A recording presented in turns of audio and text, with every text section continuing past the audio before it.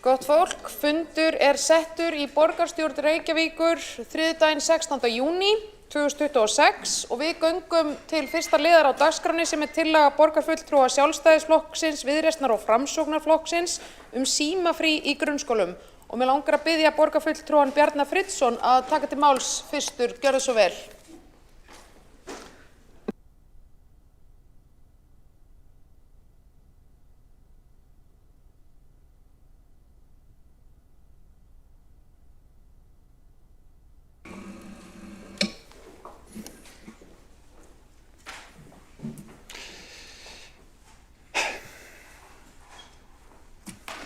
Kæri forseti, borgarstjóri, ágæta borgarstjórn. Ég ætla að biðja ykkur að koma ykkur vel fyrir í sætunum, festa sætisbeltin og ímynda ykkur að þið séu komin upp í flugvél á leiðinni í sólina á Tenerife. Á meðan flugvélin brunar eftir flugbrautinni árla morguns, lítið út gluggann og kveðið íslenska veturinn í bili. Þið fáið fiðring í magan þegar flugvélin tekur á loft og með sælubros á vör hugsið þið til þess að eftir aðeins nokkrar klukkustundir munið þið liggja við sundlaugarbakkann, sleikja sólina með ískaldan kokteil í hönd. Og nú vil ég að þið ímyndið ykkur að sætisbeltaljósin hafi verið slökkt og að allir í kringum ykkur taki upp sígarettur og fara að reykja. Það fátt sem eldist jafn illa og reykingar í flugvélum, kvikmyndahúsum og svo ég tali nú ekki reykingar inn á spítölum. Ég sannfærður og hef verið það í töluverðan tíma að eftir nokkur ár eða áratugi muni fólk hugsa með svipuðum hætti til símana í skólunum. Að símarnir séu í raun sígarettur nútímans. Var í alvörunni leyfilegt að vera með snjallsíma sem stútfullur af leikjum og öppum sem eru hönnuð til þess að ræna athygli krakkanna í skólanum? Mun einhver segja með sama hneykslunartón og við gerum þegar við segjum: var í alvörunni leyfilegt að reykja í hluta af flugvélinni. Ég hafði aldrei getið ímyndað með það hversu truflandi áhrif símarnir hefðu á ungu kynslóðin okkar fyrir en ég fór með hóp af unglingsstrákum í keppnisferð til Akureyrar. Við vorum að fara að spila 2 leiki sitt hvor daginn og eftir fyrri leikinn lagði ég áherslu á það að strákarnir fengu góðan nætursvefn til að vera klárir í slaginn daginn eftir. Til að tryggja að það myndi ganga eftir, þá safnaði ég öllum símunum þeirra saman í lítinn bakpoka sem ég geymdi síðan inn á herberginu mínu. Ákvörðun sem átti svo sannarlega eftir að koma í bakið á mér. Því þegar ég var lagstur á koddann tilbúin að detta inn í draumalandið, tók fyrsti síminn að pípa. Ég hoppaði upp úr rúminu, kafaði ofan í bakpokann og leitaði að sökudólgnum. Loksins þegar ég var búin að finna út hvaða sími það var, þá slökkti ég á honum og fór aftur að sofa. En þá tók annar sími við sér. Og ég fór aftur með höndina á ból og kaf ofan í bakpokann. Og þetta ferli endurtók sig einu sinni enn þar til ég gafst upp og sturtaði öllum símunum á gólfið. Á meðan ég sat þarna á nærbuxunum einum fata og slökkt á hverjum símunum á fætur öðrum, hugsaði ég með mér að það væri ekki möguleiki að þessi strákar gætu einbeitt sér að nokkrum sköpuðum hlut í skólanum með þetta tæki við höndina eða í rassvasanum. Rannsóknir hafa stutt við hugleiðingar mínar þessar afdrifaríku nótt og hefur til dæmis verið sýnt fram á það að nálægð við símann getur haft neikvæð áhrif á frammistöðu. Sem dæmi þá lækkaði skor þáttakanda á greindarprófi við það eitt að hafa símann á borðinu og þessi sími sneri meiri að segja öfugt. Við í meiri hlutanum viljum bæta frammistöðu barna í námi. sem hefur farið ófarlega hratt niður á við seinustu PISA-kannanir og ein leið til þess að frelsa krakkana frá þessari truflun sem síminn þar sem hann titrar og pípir í vasanum eða á borðinu eins og tífúli. Skólarnir okkar eiga nefnilega að vera staður þar sem börn geta lært og átt samskipti án stöðugs áreitis frá síma.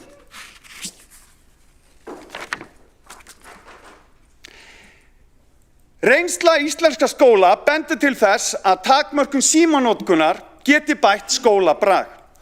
Margir skólar land allt hafa innleitt símafrí hjá sér og ég veit ekki til þess að neinn þeirra hafi séð eftir þeirri ákvörðun og nú ekki margir hér í þessum sal sem hafa heimsótt jafn marga skóla og ég síðastliðin áratug. Sem dæmi þá tæplega 2 ár liðin frá því að samræmdar símareglur voru innleiddar í grunnskóla Akureyrarbæjar og meðal þess sem kennarar hafa greint frá að nemendur eigi auðveldara með að einbeita sér, taka virkari þátt í náminu og verji meiri tíma í samskipti sín á milli og í sameiginlegar afþreyingu. Í umbótaáætlun Varmárskóla í Mosfellsbæ sem unnin var í kjölfari ytra mats Menntamálastofnunar árið 2019 það talið til styrkleika skólans að símabann sem hafi verið tekið upp í skólareglum hefði bætt skólabraginn. Við í meirihlutanum trúum á mælingar og rannsóknir sýna það að þegar skólar byggja ákvarðanir á gögnum þá batnar námsárangur nemenda. Þess vegna tökum við það sérstaklega fram í okkar tillögum að það þurfi að mæla áhrif þessa símafrís á námsárangur og líðan barna og fagumhverfi. Allt og oft hafa verið innleiddar stefnur, inngrip, herferðir og ýmis verkefni í skólanum okkar án þess að áhrif þeirra séu mæld og við ætlum að breyta því. Að lokum vil ég segja, ég geri mig grein fyrir því að tillaga okkar að fela skóla og frístundasviði að innleiða símafrí í grunnskólum Reykjavíkur haustið 2026 og mæla áhrif þess komi kannski einhverjum á óvart í ljósi þess að mennta- og barnamálaráðuneytið hefur birt í samráðsgátt stjórnvalda drög reglugerð notkun síma og snjalltækja í grunnskólum. En við lofuðum því fyrir kosningar að lofa engu sem við ætluðum ekki að standa við og hér erum við að standa við það. Takk fyrir mig. Borgarfulltrúi Bjarni Friðsson hefur lokið máli sínu og næst á mælendaskrá Líf Magnúsdóttir borgarfulltrúi. Gjörðu svo vel.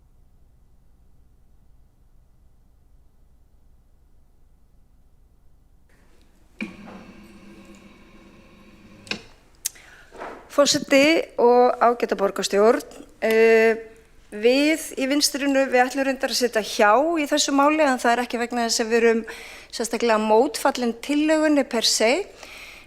Okkur líst vel á það að sveitarfélög og ríkið og foreldrar og kennarar og leik- og grunnskólar og hvaðeina frístundaheimili og allt félagsstarf, íþróttastarf að það taki höndum saman til þess að minnka yfirgengilega notkun barna á snjalltækjum og þá samfélagsmiðlum. En vandinn auðvitað miklu stærri en svo að hann bara bundið við síma. Við þurfum auðvitað líka að kenna börnunum að umgangast þessa nýju tækni og hvað hún felur í sér. Þannig að við höfum svona í vinstrinu ákveðið að setja hjá í þessu máli. Það liggur auðvitað fyrir í samráðsgátt stjórnvalda reglugerð sem á einmitt að taka fyrir símanotkun á skólatíma en svo koma krakkar heim og þau eru kannski bara með lausan tauminn og hvað eigum við að gera þá. Þannig að þetta ekki bara, þó það sé vissulega það líka, að þá þetta ekki bara viðfangsefni grunnskólana, heldur þetta viðfangsefni samfélagsins og við eigum líka að treysta kennurum og stjórnendum að haga þeim málum sem varða þeirra skólastarf og menntun og kennslu sem best. Þannig að við eigum að treysta þeim. Og það þannig að fyrir 2 árum síðan þá var gerð sérstök könnun í skóla- og frístundaráði eða skóla- og frístundasviði að beiðni fulltrúa Sjálfstæðisflokksins þar sem bara mjög gagnlegt minnisblað sem við getum haft við höndina en 70% allra reykvíska skóla fyrir 2 árum síðan voru búin að koma á svokölluðu símafríi. Og það í nær öllum þeim grunnskólum sem ég þekki til, þar símafrí, en það auðvitað væri frábært ef allir grunnskólar væru samtaka í þessu. Þannig að ég ekki þannig að ég sé sérstaklega hlynnt því að valdboðið koma ofan. Ef þú ætlar að ná einhverjum árangri, að þá held ég að það sé ekki alltaf best til þess fallið að vera með bönn, sama hvað orð við notum yfir þetta. Hérna heitir þetta símafrí, það gott og blessað, símafrí í grunnskólum, það gott og blessað, en svo koma bönnin heim. Og í því liggur líka vandinn. Það kannski þetta agaleysi og það kannski að þau vita ekki hvernig á að nálgast þetta tæki eða það sem að þetta tæki flýtur þeim. Falsfréttir, brenglegar staðalmyndir, börn eru meira móttakileg, það meira verið að ýta að börnum alls konar viðbjóði, klámi, ofbeldi og það sem að börn sjáu þetta, það verður ekki afturtekið, þetta vitum við og við viljum auðvitað koma í veg fyrir það. Og þá langar mig að rifja upp að það heppnaðist svo ótrúlega vel að 81 eða 2 þegar mín æska var dauðadrukkin hennar niður í miðborg Reykjavíkur að berja mann og annan og falla í dásvefn yfir áfengisneyslu, að þá einmitt tók Reykjavíkurborg og foreldrasamfélagið höndum saman. Og það forvarnastarf sem orðið bara frægt út fyrir landsteinana. Og ég hef tekið á móti fólki á þessum einmitt til þess að fara yfir það forvarnastarf og hvað heppnaðist vel, og það var meðal annars að takmarka útivistartíma barna. Og takmörkun á símanotkun góð og blessuð og það gott að það sé þá gert, svo það sé ekki að trufla nám barna, en þetta miklu stærra viðfangsefni. Svo þess vegna vil ég koma og halda því til haga. Þannig að það ekki vegna þess að við erum eitthvað sérstaklega andsnúin þessari tillögur. Við viljum vera í þessu samtali og gera áætlanir hvernig við getum best nálgast viðfangsefni og þann skaða sem að samfélagsmiðlar sannarlega hafa veitt börnum. Og þá hugsa ég alltaf að það ekki að vera svo kallaða top down, heldur að þetta vera bottom up. Og þar held ég að við getum ná meiri árangri, heldur að borgarstjórn hér sé að segja, heyrðu, nú skulið þið í grunnskólanum hætta þessu rugli hérna. Þetta eins og ég man eftir því á síðasta kjörtímabili þá kom borgarfulltrúi Flokks fólksins með tillögu inn í borgarstjórn að öll grunnskólabörn ættu að horfa á myndina Síðasti bærinn í dalnum. Og hver eru við einhvern veginn að segja grunnskólu Reykjavíkurborgar að öll börn eigi að horfa á fyrstu íslensku leiknu kvikmyndina Síðasti bærinn í dalnum. En þetta auðvitað annar mál, þetta kannski sagt í einhverju svona af léttúð, að það sem ég vil halda til haga að það ekkert alltaf best þess fallið að vera með svona valdboðu ofan. Og þess vegna sittum við hjá, við verðum með bókun, ég ætla ekki að lesa hana upp núna, það aðeins að snurfu svona, en bara til þess að halda því til haga. Við í Vinstrinu við viljum endilega að skólarnir kenni krökkum okkar að passa sig á falsfréttum og hættum samfélagsmiðlana. Þetta bara, þetta staðreynd, en við þurfum líka að leyfa kennurum að vinna með þau tól sem krakkarnir nota utan veggja skólans og að læra kannski að umgangast þau. Þannig að það ýmislegt í þessu sem við þurfum að huga að. Svo eitt atriði sem ég langar að halda til haga. Við þurfum líka kannski að ræða hverja undanþágunar eigi að vera, vegna þess að það eru börn sem að taka síma með í skólan, börn til dæmis sem eru með sykursýki, börn af erlendum uppruna sem hafa notað síma mikið sem þá tæki til þess að þýða, að vera í félagslegum samskiptum við önnur börn. Og dæmin eru vissulega mörg, þannig að við þurfum líka að huga því hverjar eiga undanþáguna að vera, hver ætlar að stjórna því, það borgarstjórn eða ætlum við að treysta kennurum og stjórnendum. Borgarfulltrúi Líf Magneuðdóttir hefur lokið máli sínu og næstur á mælendaskrá borgarfulltrúi Björn Gíslason, gjörðu svo vel.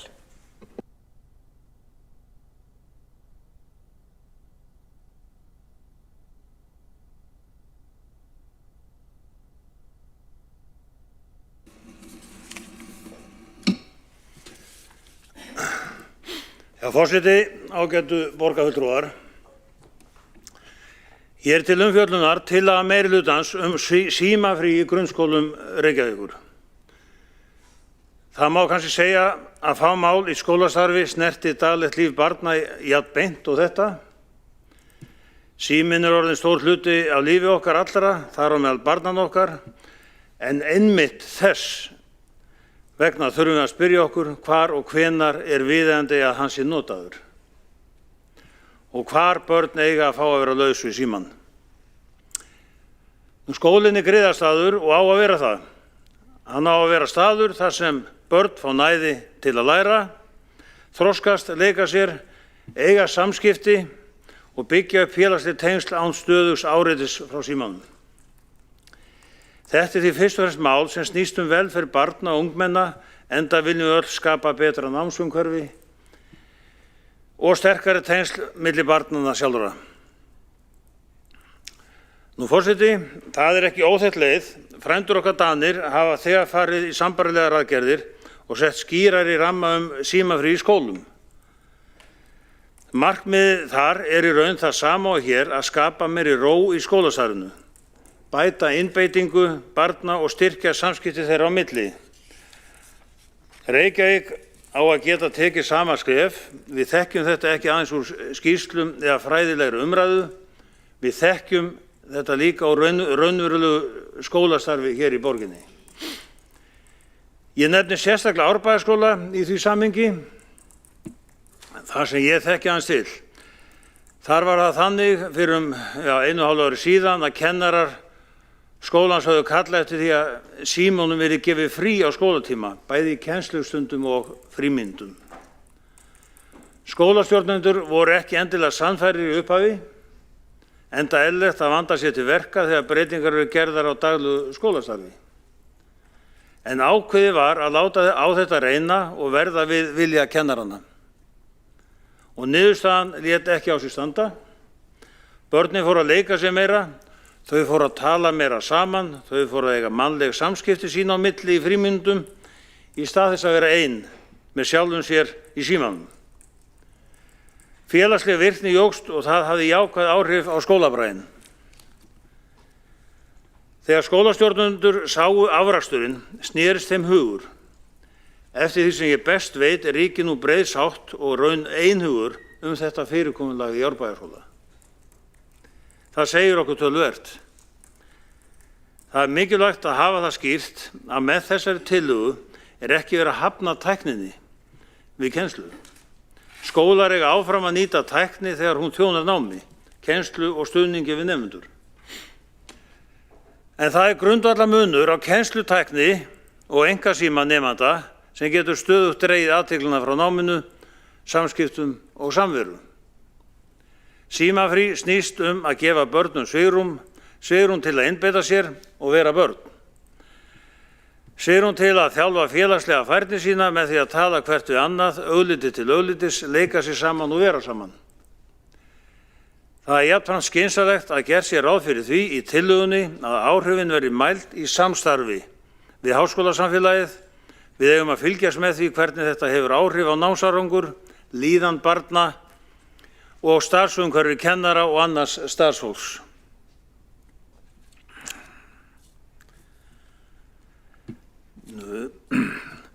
Þannig byggjum við ákvarðanir framtíðarinnar bæði á reynslu og þekkingu. Forseti, reynslan úr Árbæjarskóla sýnir svo ekki vera umvillst að þetta getur virkað.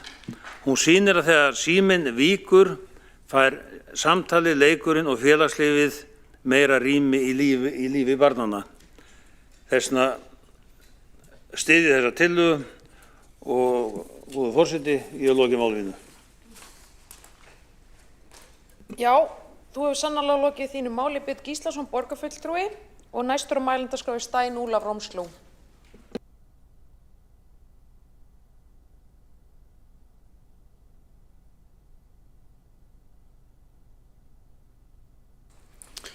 Forseti, borgarstjórn, síðan árið 2018 hef ég kennt í unglingadeild.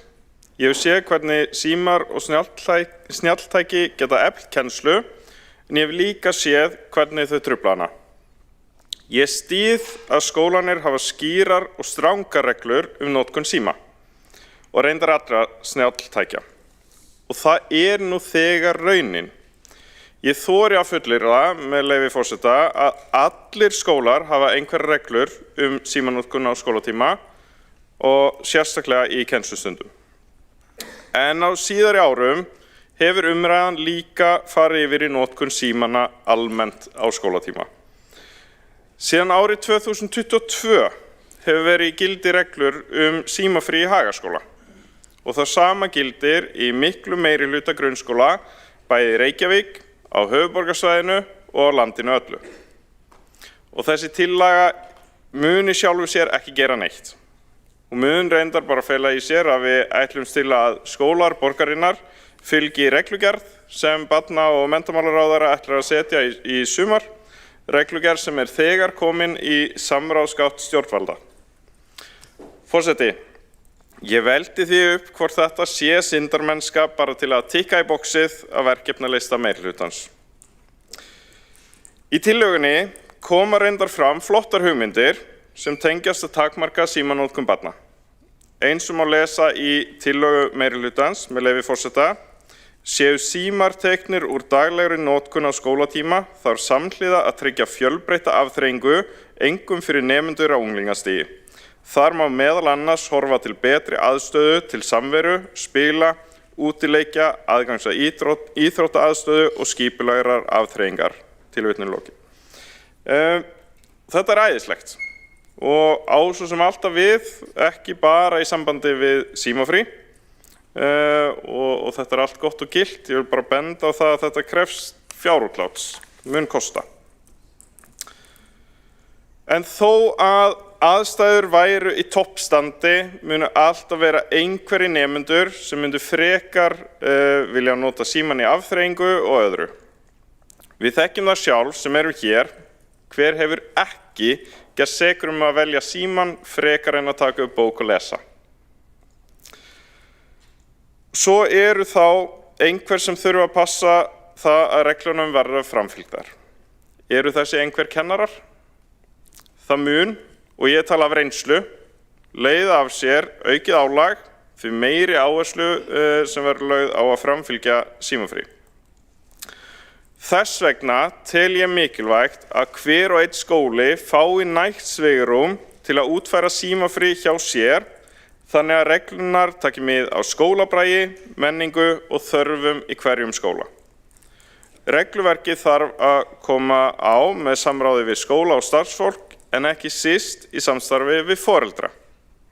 Þeir eru nefnilega í lykilhlutverki til að þetta gangi upp. Ef foreldrar eru með í liði, verður mun auðveldara að innleiða símafrí í skólunum og upplifun mín það að umræðan í samfélaginu á þeim nótum og foreldrar vilja í auknum mæli að börnin sín fái einmitt frí frá síma og skjám í skólunum eins og undir.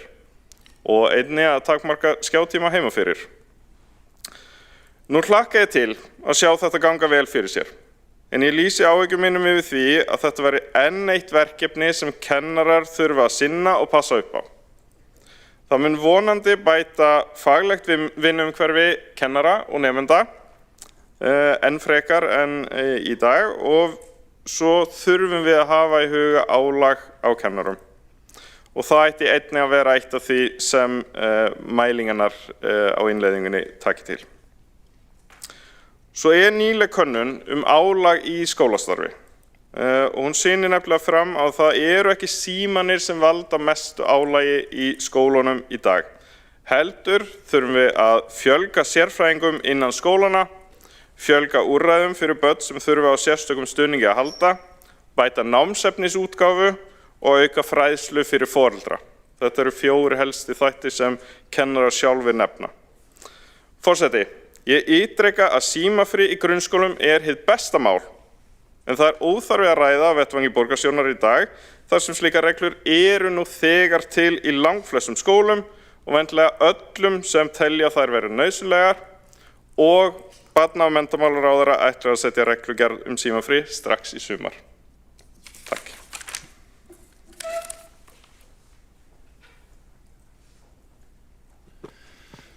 Næstu tekur til máls borgarfulltrúi Björg Magnúsdóttir.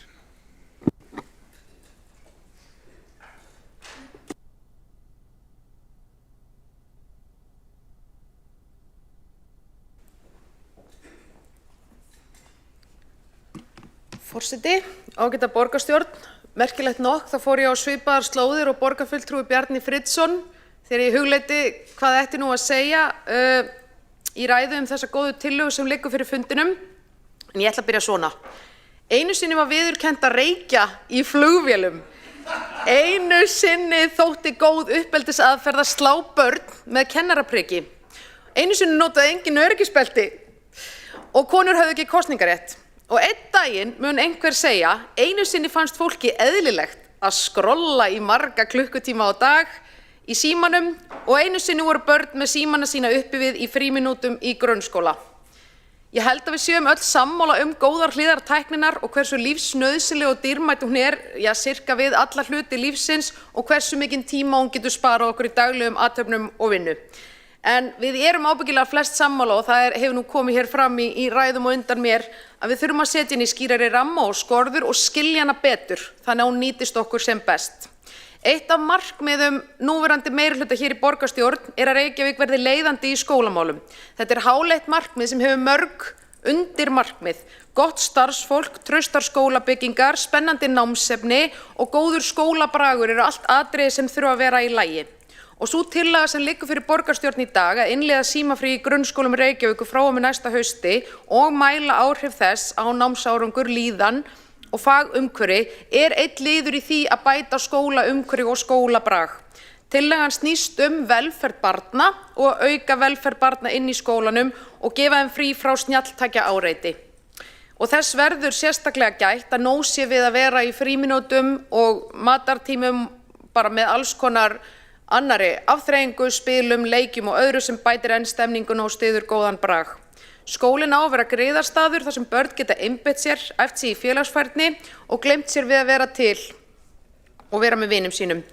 Og mér finnst einmitt mjög mikilvægt að halda því vel til haga að börnum verður að sjálfsögðu áfram kennt á tölvur, spjaldtölvur og tækni á búnað sem skólarnir eiga, enda sú kennsla mikilvægari í dag heldur en oft áður. Umræða síma og samfélagsmiðlanotkun hefur auðvitað verið umtalsverð bæði heima og erlendis og bara í gær þá las ég frétt það að stjórnvöld á Bretlandi ætli sér að banna börnum yngri en 16 ára að vera á samfélagsmiðlum og það auðvitað í takt við það sem aðrar þjóðir hafa verið að gera. Það eru allir að reyna að finna út úr þessu enda þetta samfélagslegt mál eins og Líf Magnúsdóttir borgarfulltrúi benti á. Og hér á Íslandi hefur málið verið í skoðun nokkur misseri í menntamálaráðuneytinu sem birti drög að reglugerð símafrí í grunnskólum bara í síðustu viku, þó ekki liggi fyrir hvenær sú reglugerð tekur gildi. Og tillagan hér í dag í takt við þessa tillögu ráðuneytisins, en þar koma einmitt skýrt fram hvaða undanþágur eru á þessum ramma símafrí og þar erum við að tala börn sem að þurfa að reiða sig á símana vegna fötlunar, uppruna eða annað og það verður sérstaklega tekið tillit til þess. Það eru 70% skóla í Reykjavík þegar með þessa reglu og 50% helmingur skóla í landinu öllu. Mér finnst bara mjög eðlilegt að borgin sé með og leggi skýrar línur og það sé samræmi milli skóla í Reykjavík þannig að eitt gangi yfir alla. Þannig að þegar nemendur í ólíkum skólum fara að bera saman sínar bækur þá sé alveg skýrt milli skóla að þetta sameiginlegan ramma að ræða eins og ég sagði áðan, þetta samfélagslegt mál. Ég held að það skipti miklu mál að vera með mjög skýran ramma þarna. Skýrar og einfaldar reglur gagnast ekki síður kennurum og foreldrum sem verða auðvitað lykilaðilar í því samtali að innleiða þetta og fylgja þessu eftir. En forseti, ég fagna þessari tillögu og ég tel að hér séum að ræða flott skref í átt að betra skólastarfi í grunnskólum borgarinnar. Takk fyrir. Björg Magnúsdóttir borgarfulltrúi lokið máli sínu og næstur tekur til máls borgarstjóri Hildur Björnsdóttir.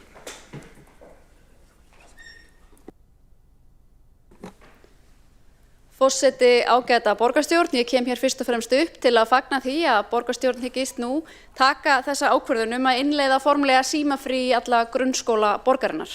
Nú félagar mínir í meirihlutanum hafa rakið málið ítarlega og ég tek undir þau sjónarmið sem þar hafa komið fram. En markmiðið sem stefnt með símafríinu auðvitað að gera skólan að alvöru griðarstað fyrir nemendur og markmiðið sem við viljum ná fram auðvitað að þar geti börn einbeitt sér að námi, þar geti þau þroskað sína félagsfærni og orðið virkir þátttakendur í skólasamfélaginu án þessa áreitis frá símónum og þessum nettengdu tækjum sem að valda þessu áreiti. Nú eins og framkom hér í máli félagamenna líka, þá erum við með þessari tillögu ekki að leggja til að hér verði dregið úr eða hætt að kenna börnum á tækni. Tækni auðvitað hluti af okkar samfélagi og það mikilvægt að við kennum börnum að umgangast tækni og tæki og við munum áfram gera það. Nú það auðvitað markmið okkar hér í þessum meirihluta að vera meira í mælingum en við höfum oft áður verið og við erum að stíga þetta skref hér í dag og það er hluti tillögunnar að við mælum árangurinn af þessari ákvörðun. Við ætlum að gera það í samstarfi við skólasamfélagið og við ætlum þá auðvitað að meta ávinningin, mögulegan ávinning af þessari ákvörðun á námsárangur barna, á líðan barna og líka á starfsumhverfi kennara. En það hafa auðvitað margir kennarar kallað eftir símafrí og upplifa að símarnir séu svona ákveðið áreiti og jafnvel áskorun í þeirra starfsumhverfi. Þannig ég fagna þessari ákvörðun og ég hlakka til að vinna þessu með borgarstjórn á næstu árum og meta svo árangurinn að 2 árum liðnum. Og þá lokar umræðunni Bjarni Friðsson, borgarfulltrúi.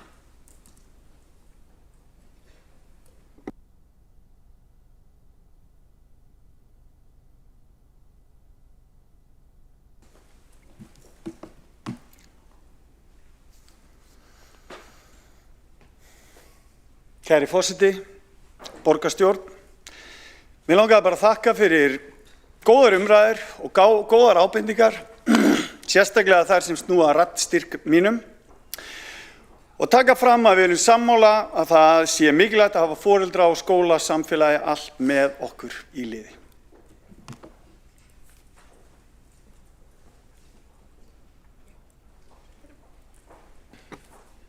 Og þá göngum við til atkvæða þessa tillögu.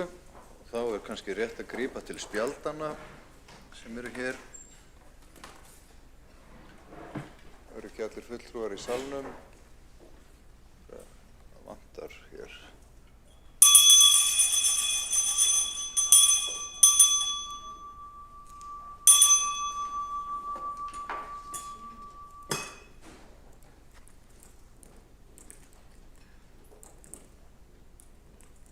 Bjóðum Ragnhildi Öldu Vilhjálmsdóttur velkomna í salinn og göngum til atkvæða.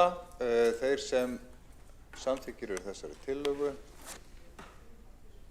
það er samþykkt borgarfulltrúa allra flokka nema vinstrisinns sem situr hjá. Rétt metið. Og þá förum við í næsta mál. Og það er, þá tökum við á dagskrá annar lið á þessum fundi borgarstjórnar, tillögu borgarfulltrúa Samfylkingarinnar skipan starfshóps til að meta áhrif ESB-aðildar á hagsmuni Reykjavíkurborgar og fyrir því máli fer borgarfulltrúi Bjarnveig Birta Bjarnadóttir, afsakaðu.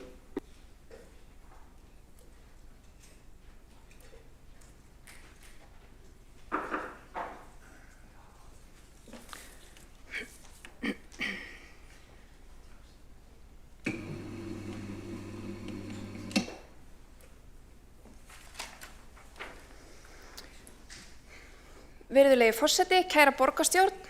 Við borgarfulltrúar erum kjörin í borgarstjórn til að standa vörð hagsmuni allra Reykvíkinga og það gerum við meðal annars með að tryggja að þau geti tekið upplýsta ákvörðun á eigin forsendum. Tillaga Samfylkingarinnar að skipa starfshóp til að meta áhrif ESB-aðildar á hagsmuni Reykjavíkurborgar snýst nákvæmlega þetta, að afla staðreynda og leggja þær á borð fyrir bæði borgarbúa og borgarfulltrúa. Ef Reykjavíkurborg stæði ein frammi fyrir jafn stórri ákvörðun myndum við láta vinna hagsmunamat og sviðsmyndagreiningar. Við erum ekki að óska eftir því að starfshópurinn móti afstöðu fólks, heldur viljum við vita hvað gæti verið í húfi fyrir Reykjavíkurborg.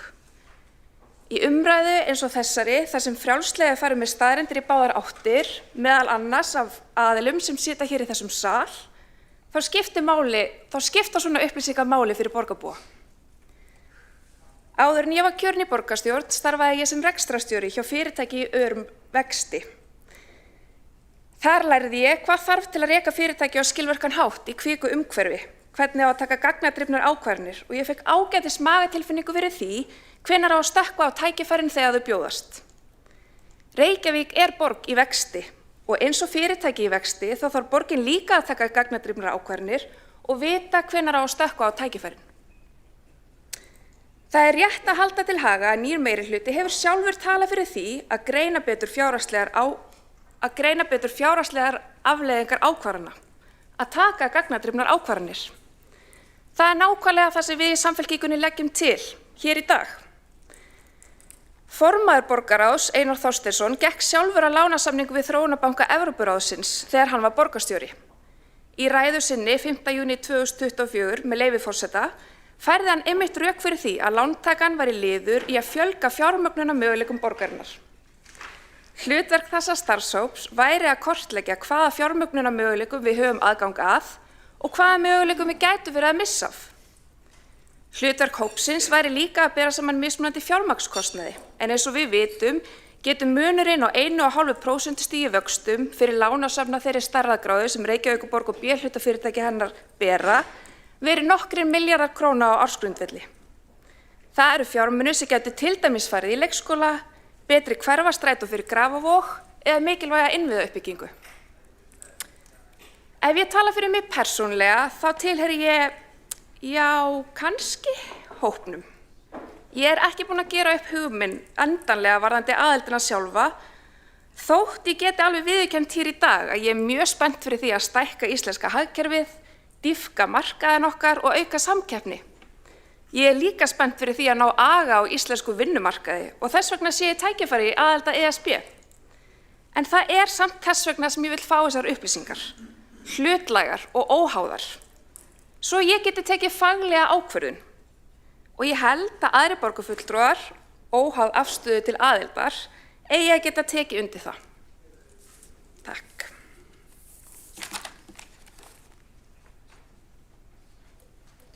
Borgarfulltrúi Bjarnveig Birta hefur lokið máli sínu og næst á mælendaskrá er borgarfulltrúi Silja Sóley Birgisdóttir gjörðu svo vel.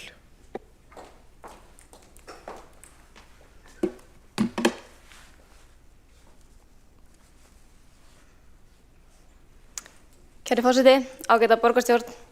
Í fyrsta lagi vil ég koma á framfæri að eðlilegra hefði verið ef Samfylkingin setti þetta mál á dagskrá í janúar þegar það var orðið ljóst að þingsályktunartillaga þjóðaratkvæðagreiðslu yrði lögð fram á vorþingi og þegar þau sátu í meirihluta.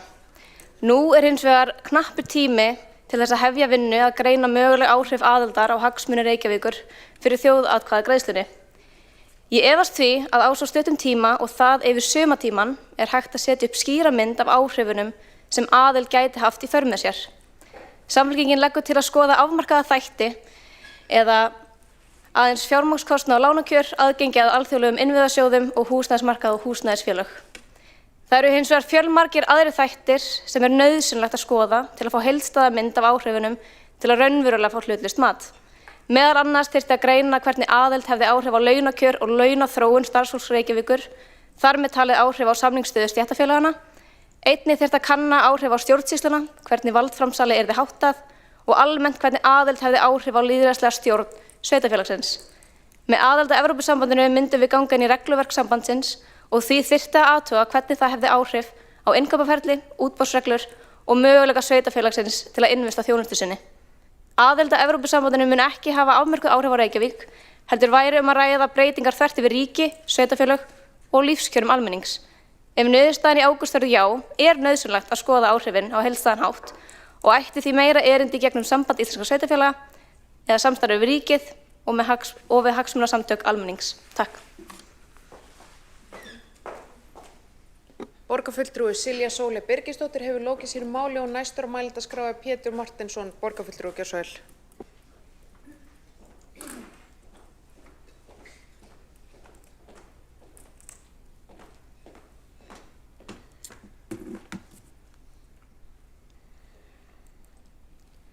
Forseti, borgarstjórn, hingað rata ýmis mál og við verðum örugglega sammála mörg þeirra.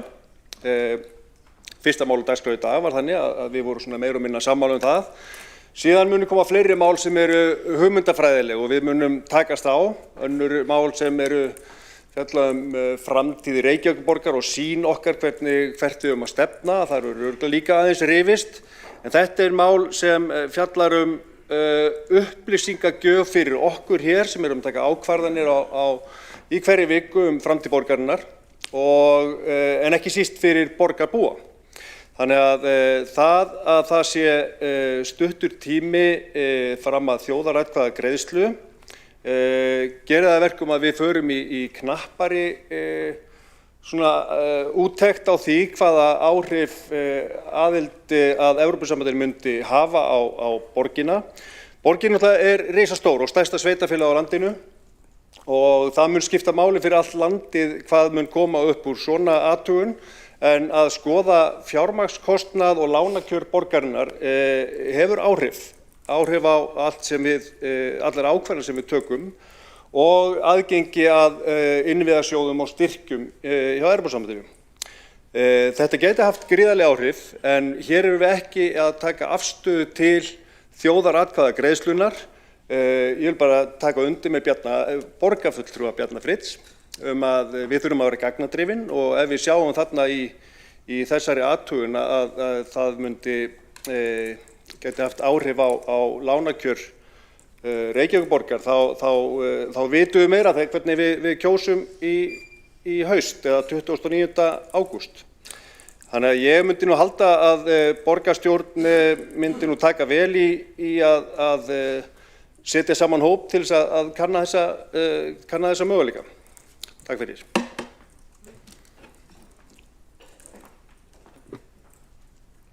Borgarfulltrúi Pétur Marteinsson hefur lokið sínu máli og næstur á mælendaskrá Einar Þorsteinsson, borgarfulltrúi.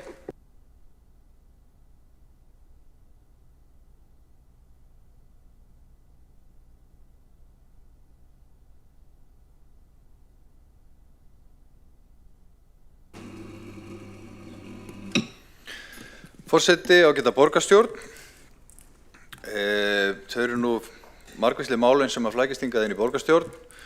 Ég tek alveg undir það að það er gagnlegt að vita hvaða kostir og gallar fylgja Evrópu aðild Íslands mögulegri þegar kemur að sveitarfélögunum. Það eru fullt af sjóðum þarna út í Evrópu sem að hægt er að sækja í og þetta er bara verðugt mál að skoða.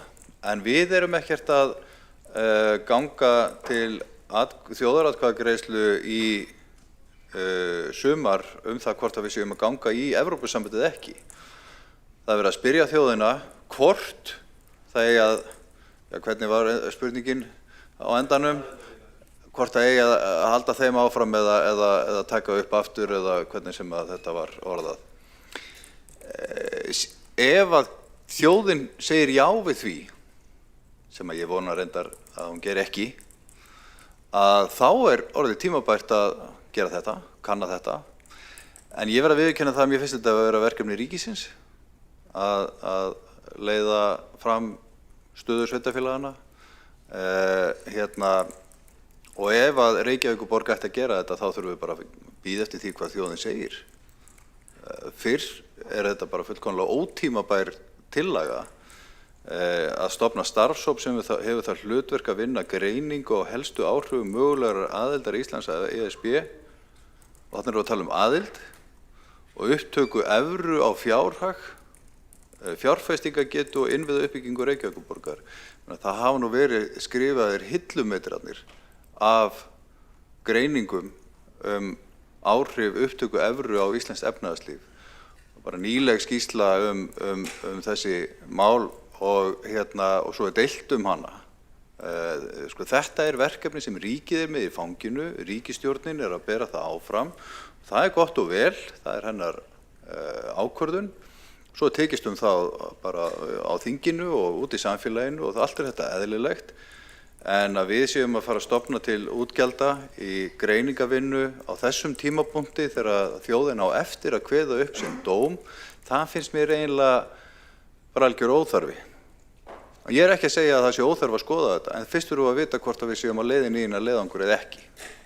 Svo svona greiningavinna, hún kostar mjög mikla fjármuni. Það verið að tala hér að draga fram sérfræðinga utanaðkomandi og fara í heilmikla vinnu. Ég held að það sem að borgarbúar að kalla eftir fyrst og fremst bara það að við ráðumst frekar í greiningavinnu og það hvernig við getum bætt þjónustu við borgarbúa. Og forgangsraðið í þágu þeirra mála sem að tekist var á í kosningabaráttunni fyrir örfáum vikum síðan. Þar var skýrt ákall það að við þurfum að taka til heima hjá okkur, bæta þjónustuna, bæta reksturinn og það alveg rétt, það ýmislegt þarna úti sem að við getum sótt í en það Evrópusambandið dálítið byggt upp þannig að þeir sem að þurfa fjármagn geta sótt það í alls konar sjóði og mér geta haft skoðun á því hversu gagnlegt það Við borgarfulltrúi Bjarni Birta nefndi það áðan að við gerðum samning við Þróunarbanka Evrópu lán til þess að fjármagna uppbyggingu eða viðhaldsátak í leik- og grunnskólum. Mjög mikilvægt lán sem við tókum með skilgreindum fyrir skilgreind verkefni.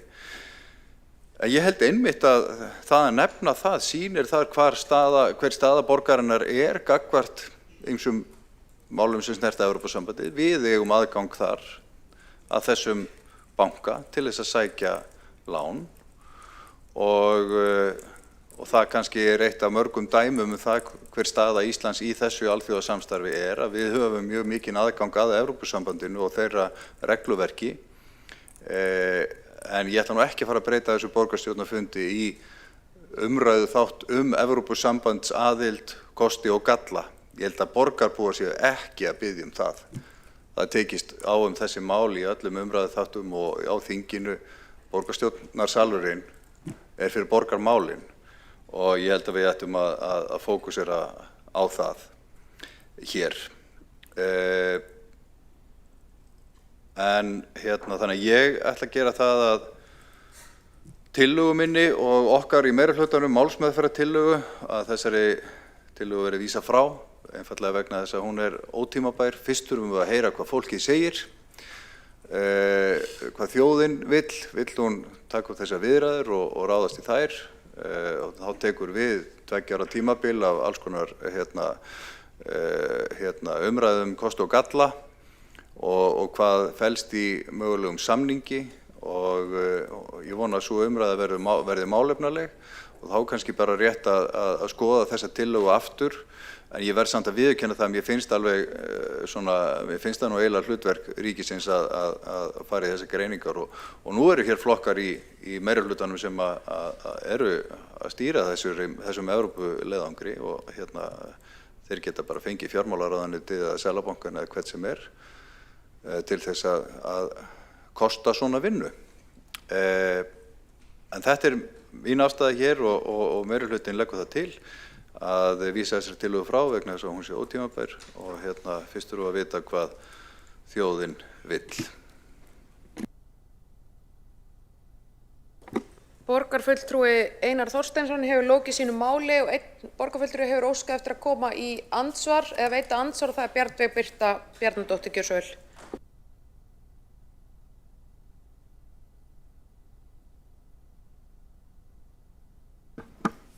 Takk. Forseti, ágæta borgarstjórn, borgarfulltrúi Einar Þorsteinsson talaði mikið það fyrir kosningar að þetta stýrist bara að hlusta. Ég óska eftir því að hann gerir það í þessum sal sömuleiðis að hlusta og því segi ég aftur, í umræðu eins og þessari, þar sem farið frjálslega með staðreyndir í báðar áttir, skipta svona upplýsingar máli fyrir borgarbúa. Og hér hefur meirihlutin í borgarstjórn talað fyrir gagnadrifnum ákvörðunum og betri þjónustu við borgarbúa sem ég tel að þessi tillaga sé nákvæmlega.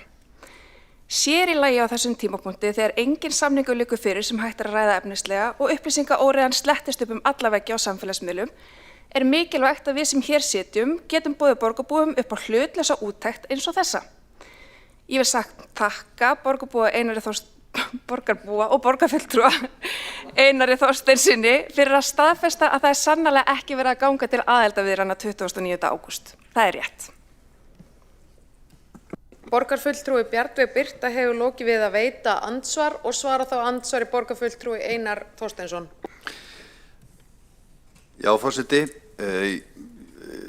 Það var svo sem engin sérstök spurning í þessu ansvari, en ég held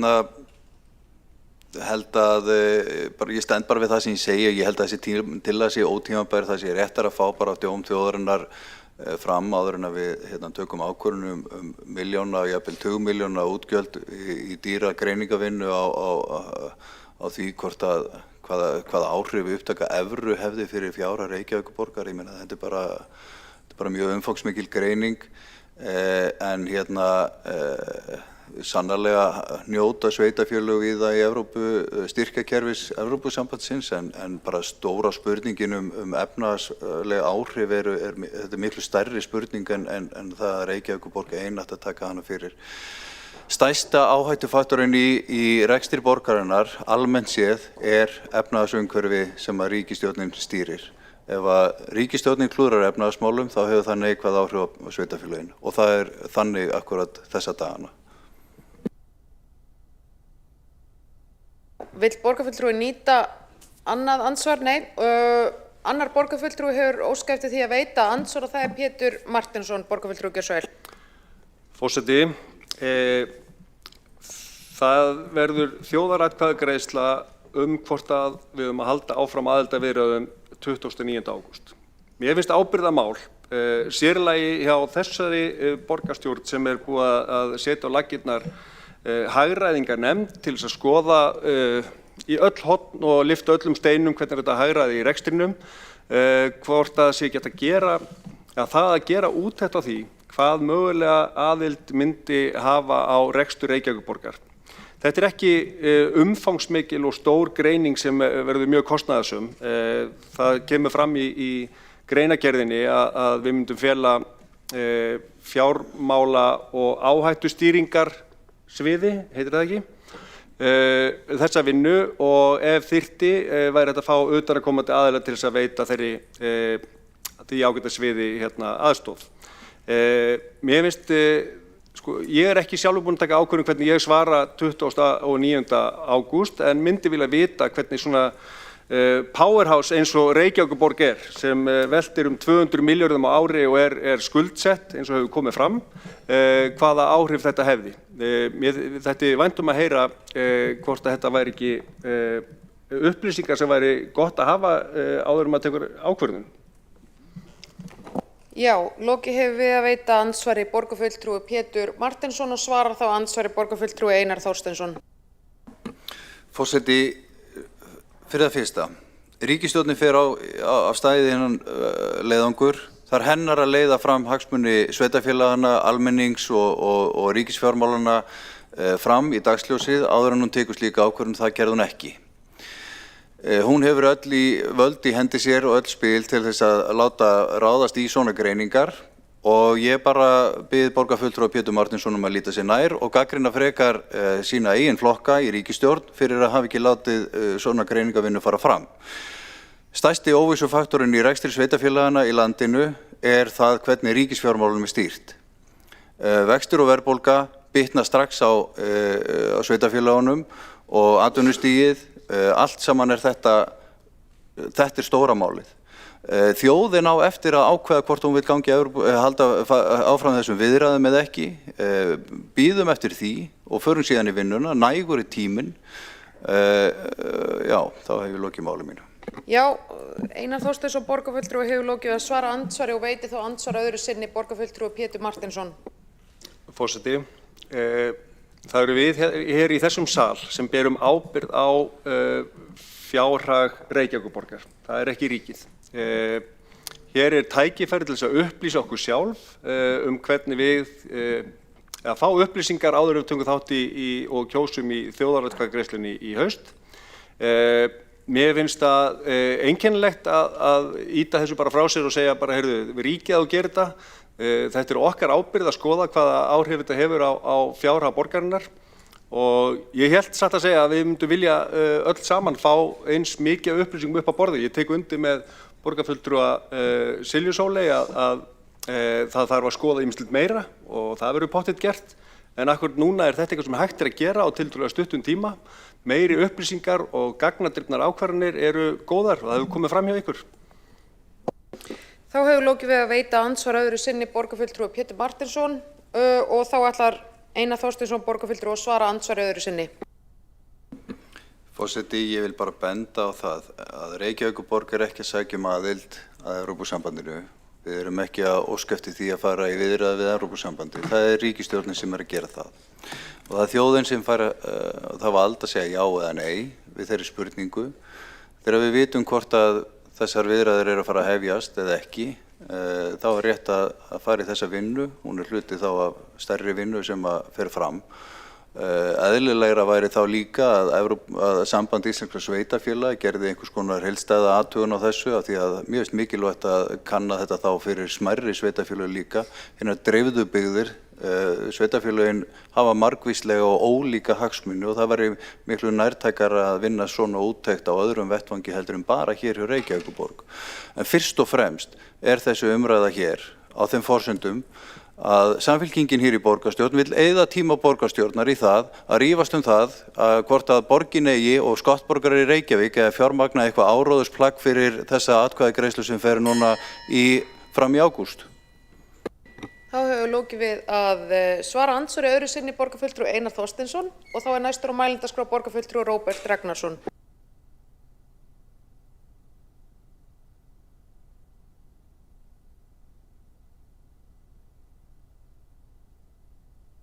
Ágæta borgarstjórn. Það geta verið ýmis tækifæri fyrir sveitarfélög og svæði í Evrópusambandinu að bæði við aðildarviðræður og við fulla aðild.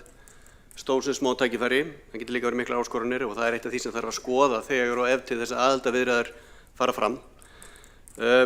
Ég var bæjarstjóri í Grindavík og formaði markaðsstofu Reykjaness þegar aðildarviðræðurnar voru í gangi nú síðast. Og þá fengum við til dæmis, bara svona til að nefna einhver svona lítil verkefni, þá fengum við aðgang að styrkjum til atvinnuþróunar sem við annars höfðum ekki. Og þeir styrkir féllu niður þegar viðræðurnar voru settar á ís.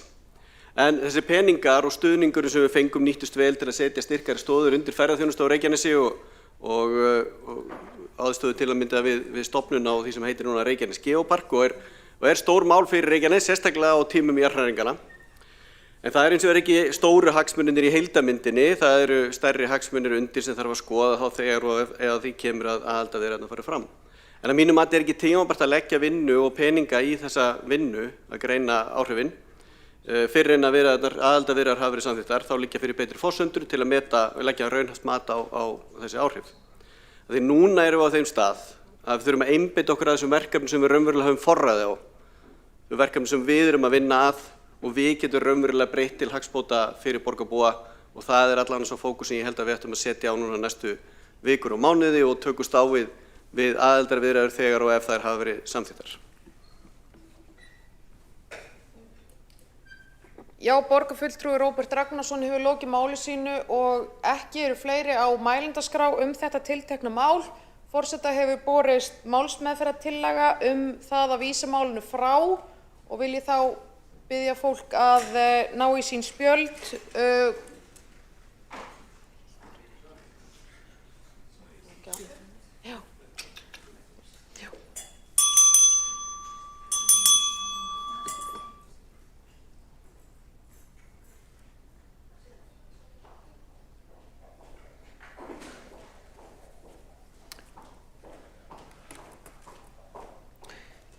Já, við ætlum sérst að kjósa það hvort að það eigi að vísa tillögu númer 2 frá tillaga borgarfulltrúa Samfylkingarinnar að skipa starfshóp til að meta áhrif ESB aðildar á hagsmuni Reykjavíkurborgar og þau sem eru samþykkt því að vísa tillögunni frá gefi merki.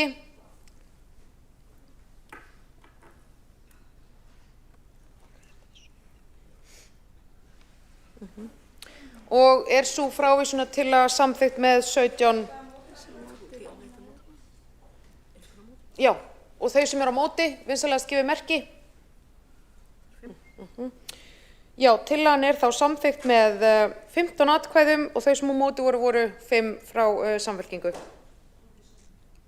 Og þið sátu hjá, vinstrið situr hjá. Já, þetta þarf að vera skýrt. Tekið þetta til mín. Við ætlum að halda áfram með dagskrá á borgarstjórnarfundi og þá er það mál númer 3.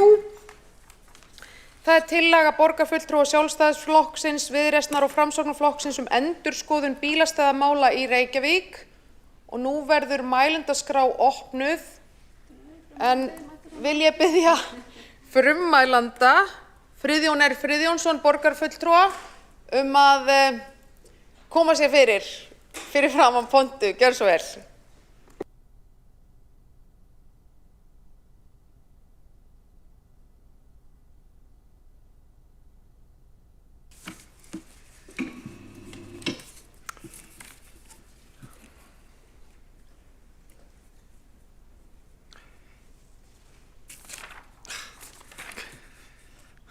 Forseti,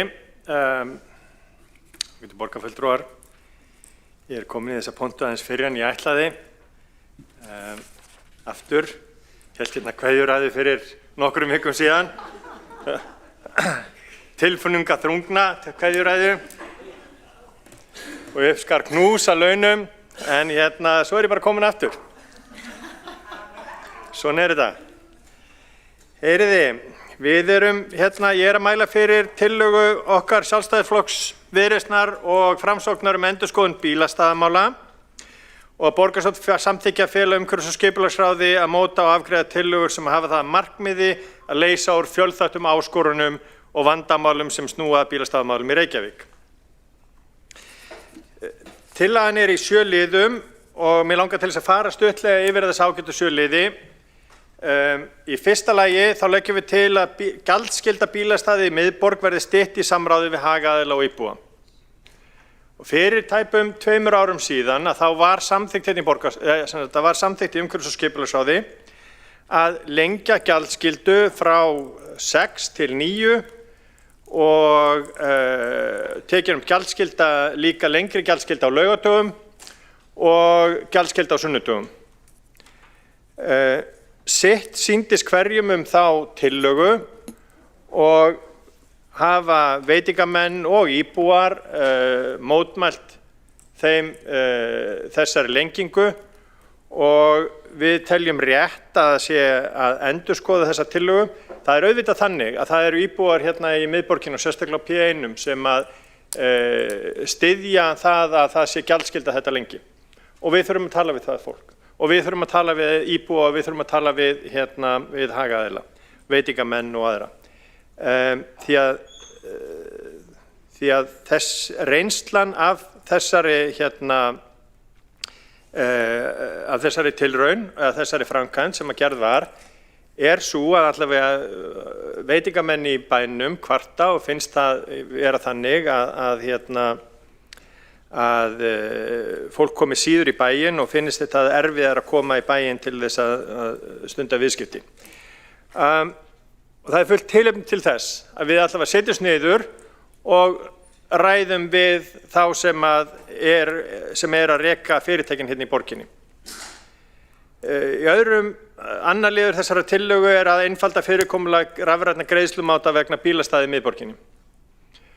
Og ég held að það séu flestir Reykvíkingar sammála það og reyndar held ég bara flestir Íslendingar sammála það að við þurfum að reyna að,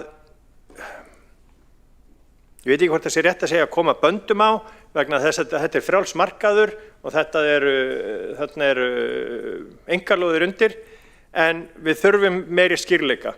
Og það er alveg hægt að nefna það að á þingi núna fyrir tæpum 2 mánuðum síðan að þá voru samþykkt ný markaðssetningarlög sem að hjálpa okkur að ákveðnu leyti að fara í þessa vinnu og það eru Neytendasamtökin og Félag íslenskra bifreiðenda hvöttu til þessara samþykkta, en Samtök atvinnulífsins tóku líka þátt í því að styðja við það að lögunum verði breytt. Þannig að ég held að það sé fullt tækifæri til þess að við förum í þá vinnu. Í þriðja lagi leggjum við til að reglur hámarksfjölda bílastæða við nýbyggingar verði afnumdar og aukinn sveigjanleiki tryggður svo aðstæður verði metnar hægt verði að meta aðstæður í hverju tilviki fyrir sig. Og þarna komum við að máli sem að við allavega sjálfstæðismegin í þessum meirihluta og ég efast ekki að það séu líka aðrir í meirihlutanum sem við gagnrýndum á síðasta kjörtímabili, að hér eru að fyrri meirihlutar sýndu ákveðna kreddu í sýn á það hvernig bílastæðum, hámarksfjölda á bílastæði við nýbyggingar. Við þurfum, aðstæður eru alls konar og við eigum ekki að hafa hámarksfjölda og ég ekki viss að við eigum heldur að hafa lágmarksfjölda endilega. Við eigum allavega að gefa kost á því. Það geta komið upp tilvik, sérstaklega hérna í miðborginni, þar sem við þurfum ekki að hafa lágmarksfjölda bílastæða við íbúðir sem verið að breyta og bæta. Það getur verið að það séu stutt í bílastæðahús sem hægt að nýta og eru vannýtt. Það alveg tilvik. Þess vegna þurfum við að meta afstæður af hverju sinni og breyta þessum reglum. Í fjórða lagi ætlum við að kortleggja hvar á koma má bílastæðum aftur í notkun sem nú ekki aðgengileg í miðborginni. Og þarna erum við að horfa á sívinsölu Kleinuhringi og skriðdrekavarnir sem eru hérna í borginni víða. Við viljum líka samt sem áður leyfa veitingamönnum að nýta bílastæðin á sumrin og gefa þeim kost á því að vera með útiveitingar, en yfir háveturinn kannski óþarfi að blokkera þau bílastæði þannig að fólk komist hérna í þjónustu og sem á bíl. Í fimmta lagi ætlum við að vinda ofan af þeirri aðgerð sem þegar 90% afsláttur gatnagerðargjalda á bílastæðum í bílakjallara var afnumin. Við ætlum að snúa því tilbaka. Það voru mistök að gera þau, að breyta þeim reglum og sumir af þeim sem stóðu að þeirri breytingu hafa viðurkennt að það voru mistök.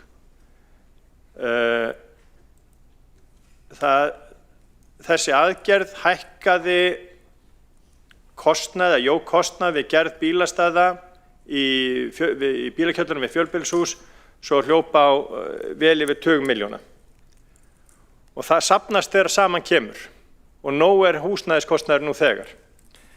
Þetta ætlum við að gera og í sjötta lagi ætlum við að bæta lýsingu og eftirlit í bílastæðahús sem á vegum bílastæðasjóðs vegna þess að það löngu kominn tími til þess að þrífa þau og þannig að betri umgengni verði þar.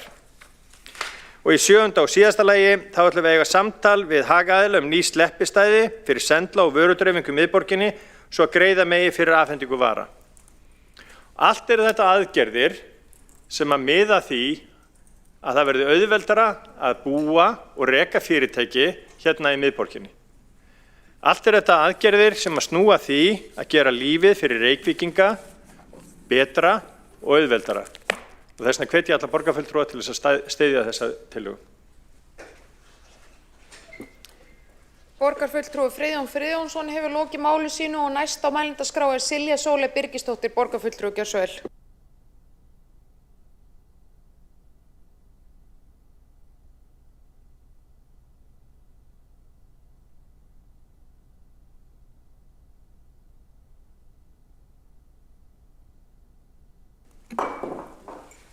Kæri forseti, ágæta borgarstjórn, í þessari tillögu ýmislegt tekið fram eins og borgarfulltrúi Friðjón tók fram áðan og því erfitt að taka afstöðu til hennar í heild sinni. Ég vil því nýta tækifærið og tjá afstöðu sósíalista og koma ábendingum á framfæri sérstaklega í ljósi þess að tillagan heimilar umhverfis- og skipulagsráði fullrar afgreiðslu í þessum málum. Að stytta gjaldskyldu tíma bílastæðanna í miðborginni jákvæð þróun sem mun eflaust leiða til þess að fleiri fari niður í bæ kvöld og helgar. Síðan löngu orðið tímabært að einfalda greiðslumáta vegna bílastæða í miðborginni. Ég hvet meirihlutann að raunverulega skoða þann möguleika að borgin reki sitt eigið bílastæðaforrit til að sjá innheimtu án íþyngjandi þjónustugjalda. En Sósíalistaflokkurinn hefur þegar hann að grunnkóða að slíku forriti sem stendur borginni til boða og það endurgjaldslaust. Hins vegar vekur það áhyggjur að afnema reglur hámarksfjölda bílastæða við nýbyggingar. Það getur skapað mikla óreiðu og betra væri að endurskoða reglurnar til að tryggja aukinn sveigjanleika í stað þess að afnema þær alveg. Tillagan býður upp á vonda nýtingu á borgarlandinu og enginn vill að Reykjavík verði aðeins bílastæðaborg. Endurskoða mætti reglurnar meðal annars með tilliti til þess hvort sé að ræða stæði neðanjarðar eða ofanjarðar.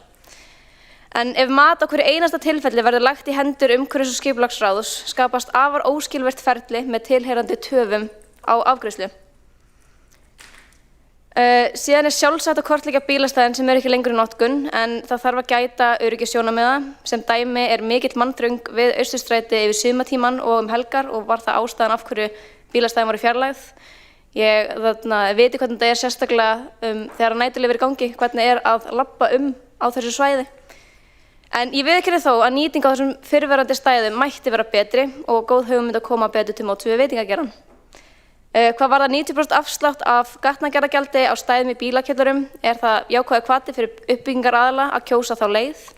En hins vegar tel ég að það ætti ekki að veita jafn mikinn afslátt á bílakjöllurum við íbúðarhús og fyrir bílastæðahús þar sem að gjöld eru innheimt í hagnaðarskyni. Það að gera greinarmun þar á. En að lokum fagna ég bættri lýsingu og eftirliti í bílastæðahúsum á vegum bílastæðasjóðs og samtali við hagaðila ný sleppistæði til að greiða fyrir afhendingu vara. En heilt á litið hér eitthvað að fínum tillögum en gæta þarf skýran ramma hvað varðar fjölda bílastæða til að forðast óskilvirkni og vonda nýtingu á borgarlandinu. Skoði raunverulega möguleikann á bílastæðaforriti fyrir eigin stæði því margir íbúar væru því afar þakklátir að sleppa út úr framskogi bílastæðaappana sem nú við líði. Ég bind mér að vona við að endanlegar tillögur umhverfis- og skipulagsráðs mótist af heildrænum lausnum sem bæta líf almennings en verði ekki bara aðgerðir til að létta undir atvinnurekstri. Takk.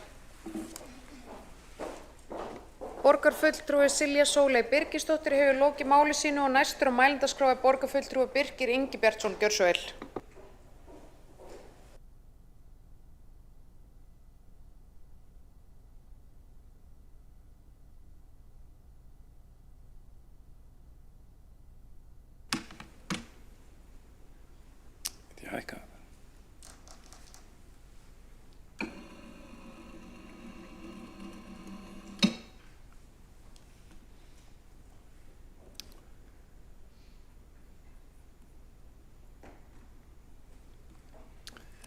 Forseti, ágæta borgarstjórn. Mér langar að byrja á því, þar sem nýtt kjörtímabil nýhafið og þetta mín fyrsta innkoma hér í borgarstjórn á þessu kjörtímabili. Óska nýjum borgarfulltrúum til hamingju með kjörið, nýjum borgarstjóra Hildi Björnsdóttur og nýjum meirihluta óska ég velfarnaðar í sínum störfum á komandi misserum. Þið fáið nú það verðuga verkefni í hendunar að leiða þá vinnu sem við öll komum að hér á þessum vettvangi að gera góða borg enn betri og ég mun nýta hvert tækifæri sem mér gefst til að benda ykkur á þegar ég tel ykkur vera að feta vitlausar slóðir. Nú erum við að ræða bílastæðamálin á fyrsta sinn á þessu kjörtímabili, ekki þó í fyrsta sinn í þessum sal og eflaust ekki það síðasta. Fyrir liggur tillaga nýs meirihluta endurskoðun á bílastæðamálum í Reykjavík sem í mínum huga heilt yfir ekki góð. Ekki vegna þess að það með ekki ræða útfærslu bílastæðamála hér í borginni eða breyta þeim á einhvern hátt, heldur vegna þess að í mínum huga hér heilt yfir ekki verið að taka upplýsta ákvörðun heildstæðar endurbætur til einföldunar á þessum málum til hagsbóta fyrir borgarbúa, heldur fyrst og fremst verið að horfa í það að tikka einhver box á verkefnalista Sjálfstæðisflokksins á internetinu.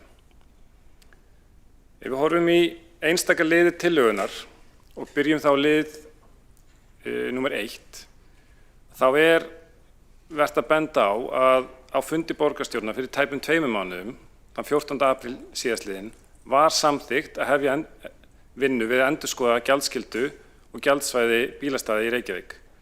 Tillagan kom víða að, hún var tæknileg,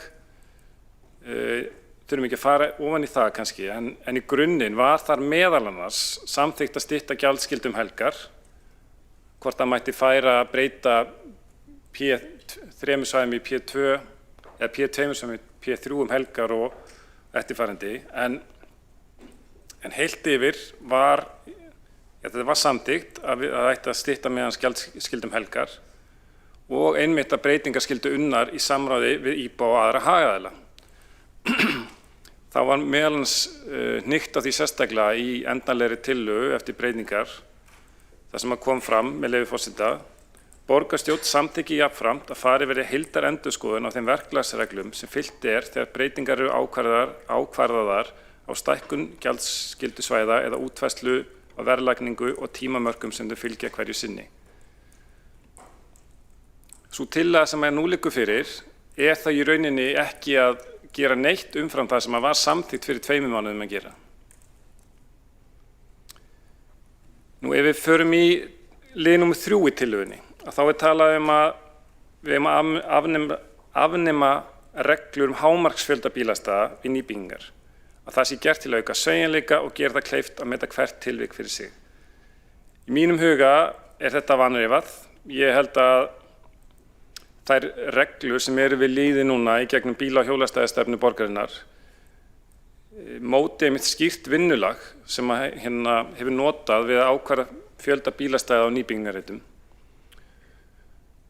Og ég þekki það bara sem sjálfstætt starfandi arkitekt og sem fyrrum starfsmaður sem verkefnastjóri hjá embætti skipulagsfulltrúa borgarinnar að þessar reglur eru mjög öflugt tól sem við eigum og einfalda þá vinnu sem í því flókna samhengi sem að búa til nýtt skipulagsverkefni. Og sem arkitekt þá veit ég að hverju ég geng við upphafi nýs verkefnis og sem starfsmaður borgarinnar gat ég nota þessar reglur til að tryggja samræmda vinnu milli verkefna. Við eigum alltaf að vera tilbúin að ræða hvaða viðmið eiga að vera til staðar hverju sinni og hvernig slíkar reglur virki gagnvart þeim ólíku aðstæðum sem koma upp í flóknu samhengi borgarinnar. Ég held hins vegar að sú tillaga sem hér er lögð fram muni hafa þveröfug áhrif en þau sem þeim er ætlað. Þess utan að þá var aftur samþykkt hér í vor að hækka viðmiðin sem var kvartað undan hvaða mætti vera að fá bílastæði. Viðmiðin voru hækkuð af hálfu umhverfis- og skipulagsráðs og borgarráðs í apríl og hvort það hafi ekki komið inn til borgarstjórnar til fullnaðar afgreiðslu. Ég því áhyggjur af því að með því að kippa þessum reglum úr sambandi og sleppa hámarki bílastæða alveg lausum munu svo flókna vinna sem skipulagsgerð í borginni flækjast enn frekar. En þá vaknar líka leið svo spurning að ef ekki á að skilgreina nein hámörk þá ekki eðlilegt að sleppa öllum lágmörkum líka. Þarf alltaf að vera bílastæði. Borgarfulltrúi Friðjón R. Friðjónsson kom reyndar inn á þetta og kannski bara ágætt að heyra það að menn séu þá allan opni fyrir því að það eigi ekki vera lágmörk heldur. En þá aftur spyr maður sig ef það engin skýr stefnumörkun í þessum málaflokki, hverju á að fylgja? Það mun ekki einfalda þá vinnu sem það að skipuleggja litla eða stóra reiti. Og ég held að í þessu samhengi að það að losa alveg þetta mun ekki hjálpa til. Það mun ekki einfalda málin fyrir borgina sem handhafi skipulagsvaldsins. Það mun ekki auðvelda eða skýra málin fyrir uppbyggingaraðila og það mun ekki einfalda málin fyrir íbúar borgarinnar muni vita hvað til standi. Og ef við komum nú að lið tillögunnar númer 4 og þar lagt til að gera verið úttekt á því hvar megi koma fyrir bílastæðum í miðborginni aftur í notkun. Þarna sýnist mér nýr meirihluti í raun og veru vera að leggja til að taka til endurskoðunar öll þau vinsælu svæði sem nýtast sem göngusvæði í dag eða lítil torg. Þau örfáu bílastæði sem hafa verið fjarlægð á undanförnum árum hafa verið staðsett á núverandi göngugötum borgarinnar við Laugaveg, Frakkastíg eða í Kvosinni.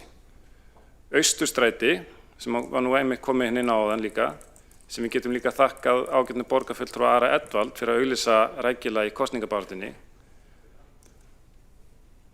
Austurstræti mjög gott dæmi og eflaust kannski þekktasta göngugöta borgarinnar eftir rúndina Sara. Ætlar nýr meirihluti að gera Austurstræti aftur að akstursgötu? Eða hvað snýst þessi liður tillögunnar í raun en að fjarlægja gæði fyrir gangandi vegfarendur miðborgarinnar úr borgarumhverfinu?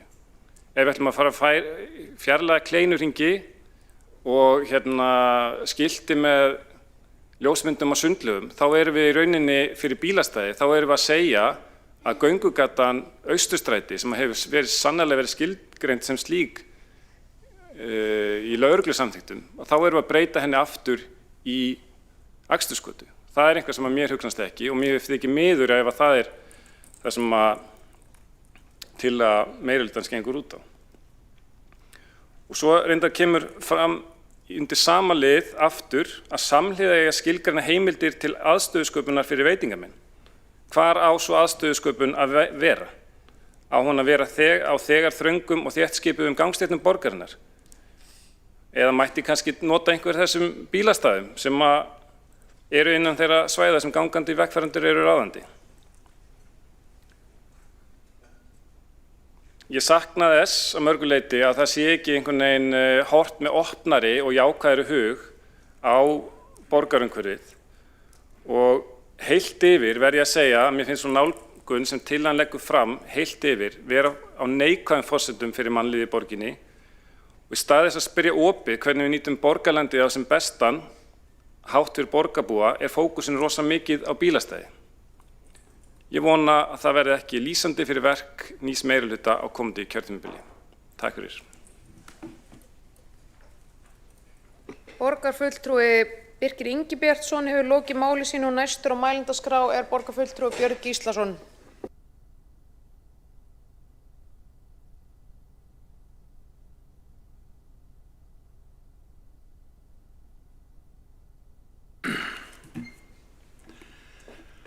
Já, forseti, ágætu borgarfulltrúar. Ég tek hér til máls til að lýsa eindregnum stuðningi við tillögu Sjálfstæðisflokksins, Viðreisnar og Framsóknarflokksins endurskoðun bílastæðamála í Reykjavík. Þetta tillaga að borgin fari að hlusta betur, hlusta á íbúa, hlusta á atvinnurekendur, hlusta á fólk sem þarf að sækja þjónustu, versla, vinna, skutla, sækja og afhenda vörur eða einfaldlega koma sleiðar sinnar í borginni. Borgarfulltrúi Friðjón Friðjónsson fór svo sem ágætlega yfir þetta hér áðan. Þetta er líka mál sem var rætt skýrt í aðdraganda kosninga og nú á verkefnalista þessa meirihluta að endurskoða bílastæðamál í Reykjavík, einfalda kerfið, auka sveigjanleika og gera borgina aðgengilegri fyrir fólk og fyrirtæki. Með þessari tillögu við að hefja þá vinnu og standa við þau fyrirheit. Bílastæðamál ekki eitthvað aukaatriði. Þau snerta daglegt líf fólks, þau snerta aðgengi að þjónustu, verslun og atvinnu, þau snerta lífsgæði íbúa og rekstrarskilyrði fyrirtækja. Bílastæðamáli snerta það hvort borgin virkar í raun fyrir fólki sem býr hér og starfar. Á undanförnum árum hefur oft verið gengið út frá því að best sé að þrengja fjölskyldubílnum. Fækka stæðum, hækka gjöld eða flækja aðgengi. Það hefur verið gert í tengslum við ýmis markmið fyrri meirihluta með þeim afleiðingum að líf borgarbúa hefur orðið erfiðara fyrir vikið.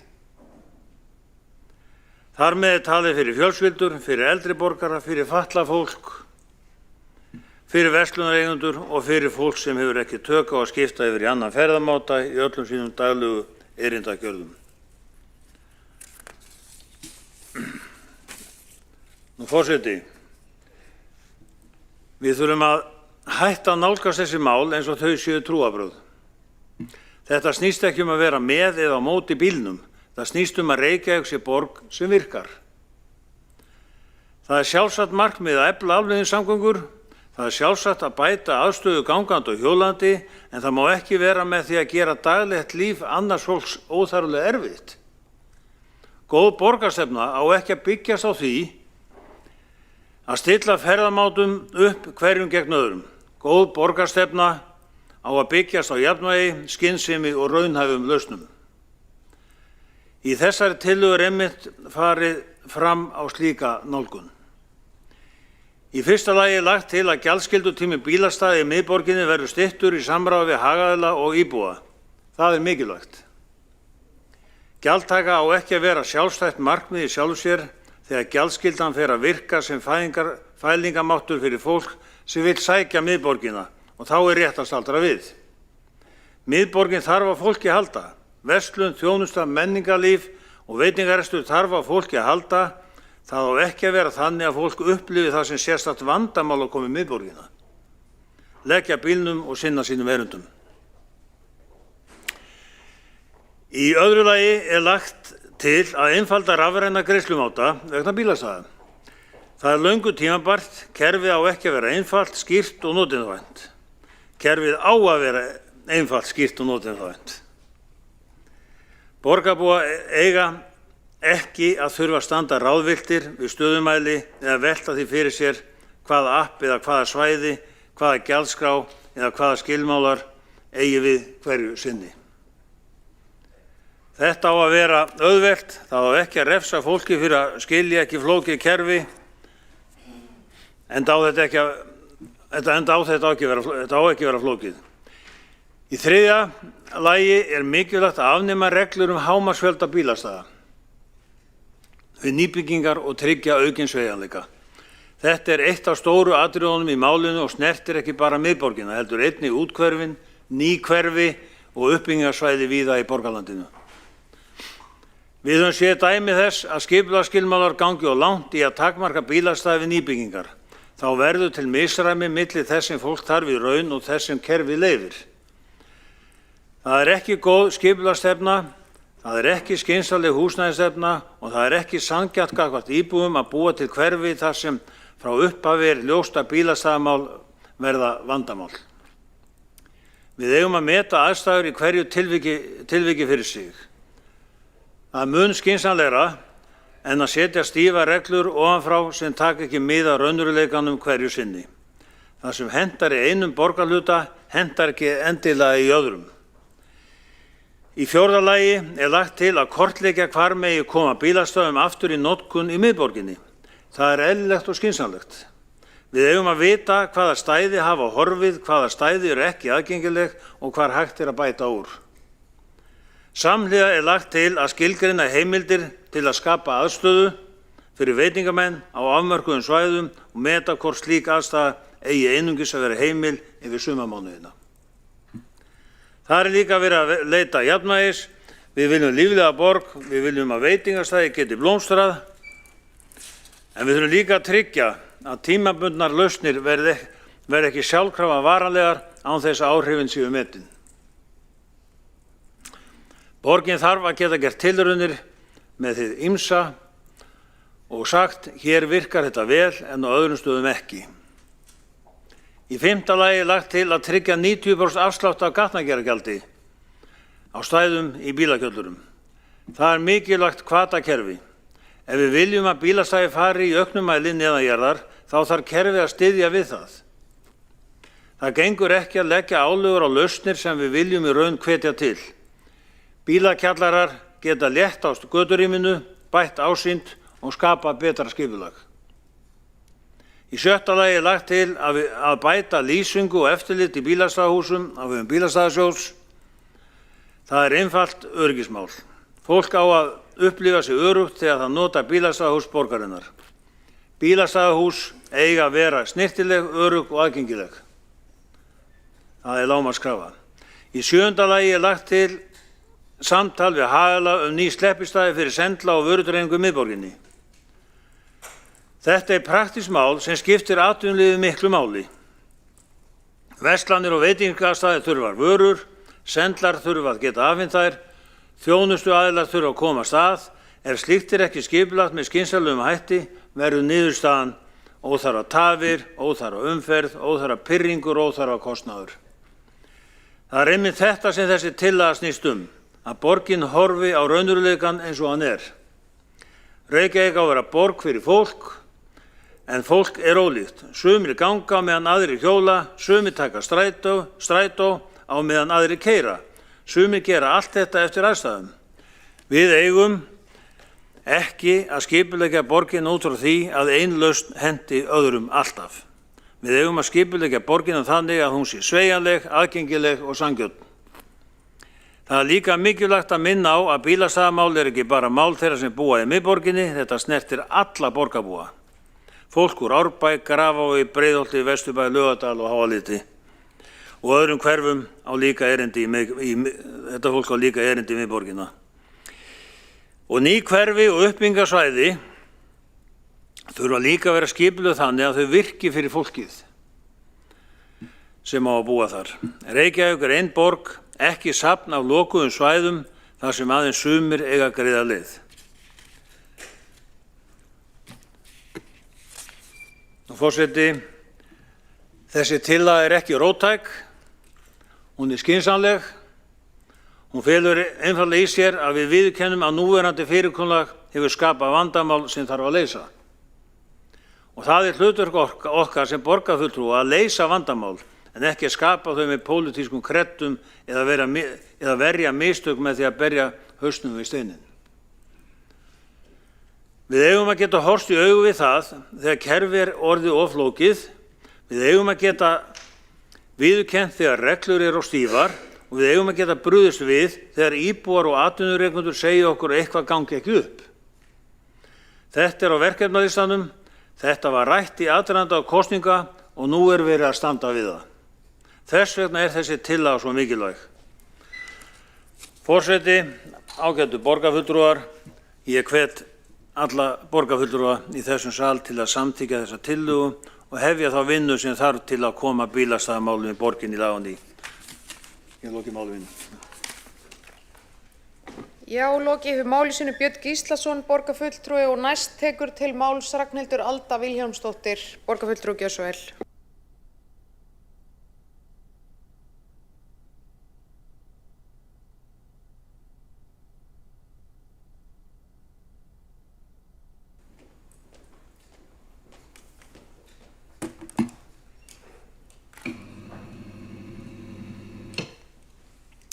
Já, virðulegi forseti og ágætu borgarfulltrúar. Ég ætla að segja ykkur sögu. Ég var sem sagt að reyna að kaupa íbúð með mjög litlum árangri hennum daginn og ég var aðeins að heyra í konunni á 3. hæð vegna þess að mér vantaði upplýsingar um þak og fleira. Og ég kynni mig og segi bara, já, ég Alda hérna og hún eitthvað, já, betur, ert þú í borgarstjórn? Ég jú, já, ég er í borgarstjórn. Hún bara, heyrðu, þetta með bílastæði. Fyrsta sem hún nefnir við mig, þetta með bílastæðin, þessi kona býr í gamla Vesturbænum. Og hún fer að nefna bara hvað hún var ótrúlega óánægð með þessar breytingar sem höfðu verið gerðar með stækkun gjaldskyldusvæðisins, hvað væri gjaldtaka hérna alla vikuna, bara lon og don og þú veist ekki eins og friður og sunnudögum og allt þetta sko. Og svo nefndi hún eitt annað líka, hún var að nefna menninguna. Í raun og veru svona hvernig reglunar væru alltaf túlkaðar á þann hátt að íbúar fengi bara ekki íbúakort. Þú veist, það var alltaf verið að túlka hlutina þannig að það væri sem minnst þjónusta, sem minnstu liðleiki við íbúa. Hún til dæmis býr í mjög gömlu húsi, þar sem var innkeyrsla inn í bílskúr sem var gerður fyrir bíla árið 1930 sem eru bara mjög litlir og engan hátt, þú veist, eitthvað sem að bíl dagsins í dag gæti keyrt inn í að notað, sko. Og hún hafði sem sagt beðið að vegna þess að hún geti ekki notað þessa innkeyrslu og þá myndi hún fá íbúakort. En þau segir bara, nei, þú ert með innkeyrslu. Það skiptir engu máli hvort hún sé nothæf á nokkurn hátt. Í okkar skipulagi stendur þetta sé innkeyrsla, þannig að þú fær ekki íbúakort. Veist, það er alltaf þessi menning, þessi túlkun. Þú veist, þetta er raun og veru einkennandi fyrir það að hér er kerfið, eða þú veist, þetta kerfi sem að fráfarandi meirihluti settu upp, þetta snerist ekkert að þjónusta íbúa, þetta snerist að hafa vit fyrir íbúum, snerist að láta íbúa beygja svo bugta til þess að uppfylla þessa hugmyndafræðilegu kreddur eins og við komum inn á hérna. Og við erum bara að breyta af þessari, við erum bara að snúa við frá þessu, eins og við myndum orða, sorry, ég seti það hvert eins og sinn. En við erum bara að breyta menningu, breyta hugsunarhátt. Við erum hérna okkar stefna og okkar aðferð til þess að gera hlutina hér er ekki að hérna ætlum við að vera með bara niður, bara alveg reglur sem að þú veist að verða alltaf túlkat eins þröngt og mögulegt hægt er og bara þú veist tróða þessu ofan í kokið og íbúum saman hvað þeim finnst það og kannski undan þá fyrir þá sem eru vinnir, skilur, eitthvað svona rugl. Nei, við erum bara hætt í þessu. Við erum komin á þann stað hér að vera bara líta á okkur sem við sem í þjónustuhlutverki, gagnvart íbúum og út af það ganga þessar reglur. En það finna við þetta að fyrir 2 árum nákvæmlega þá gerði ég mitt íbúakönnun af því að það svona minn bakgrunnur, rannsóknarbakgrunnur og það var þá hvað ár síðan að reglum hefði verið breytt og komin svona smá hvað segir maður, svona búið að, þú veist, komið reynsla á þetta, þannig ég ákvað bara að spyrja íbúa, hvað finnst ykkur? Bara fá niðurstöðu þetta mál, hvað finnst íbúum?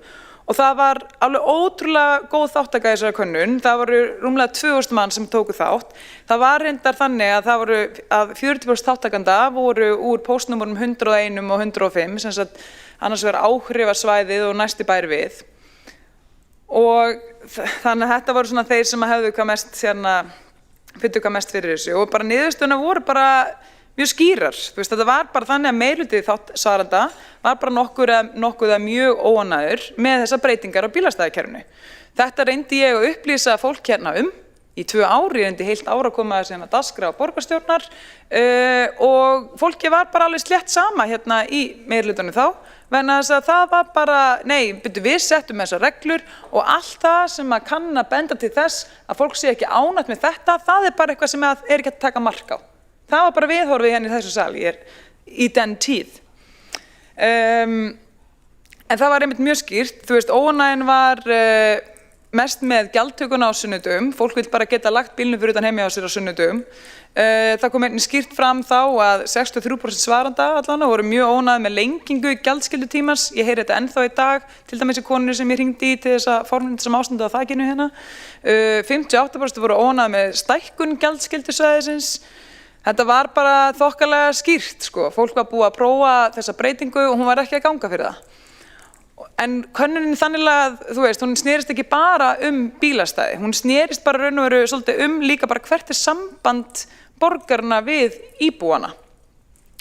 Af því að, þú veist, þessi hugsun sem hefur verið bara ríkjandi hér þar til nú, hefur verið þannig að ef íbúar eru ósáttir við reglunar, þá bara, þú veist, þá þurfi bara að herða reglunar. Og ef fólk er með aðlagast kerfinu, þá sé vandamáli bara fólkið en ekki kerfið. Þannig hefur það verið, þannig að koma að því. En þetta bara að mínum mati mikill misskilningur á hlutverki sveitarfélags. Af því að það er ekki hlutverk okkar að hafa vit fyrir íbúum eða ala upp íbúa eða reyna að stýra íbúum þannig sem að hentar okkar hugmyndafræði eða okkar skoðunum á því hvernig íbúar eiga að lifa lífið sinu. Það er bara ekki okkar hlutverk fyrir mér. Okkar hlutverk er bara að þjóna íbúum. Og við erum ekki að vera að gera það einhverju markmið að gera daglegt líf fólks flóknara bara til þess að geta, þú veist, láta það vonandi fylgja eftir einhverju stefnu. Við erum miklu frekar að reyna að gera dag fólks og líf fólks einfaldara. Þannig að við erum ekki að vera að setja upp kerfi sem gerir fólk erfiðara fyrir að sækja vinnu eða koma börnum í skóla, heimsækja fjölskylduna eða þá að njóta bara þjónustu borgarinnar. Við höfum bara að spyrja okkur einfaldar spurningar sem erum við að vinna fyrir íbúana eða erum við þarna allt inni farin að ætlast til þess að íbúanir séu farin að vinna fyrir kerfið og þannig var það. Þannig að þetta snýst raun og veru meira en bara gjaldskyldumál og mörk gjaldskyldusvæða, þetta bara snýst svolítið menninguna í stjórnsýslunni, bara hvernig við ætlum að túlka reglur og hvernig við ætlum að nálgast verkefnin, verður það út frá þörfum fólks eða verður það út frá bara hugmyndafræðilegum kreddum. Þannig að það var nefnilega enginn að biðja til dæmis þessa kleinurhringi. Það var enginn að biðja þessa kleinurhringi hérna ég hef aldrei séð mann sitja hana ódrukkin, kannski klukkan 5 nóttina, drukkin, en aldrei ódrukkin mann að degi til, sko. Og það var heldur enginn að biðja að það væri risastórir, forljótir steipuklumpar með einhverjum myndafínum sundlaugum, en að það væri sett í bílastæðina, það var enginn að biðja það.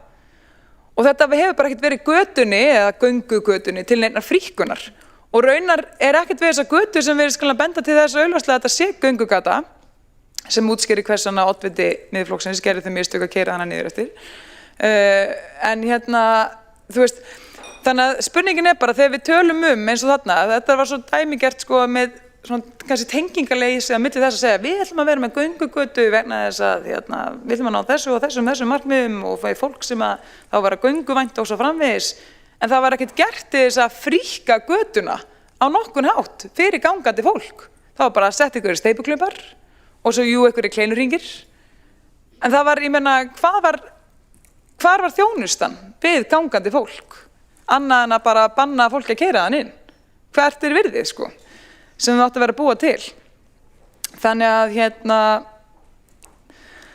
Þannig það kannski bara munurinn svolítið af þessum meirihluta á þeim sem var hérna áður fyrir. Að við erum bara, allt sem við gerum snýst bara það að setja þarfir fólks í fyrsta sæti. Og já, það er það sem við erum að gera með því að tikka í bóksin. Við erum að tikka í bóksin af því við erum að efna okkar loforð. Það er bara eitthvað sem við erum ógeðslega stolt af og við erum svo stolt af því og svo keik með það að við erum með þetta sérstakri vefsíðu. Þannig hver sem getur haldið okkur við efnið. Og það er vegna þess að við ætlum að gera það sem við sögðumst að gera. Við erum að vinna hérna í þágu íbúans í staðis að ætlast til þess að íbúar beygja sig og bugti í nafni bara fyrir okkur og þetta er bara breyting sem skiptir máli og við ætlum að hætta að líta á íbúa sem eitthvað vandamál sem þurfa að stýra og förum að líta á íbúa sem samstarfsaðila. Samstarfsaðila í því að gera þessa borg góða. Og góð borg er borg sem að hlustar, fólki hefur talað og við ætlum að haga borginni eftir þeirra þörfum. Ragnhildur Alda Vilhjálmsdóttir hefur lokið máli sínu og einn hefur óskað eftir því að veita andsvar. Birkir Ingibjörnsson, borgarfulltrúi, gjörðu svo vel. Já, takk fyrir, forseti. Í fyrsta lagi vil ég hafna þeim ávirðingum borgarfulltrúans að það hafi verið einhvers konar vinagreiðar varðandi afgreiðslu bílastæða á seinasta kjörtímabili eða áður sem hún ýjaði að. Í öðru lagi vil ég segja að sú könnun sem að borgarfulltrúan gerði var forvitnileg en ég held að við séum öll sammála að það er ekki formlegt plagg sem er einhvern veginn hægt að vitna í sem einhvers konar staðfesting á einu en einu. Í þriðja lagi vil ég nefna að get upplýst hana og ég held að þekkinu til þess að það hafa verið unnar mjög skemmtilegar tillögur að endurbótum í Austurstræti sem að ég vona að nýri meirihluti styðji að fara í framkvæmdir við og spyr því að lokum borgarfulltrúan hvort hún styðji það að Austurstræti sé áfram göngugata. Borgarfulltrúi Birkir Ingibjörnsson hefur lokið við að veita andsvar og svara þá andsvari borgarfulltrúi Ragnhildur Alda, gjörðu svo vel. Já, ágæti forseti, það voru bara ótal sögur fólk sem upplifðu mjög ólíka málsmeðferð. Það þekkti til eitthvað sem fekk undanþágu fyrir nákvæmlega sama atriði sem þau fengu ekki undanþágu fyrir. Ég er bara að segja frá því sem fólk sagði mér, af því að ég líta mig og okkur verið í því hlutverki að taka fólk alvarlega. Nákvæmlega eins og þegar að einhver sem er með bakgrunn í því að búa til kannanir og meistaragráður í þeim efnum, býr til einast líka og 2000 manns tekur þátt í þeirri könnun, að þá er kannski alltaf lægi að taka sem að marka því sem að var sagt að þessu 2000 sem þessir 2000 einstaklingar sögðu, sko. Og þetta mér finnst þetta nefnilega lýsa svo rosalega vel einmitt því sem ég kom inn á í ræðunni minni. Þú veist, það var engin vilji hjá þessu meirihluta fyrir fráfarandi meirihluta, Samfylkingar og Vinna, að kanna það hvernig fólk var að taka í breytingarna sem voru gerðar. Þú veist, það var engin vilji til þess að hlusta á kvartanir íbúa eða neitt þannig. Jú, ein kannski lítið breyting, kortir lokun, en ég meina, þú veist, þetta var alltaf viðhorfið og hvað Austurstræti varar, þá segi ég bara, eigum við ekki bara kanna áhugann meðal fólks og láta bara þarfir fólk stýra ferðinni. Ragnhildur Alda Vilhjálmsdóttir hefur lokið við að svara andsvar og veiti þá andsvar öðru sinni borgarfulltrúi Birkir Ingibjörnsson, gjörðu svo vel. Já, ég vil bara ítreka að mér finnst það mjög ómálefnilegt að vera að slengja fram einhverjum ávirðingum það að það sé ekki jöfn afgreiðsla en svo er það náttúrulega bara einhvað sem er þá að höndum skipulagsyfirvalda en ekki einhver pólitík sem eins og mátti lesa úr orðum borgarfulltrúans.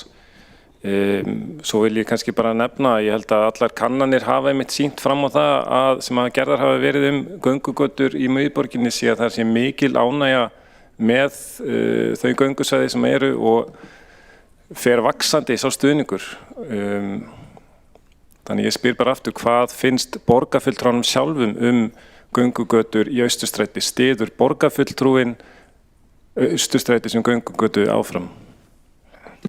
Þá hefur borgarfulltrúi Birkir Ingibjörnsson lokið við að veita andsvar öðru sinni og svara þá andsvari öðru sinni borgarfulltrúi Ragnhildur Alda Geirsdóttir. Já, ágæti forseti, þetta einmitt það sem ég að tala um. Það alltaf ómálmilegt að benda á það sem íbúar að segja þegar íbúar að kvarta. Það hefur svona þemað. Alltaf þegar einhver segir frá kvörtunum íbúa og það kannski þurfa að skoða eitthvað í kjölfarið, þá það bara ómálmilegt, sko. Þannig að ég bara algjörlega vísa þessu til föðurhúsina. Mér finnst bara mjög málmilegt að tala það sem íbúar tala við mig af því að það það eina sem skiptir máli. Hvernig íbúar að upplifa hlutina og þeirra upplifanir fullt erindi inn í þennan sal. Varðandi þetta með göngugötuna, sko, mér finnst eftir að hafa talað við veitingamenn að veitingamenn ættu bara að fá að stýra svolítið ferðina, af því að þeir vilja fá mannskapinn niður í bæ og eru þar af leiðandi mjög oft sátti við að hafa göngugötu sumrin, en þegar að það eru færri að ganga á veturnar, þegar fleiri ferðast með bílum, þá hafa þær viljað að hafa nokkur bílastæði. Þannig að mín afstaða er ekki nefnilega slík að ég hafi endalaust rétt fyrir mér alltaf varandi hvort það vera göngugata, ekki göngugata, hvar hjólastígur, ekki hjólastígur. Mín afstaða er sú að leyfa notendanum að ráða ferðinni. Þannig að það eiginlega það sem ég ætla að gera. Þá andsvörum lokið og við höldum áfram með mælendaskrá og næst í pontu Líf Magnúðardóttir borgarfulltrúi Gjörsögur.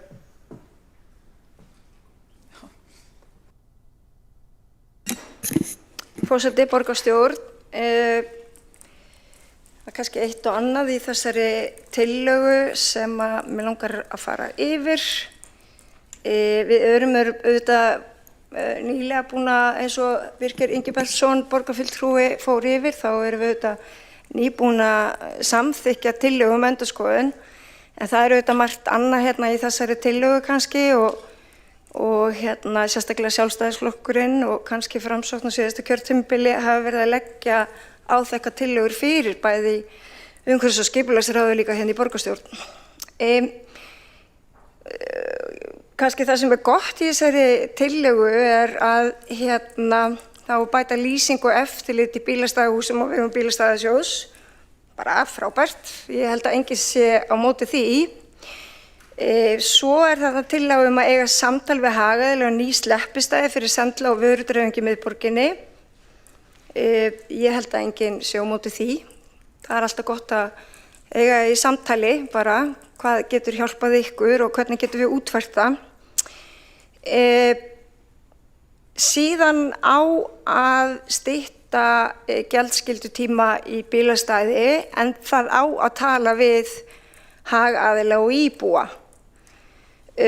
Og þá langar mig kannski að því að þessari tillögu verður vísað inn til umhverfis- og skipulagsráðs að þá ætla ég að halda því á lofti þar að við notum lýðræðislegar aðferðir við það að vera í þessu samtali. Vegna þess að það kemur líka í ljós að eftir að gjaldskylda var lengd, sérstaklega miðsvæðis og íbúar geta fengið íbúakort, að þá losnuðu stæði og allt í einu gátu íbúar lagt miðsvæðis. Leið og aflétti þessu að þá verða stæðin þaulsetin og bílum er lagt þar lengur og íbúar fá ekki stæði. Þannig að það eru mörg sjónarmið í þessu. Svo á einfalda fyrirkomulega rafrænna greiðslumáta vegna bílastæði í miðborg. Það er bara líka gott og blessað. Sjálf hef ég talað fyrir því að borgin gerir bara sitt eigið app, en þetta er líka háð lögmálum samkeppni og staðreyndin er samt svo að við gerum samninga við öll þessi rukkunarfyrirtæki og sem að sjá síðan að rukka og borga líka gjald til Reykjavíkurborgar. Þannig að þetta er eitthvað svona samkeppnissjónarmið, þannig að það þarf að fara vandlega við það. En aftur á móti þá er ég ekkert sannfærð að enn ein endurskoðunin eigi að fara fram reglur hámarksfjölda bílastæða. Að því að Friðjón R. Friðjónsson borgarfulltrúi notaði orðið kredda í ræðu, að þá er reglur fjölda bílastæða við nýbyggingar, það byggir ekki á kreddum. Það byggir á talningum og þörf. Og auðvitað má alltaf endurskoða þetta hverju sinni, það er ekki það. En það er legið yfir þessu. Þannig að ég held að við eigum líka að kannski vanda okkur þegar við tölum aðskota hluti í bílastæðum. Til dæmis hefur borgin verið að bjóða út svona hjólaskápa og þeir hjólaskápar, einkaframtakið, þeir eru meðal annars, þeim komið fyrir í bílastæðum. Er það aðskota hlutur að geta farið með hjólið sitt á öruggan stað? Það er eitt svona slíku skápur hérna fyrir utan, annar í Hafnarstrætinu og víða er þetta aðskota hlutir. Aðskota hlutir í göngugötum, það er náttúrulega verið að undirbúa Austurstræti sem göngugötu og eiginlega alla kvosina. Við viljum auðvitað ekki þá að bílhús er lagt þar og ég tek aftur undir með Birki Ingibjartssyni að viljum við ekki öll mannlíf. Ég held að veitingamenn vilji það einmitt, geta farið út með borðin sín og nýtt þetta svæði sem annars fer undir bara frekar ljót götugögn, svo ég noti þá orð. En hérna er síðan aftur tillaga sem að gengur út á að tryggja 90% afslátt af gatnagerðargjaldi á staðum í bílakjallara. Og það langar mig að spyrja á þá að endurskoða samþykkt gatnagerðargjöld í heild sinni eða bara þennan hluta. Það er mín spurning. Þetta eru auðvitað borgarráðsmál. Það eru auðvitað hægt að vinna þetta allt saman á umhverfis- og skipulags sviði og fara svo með þetta fyrir ráðið. En þetta eru auðvitað borgarráðsmál, það þarf að koma til borgarráðs og samþykkja það. Er búið að reikna út tekjutapið sem verður að þessu? Er búið að reikna tekjutapið sem verður að því að stytta gjaldskyldu í bílastæðum? Liggur eitthvað kostnaði fyrir? Nei, hann gerir það líklega ekki og við í ráðinu við fáum líklega að bora okkur ofan í þau gögn. En ég vil líka bara nefna það að þessar reglur fjölda bílastæða að þær miðast að samsetningu hverju sinni og við erum nýbúin að hækka þetta. Þannig að ég held að við þurfum að vera skynsöm þegar við förum og endurskoðum þetta allt saman. Og ég held að uppbyggingaraðilar sé ekkert endilega að kalla eftir því að það sé bara að þeir geti fengið ótakmarkaðan fjölda af bílastæðum við sitt hús.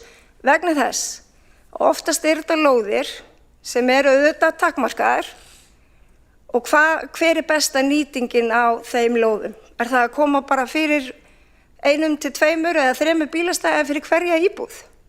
Óháð stærð íbúðanna. Íbúð kannski með 1 herbergi og svona kannski stúdenta íbúðir. Er þörf á 3 bílastæðum við hana? Nei, þessi samþykkt sem við samþykktum, hún var sannarlega skynsamleg. Þannig að kannski komast við síðan að því að það þurfa ekki að breyta henni og afnema þetta hámark. Annað sem að mig langar líka aðeins að fjalla og ég bara hlakka til að taka þessa umræðu í umhverfis- og skipulagsráði, að gatnagerðargjöld, þau hafa ekki staðið undir sér hjá Reykjavíkurborg síðan 2007. Og kannski er þá mín spurning, hvernig ætlar Sjálfstæðisflokkurinn, Viðreisn og Framsókn, hvaða fjármunum ætlar þessi meirihluti að verja í gatnagerð og viðhald gatna? Hér er verið að gefa bara feitan afslátt af einhverju. Við höfum rætt það í þessum sal að kannski að hágjöld skila sér það út í kostnað við íbúðina sem verið er að byggja. Jú, við getum alveg endurskoðað það. En það er líka ef að Reykjavíkurborg sannarlega er að niðurgreiða eitthvað fyrir uppbyggingaraðila og þá hugsa ég, er ekki bara eitt sanngjarnt verð, það ekki bara eitthvað sem við getum kannski miða okkur við, en Reykjavíkurborg að þá niðurgreiða eða hámarka í rauninni hagnað uppbyggingar aðila með þessum breytingum og líka verða af þá einhverjum tekjum sem eiginlega grunnskylda sveitarfélaga og borgarinnar að viðhalda götum og leggja þær. Þannig að ég bara velti svolítið fyrir mér kostnaðinu við þetta og þess vegna í því tilliti að í þessari vinnu væri það gott að hafa allar töluna við hendina og að við notum lýðræðislegar aðferðir við að vera í samtali við hagaðila svokallaða og væntanlega uppbyggingaraðila og borgarbúa. Borgarfulltrúi Líf Magnúsdóttir hefur lokið sinni ræðu og borgarstjóri Hildur Björnsdóttir hefur óskað eftir því að koma upp í andsvar. Gjörðu svo vel. Forseti, ágæta borgarstjórn, ég þakka ágæta ræðu borgarfulltrúans og það eru nokkur atriði sem ég vil bregðast við sem voru sérstakar spurningar sem beint var til meirihlutans og hugleiðingar. Fyrst vil ég fjalla gjaldskylduna niður í miðborg en það eru þetta hluti af tillögunni að fara í rýni á því hvernig mætum við sjónarmiðum veitingamanna en jafnframt íbúa. Því það er rétt sem borgarfulltrúin segir að íbúar upplifðu með lengri gjaldskyldu að þeir hefðu frekar bílastæði við heimili sína aðgengi að þeim en það þarf að finna leið til þess að mæta sjónarmiðum beggja. Gjaldskrá vegna gatnagerðargjalds, hún hækkaði verulega fyrir ekki svo löngu síðan eða 20-faldaðist. Við viljum lækka hana aftur og skapa þá pólitískan hvata fyrir uppbyggingaraðila til að koma fyrir bílastæðum neðanjarðar. Í dag er hvati til að koma þeim fyrir ofanjarðar því gatnagerðargjald af bílastæðahúsum er helmingurinn af því sem gatnagerðargjald af stæðum í kjallara er. Og nú er tíma mínum að ljúka. En við munum auðvitað hafa tölfræði við höndina inn í skipulagsráði þegar þessi vinna fer í gang og kalla eftir gögnum. Já, þá hefur borgarstjóri Hildur Björnsdóttir lokið við að veita fyrra andsvar og svara þá fyrra andsvari borgarfulltrúi Líf Magnúsdóttir. Forseti, ég þakka borgarstjóra fyrir þessi viðbrögð. Bílastæðakjallarar neðanjarðar eru mjög dýrir og þá er mín spurning kannski aftur hvernig ætlar þessi meirihluti að búa til ódýr neðanjarðar bílastæði. Og svo langar mig kannski líka bara að velta því upp hér að það er alltaf betra að hafa vaði fyrir neðan sig þegar maður leggur út í viðamikla breytingar og þessi tillaga ber með sér vegna þess að nú hefur sérstaklega sjálfstæðisflokkurinn að því að strangt er tekið þessi meirihlutasáttmáli bara úr röðum sjálfstæðisflokksins og minna úr Viðreisn eða valla hjá Framsókn og Viðreisn. Og þá velti ég fyrir mér verða ef það kemur síðan upp úr dúrnum að það er ótækt að fara í þessar aðgerðir, verða þá ekki mikil vonbrigði? Þá hefur borgarfulltrúi Líf Magnúsdóttir lokið við að svara andsvari og veitir þá andsvar öðru sinni borgarstjóri Hildur Björnsdóttir. Forseti, ágæta borgarstjórn, svo ég skýri þá hækkun sem varða gatnagerðargjaldi af bílastæðum í kjallara að þá fór það svo að gatnagerðargjald af fjölbýlishúsum tvöfaldaðist og áður 90% afsláttur af bílakjöllurum var afnuminn. Þetta fól í sér 20-földun. Við erum að leggja til 90% afslátt þannig að ennþá er samt sem áður einhver hækkun. Borgin er auðvitað ekki að fara að kosta til bílakjallara undir fjölbýlum sem að einkaaðilar byggja hér í borginni. Við erum hins vegar að skapa pólitíska hvata fyrir uppbyggingaraðila til að koma stæðum fyrir neðanjarðar svo við getum nýtt borgarlandið með betri hætti og fegurri hætti og skapa mannvænna umhverfi fyrir fólk og draga þá úr hvötum sem nú eru fyrir hendi til að fremur séu byggð bílastæðahús og við sjáum það í skipulagi til að mynda Keldnalandsins sem þessi meirihluti ætlar sér að breyta að það er gert ráð fyrir að einu bílastæðin sem íbúar í hverfinu hafi séu í bílastæðahúsum. Það hefur verið pólitísk stefna hér í þessari borg að bílastæði í hverfum fari og verði komið fyrir í bílastæðahúsum sem hefur verið einhver tískubylgja í Skandinavíu sem við ætlum að vinda ofan af. Þá hefur borgarstjóri Hildur Björnsdóttir lokið við að svara andsvari og veitir þá andsvar öðru sinni borgarfulltrúi Líf Magnúsdóttir. Forseti, já, það stefnir þá í bílastæðakjallarar neðanjarðar eru mjög dýrir og þeir eru ekki afturkræfir.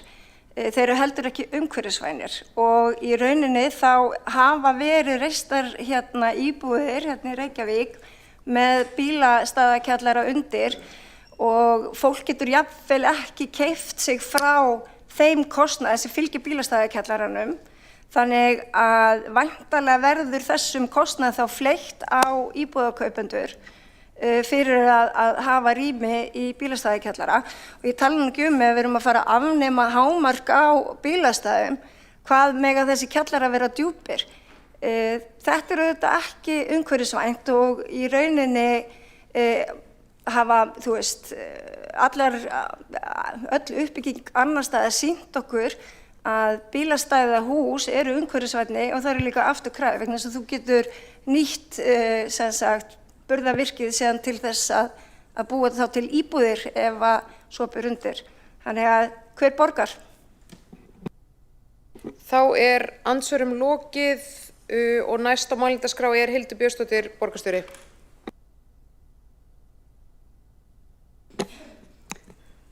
Forseti, ágæta borgarstjórn, ég ætla að nýta tækifærið og bregðast við því sem að hér er til umræðu. Þó að hér sé lagt upp með að hámarksfjöldi bílastæða verði afnuminn almennt í reglum borgarinnar við nýbyggingar, þó erum við að tala um það að tryggja aukinn sveigjanleika og fara inn í samtal við uppbyggingaraðila á hverjum reit fyrir sig bílastæðaþörfina á hverjum stað fyrir sig. Ég gæti tekið dæmi nýbyggingu í efri byggðum þar sem er hugsanlega meiri þörf fyrir bílastæði, þar sem að samgöngumynstur eru með öðrum hætti og svo get ég aftur á móti tekið dæmi hvar skrifstofuhúsnæði í miðborg er breytt í íbúð og það er engin leið að koma fyrir bílastæði. Við þurfum að sýna sveigjanleika og meta hvert tilvik fyrir sig. Varðandi gatnagerðargjaldið og kostnað við að gera bílakjallara þá hafa nú raunar uppbyggingaraðilar sýnt fram á það að þeim sé fært að gera bílastæðakjallara fyrir sama kostnað og bílastæðahús. Þetta hefur bara verið pólitísk stefna sem hér hefur verið rekin að það sé betra að hafa bílastæðahús fremur en kjallara. Íbúar vilja gjarnan í mörgum tilfellum hafa aðgang að bílastæðakjallarum. Það er betri leið til að nýta borgarlandið. Land sem annars færi undir bílastæðahús mætti þá nýta með öðrum hætti. Þannig að þetta er eitthvað sem við viljum gera. Við viljum skapa aukna hvata til að koma bílum og bílastæðum og stoppbrautum jafnvel líka fyrir neðanjarðar og geta nýtt borgarlandið okkar með mannvænni og betri og skemmtilegri og mikið fallegri hætti. Borgarstjóri Hildur Björnsdóttir hefur lokið sinni ræðu og tveir hafa óskað eftir að koma í andsvar. Fyrst er það borgarfulltrúi Líf Magnúsdóttir, gjörðu svo vel. Forseti, já, þá vakna spurningar hvort það standi til að breyta aðalskipulagi Reykjavíkur og ráðast í þá vinnu vegna þess að núverandi stefna í megindráttum er í samræmi við aðalskipulag borgarinnar. Og það eru breytta ferðavenjur og samgönguása og fleira. Þannig að þetta helst allt í hendur, bæði reglunar fjölda bíla og hjólastæða, en líka ýmislegt annað sem hangir á spýtunni ýmsar stefnur sem við sannarlega höfum samþykkt hérna í borgarstjórn, loftslagsáætlun, græna planið og þar fram til götum. Þannig að í rauninni þessar reglur sem við samþykktum nýverið fjöldan, þær voru til þess gerðar að stuðla að hagkvæmri uppbyggingu bíla og hjólastæða í Reykjavíkurborg. Þannig að við erum eftir að fara aftur í þessu vinnu, kannski þykir ekki ástæða til þess að endurskoða þetta og þar við situr. Þá hefur Líf Magnúsdóttir, borgarfulltrúi, lokið við að veita andsvar, fyrra andsvar og svarar þá fyrra andsvari borgarstjóri Hildur Björnsdóttir. Forseti, ágæta borgarstjórn, stutta svarið við þessari spurningu er já. Það stendur til að gera margvíslegar breytingar á skipulagi hér í Reykjavíkurborg. Og það var niðurstaða þessara kosninga að borgarbúar vildu breytingar. Þeir vildu margvíslegar breytingar. Þeir vildu breytingar á skipulagi, þeir vildu breytingar á samgöngum, breytingar hér í rekstrinum og við ætlum okkur að standa við það. Þannig að svarið er já. Já, lokið hefur borgarstjóri við að svara andsvari, fyrra andsvari og veiti þá seinna andsvar borgarfulltrúi Líf Magnúsdóttir, gjörðu svo vel. Já, forseti. Eftir að hafa náttúrulega fylgst með þessum kosningum og málflutningi Sjálfstæðisflokksins sérstaklega og framsóknar hér í sal borgarstjórnar og víða, þá held ég nú samt að það verði þannig að íbúar Reykjavíkurborgar séu ekki að kalla eftir bílaborginni Reykjavík. Þá hefur borgarfulltrúi Líf Magnúsdóttir lokið við að veita andsvör og svarar þá andsvari öðru sinni borgarstjóri Hildur Björnsdóttir. Forseti, ágæta borgarstjórn, nýr meirihluti styður fjölbreyttar samgöngur, frelsi fólks til þess að velja sér ólíka fararmáta, þannig að hér stefnir enginn að því að skapa bílaborgina Reykjavík, bara frelsisborgina Reykjavík, þar sem fólk hefur úr fjölbreyttum, öflugum valkostum að velja. Þá hefur Hildur Björnsdóttir borgarstjóri lokið við að svara andsvari öðru sinni og við förum þá í næsta andsvar og það er borgarfulltrúi Birkir Ingibjartsson sem veiti hér fyrra andsvar. Já, ég vil byrja því forseti, ég þakka borgarstjóra fyrir að stíga stokk í þessari áhugaverðu umræðu. Ég vil bara nýta tækifæri og spyrja borgarstjóra hvort að hún styðji það að Austurstræti verði áfram göngugata og þær breytingar sem hafa verið í undirbúningi þar muni koma til framkvæmda á þessu kjörtímabili. Þá hefur Birkir Ingibjartsson borgarfulltrúi lokið við að veita fyrra andsvar og svara þá fyrra andsvari borgarstjóri Hildur Björnsdóttir.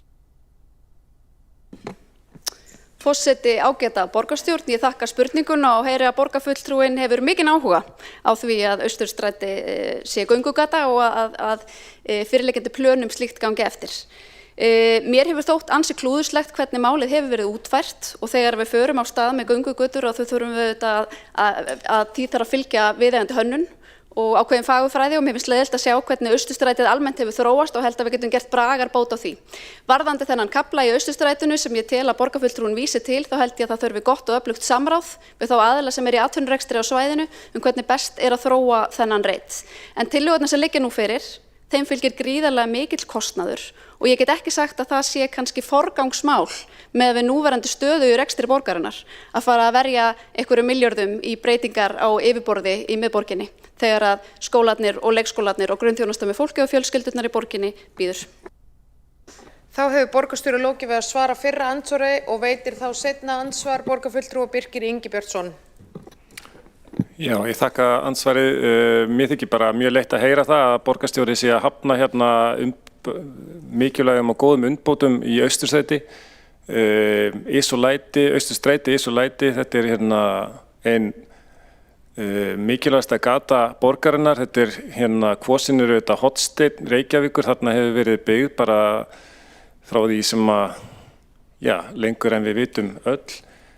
Mér þykir bara leitt að heyra að þið séuð að setja það mikilvægt hlutverk sem borgarstjórn hefur einnig að lyfta mannlífinu í borginni og gefa því rými og pláss, að það sé einhvern veginn sett í aftursætið. Það er bara mjög leitt að heyra. Þá hefur lokið við að veita seinna andsvar borgarfulltrúi Birkir Ingibjartsson og svara þá andsvari öðru sinni borgarstjóri Hildur Björnsdóttir. Forseti, ágæta borgarstjórn, ég tek undir með borgarfulltrúanum að mannlífið í borginni skiptir okkur gríðarlega miklu máli og við þurfum að taka ákvarðanir sem styðja við það og efla. Ég bendi hins vegar borgarfulltrúanum á að í ljósi þess hvernig haldið hefur verið á fjármálum borgarinnar hér margra áratugaskeið að þá stöndum við í nokkuð þungum sporum og getum ekki varið milljörðum eða hundruðum milljóna í margt sem að okkur kannski þætti skemmtilegt að verja fjármunum í. Nú þurfum við að forgangsraða í grunnþjónustuna, við þurfum að forgangsraða í leikskólana og grunnskólana og þjónustuna við fólkið í borginni og því miður að þá munum við kannski þurfa að taka erfiðar ákvarðanir að eitthvað sem okkur þætti skemmtilegt að gera þurfum við að bíða. Það hefur engin ákvörðun verið tekin í þessum efnum, þetta er ágætis samtala að eiga og við munum taka það áfram væntanlega á vettvangi umhverfis- og skipulagsráðs. Þá er andsvörum lokið og við höldum áfram með mælendaskrá. Næstur í pontu er Ari Edvald borgarfulltrúi, gjör svo vel.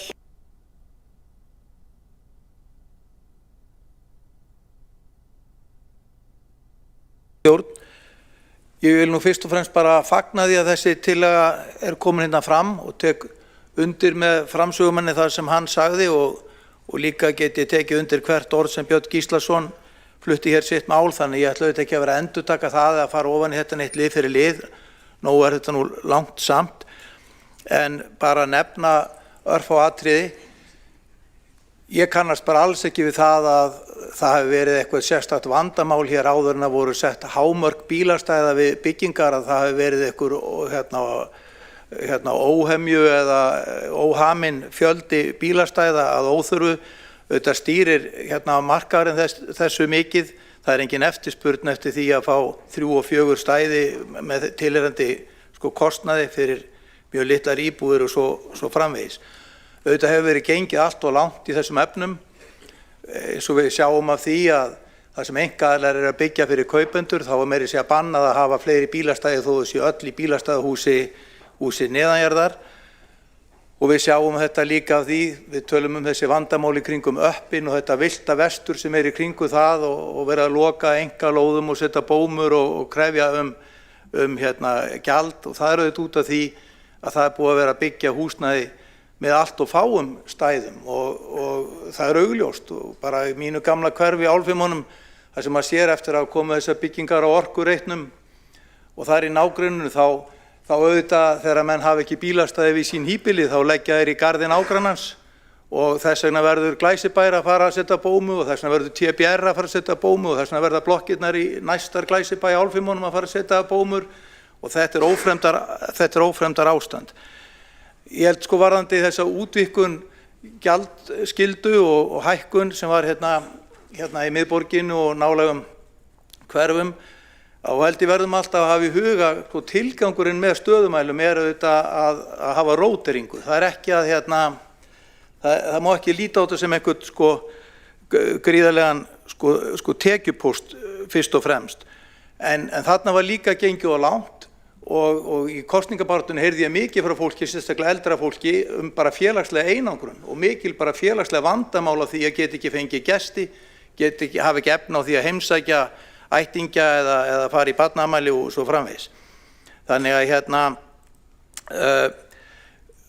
en að lokum þá varðandi þennan fjölda stæða sem hefur horfið úr notkun. Mér fannst það spila mjög mikið niður af borgarfulltrúa Birki Ingibergsinni, því að þetta er ekki einhver örfá stæði sem hafa horfið og ef við tökum hennan bút bara Austurstræti sem hefur verið að fjalla hvort að verði áfram göngugata ekki, þá voru bara þar einhver 18 stæði, en ég þekki nú vel til í miðbænum og labba þar mikið og ef þar aðstöðu áður en ég kom mér hingað, og þetta er auðvitað bara mjög algengt veitingastæði og þeir hafa verið hvattir til þess veitingamenn að setja einhvers konar palla og eitthvað strúktúr út í bílastæði og oft tekin svona 3-4 bílastæði við hvert stað, og við vorum átt okkur á því að hvert stæði er notað af mörgum sem að koma í bæinn.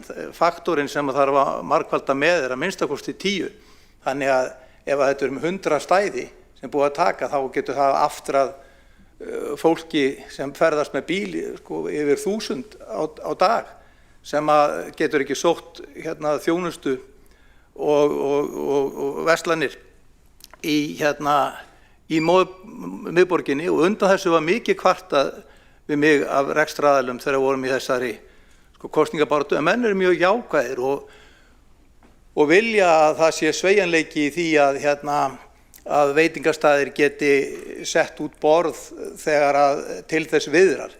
En mönnum sárnar þegar sett er út einhver strúktúr sem tekur 3-4 stæði við einhvern hamborgarastað sem að kemur í veg fyrir að það sé hægt að versla í nærliggjandi verslunum og hamlar því og dregur úr viðskiptum, og menn horfa upp á það að þetta situr enginn út á þessum palli mánuðum saman í vetratíman, bara þið keyrið þar fram hjá sjálf og sjáu það janúar, febrúar, mars og enginn situr neinstaðar, þannig að þá er þetta illa að verki staðið.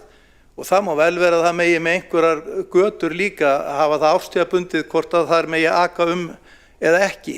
En að minnstakosti myndi það ýta undir skemmtilegt mannlíf að það megi víðar setja borð út á götur og nýta þá árstíma þegar það er von á einhverju blíðviðri á Íslandi, en ekki vera að hamla því að fólk geti sótt sér viðskipti og þjónustu í miðbæinn þegar að þannig viðrar að fáir eru á ferli gangandi.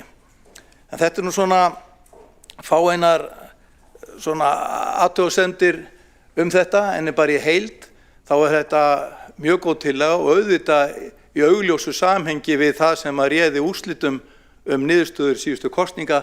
Það blasir við og er öllum ljóst sem fylgdust með kosningabaráttunni og niðurstöðunum að sú stefna sem hefur verið fylgt á undanförnum árum og er alveg hægt að kenna við kreddur gagnvart því fólki sem að ferðast í bíl. Þeirri stefnu var einfallega hafnað í kosningunum og það að skila sér í þessari tillögu hér og því fagna ég. Borgarfulltrúi Ari Edwald hefur lokið við sína ræðu og mér bent á það að, já, þú veist hvað ég að fara að segja. Óskar borgarfulltrúin Birkir eftir að komast aftur á mælendaskrá. Já, við ætlum hins vegar að halda áfram og næst hér í pontu borgarfulltrúi Ragnhildur Alda María Vilhjálmsdóttir.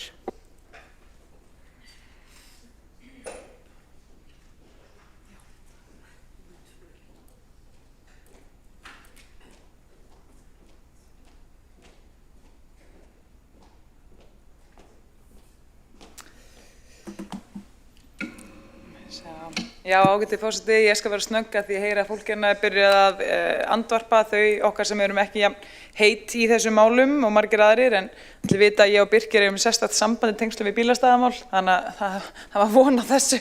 Heyrðu, þetta er eitt sem var komin inn á í ræðu eða svörum borgarfulltrúa Vinstrisins sem ég hef heyrt svolítið áður hjá borgarfulltrúum, allan fyrir borgarfulltrúum meirihlutans, fráfarandi meirihluta. Að það var þetta með að bílakjallara væru svo dýri, sko. Að því við erum með sérstakt innslag bílakjallarana sérstaklega og lækka gjöldina þá. En þetta væri bara, byrju, af hverju vil ég gera það að bílakjallarar eru svo dýrir? Og ég hef alltaf velt fyrir mig, byrju, dýrir fyrir hvern? Byrju, dýrir fyrir hvern? Þetta mjög eftirsótt að vera með bílakjallara samkvæmt fólki, bara fólk vill endilega íbúðir með bílakjallarum. Þetta tekur, þú ert ekki að nota verðmætt ofanjarðarland sem hægt að nota undir gróður og garða og mannlífið undir bíla, skilur við, eða eitthvað annað. Þú getur sett geymslu inn í þessa bílakjallara, getur gert allt með þetta. Þannig að dýrir fyrir hvern? Og ég fór að hugsa þetta, sko, á þetta við þetta sé dýrt í uppbygging og dýrt fyrir uppbyggingaraðalann. Af því að það sem er langdýrast fyrir uppbyggingaraðalann er að byggja íbúðir sem fólk vill ekki kaupa.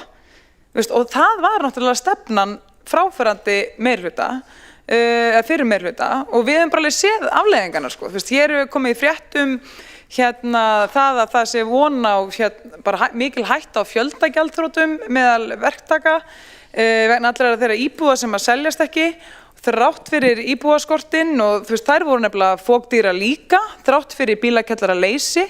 En þá hafði borgarfulltrúi Vinstrisins engar áhyggjur því að kröfur borgarinnar dýra fermetra vegna verslunarrými væru að hækka íbúðaverð, og borgarfulltrúin hafði heldur aldrei þá neinar áhyggjur því að krafan að það yrði að vera svo og svo margar 4 og 5 herbergja íbúðir sem að eiginlega lítið sem engin eftirspurn var eftir væri að hækka íbúðaverð annars staðar, eða þá að forkaupsréttarkröfunar væru líka að hækka íbúðaverð. Þetta var bara eitthvað sem að bara viðkomandi hafði engan áhuga á, sko. Það er ekki fyrr en að það er verið að tala um bílakjallara sem að það er alltaf að tala um eitthvað sé svo dýrt í uppbyggingu og það sé svo að þetta skuli hækka íbúðarverð. Það er einungis það kemur að þjónustu við fólk sem að kýsa keyra sem að þetta verður eitthvað áhyggjuefni hjá viðkomandi borgarfulltrúa. Eða þá öðrum sem að hafa verið að taka svona til orða, sko. Þannig að en það er einmitt markaðurinn eða fólkið sem hefur sýnt með veskinu að það metur það mikils þegar það er bílakjallari og ef það svo ólíklega skildi nú vera að einhvern tímann í framtíðinni að þá verði engin not fyrir bílakjallara eins og við nýtum þá í dag, þá er augljóslega hægt að gera fullt annað við þá eins og fjölmörg dæmi eru erlendis. Ég meina, fyrsta sem ég tek eftir er að, jú, það er hægt að koma hjólumanna niður, það er hægt að breyta þessu í geymslur, það er hægt að gera ýmislegt, nákvæmlega eins og bílskúrar á mörgum stöðum í gamla Vesturbænum eða Vesturbænum hafa breyst úr því að vera bílskúrar yfir í bara íbúðarhúsnæði, geymslur og vinnurými. Þú veist, notkun rýma tekur endalausum breytingum eftir þörfum fólksins. Og það er ekki okkar að spá fyrir endilega nákvæmlega hverja þarfir fólks verðar og þetta getum haft einhverja hugmyndir það. Það er okkar eins og að bara mæta fólki og þjónusta þarfir þeirra núna og láta hlutina ganga upp. Og það er bara einfaldlega þannig að það er sýn þessa meirihluta í skipulagsmálum og uppbyggingarmálum að vilja meiri gróður, vilja minni ofurþéttleika, vilja mannvæna byggð. Þannig að við erum minna spennt fyrir bílastæði á húsum hvar er hægt að koma fyrir bílakjallara einfallega vegna þess að við viljum nýta þetta land ofanjarðar í eitthvað mannvænt og fallegt eins og hér hefur komið fram. Þannig að ég segi bara, þú veist, það er ekkert dýrara en að taka vondar ákvarðanir sem að þjóna ekki neinum. Þannig var þetta hérna áður fyrr, við erum hætt við það og vonandi að þá sé náttúrulega bjartari tíma framöndan. Borgarfulltrúi Ragnhildur Alda hefur þá lokið máli sínu og einn borgarfulltrúi hefur óskað eftir því að veita andsvar og það er Bjarnveig Birta Bjarnadóttir, borgarfulltrúi. Borgarfulltrúi Alda, þú getur bara mætt hér í pontu og talað bara þín mál og mál meirihlutans og ég hvet þig til að gera það. Þú þarft ekki að vera að horfa í baksýnisspegilinn og ég vona að borgarfulltrúarnir hérna inni búa öðru og dýpra pólitíska erindi en að tala niður til Samfylkingarinnar og fráfarandi meirihluta sem satt hér á síðasta kjörtímabili við hvert tækifæri og við getum bara farið að horfa fram á veginn. Ég er ný í pólitík og ég er ekki hingað komin til að tala um það hvað Sjálfstæðisflokkurinn og Framsókn og hvað þá Viðreisn sögðu og gerðu einu sinni, þó að mér finnst alveg gaman að vitna í borgarfulltrúa Einar Þorsteinsson endrum eins. Ég er bara spennt að heyra hvaða hugsjón er hér á baki þessum hugmyndum sem meirihlutinn ætlar að kynna á kjörtímabilinu og ég fagnaði reyndar að borgarfulltrúi Alda og því sem borgarfulltrúi Alda sagði hér gróður og mannlíf í borginni. Ég heyri ekkert frjálslyndi og frelsi nema kannski frá borgarstjóra Hildi Björnsdóttur. Ég heyri bara kvabb og kvein hvað síðasti meirihluti gerði á síðasta kjörtímabili. Förum að horfa áfram veginn. Borgarfulltrúi Bjarnveig Birta hefur lokið við að veita andsvar og svara þá andsvari borgarfulltrúi Ragnhildur Alda. Já, ágæti forseti, það er einfaldlega þannig að störf fyrir meirihlutar voru hérna til umræðu af hálfu annarra en mín eigin. Fyrir utan það að það er bara mjög eðlilegt að ræða af hverju vera að breyta frá fyrir stefnum sem að voru því miður setta fram hérna í tíð Samfylkingarinnar. Ég náttúrulega veit ekki alveg hvað var að gerast hérna sko, ég veit ekki hvort að borgarfulltrúin sé kannski bara mjög ósáttur við fyrirstörf Samfylkingarinnar og þess vegna vilji viðkomandi borgarfulltrúi ekki að þetta sé rifjað upp, en það er bara mjög eðlilegt að við erum að gera breytingar frá fyrir stefnu, að ræða fyrir stefnu og hvers vegna við erum að breyta frá fyrir stefnu í átt að nýrri stefnu. Það er ekkert óeðlilegt við það. Annað varðandi kvabb og kvein, ég bara býð borgarfulltrúan velkomin í borgarstjórn. Þetta verður mikið brekka en það er hérna engin skortur á kvabbi og kveini. Já, borgarfulltrúi Ragnhildur Alda hefur lokið við að svara fyrra andsvari og já, það hefur verið óskað eftir öðru andsvari frá borgarfulltrúi Líf Magnúðardóttur. Nei, já, fyrirgefðu borgarfulltrúi. Við ætlum að halda áfram með mælendaskránna. Næstur í pontu er Róbert Ragnarsson, borgarfulltrúi, gjörðu svo vel.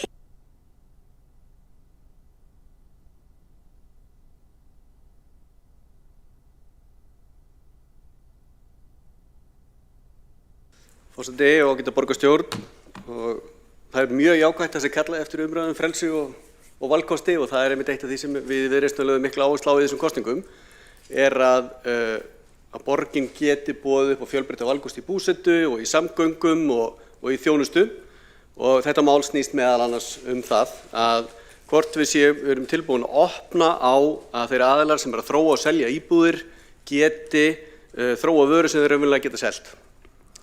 Fjölbreytta valkosti í íbúðamálum.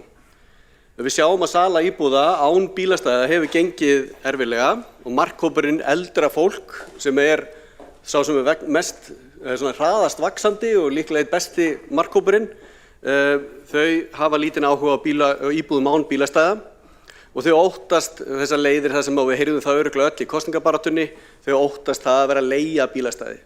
Þau eru búin að setja út 100 milljónir eða það meira í að festa því í einhverju fasteign og ert síðan að borga leigu af bílastæðinu sem út með, en þá ert orðin svolítið fangi í þessum markaðsaðstæðum og þarft að sæta því að leigan hækki.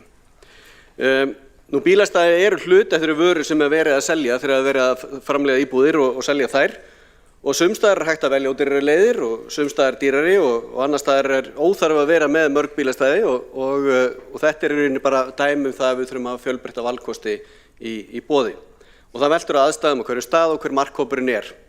Ég hef trú á að skipulagsyfirvöld og markaðurinn, sem sagt þróunaraðilarnir og skipulagsyfirvöld geti leyst þessi mál í samstarfi og það sé ekki þörf að binda þetta of í reglur, heldur höfum við einmitt frelsi til þess að finna lausnirnar. Borgarfulltrúi Róbert Ragnarsson hefur lokið við sína ræðu og næstur á mælendaskrá er borgarfulltrúi Birkir Ingibjartsson. Gjörðu svo vel.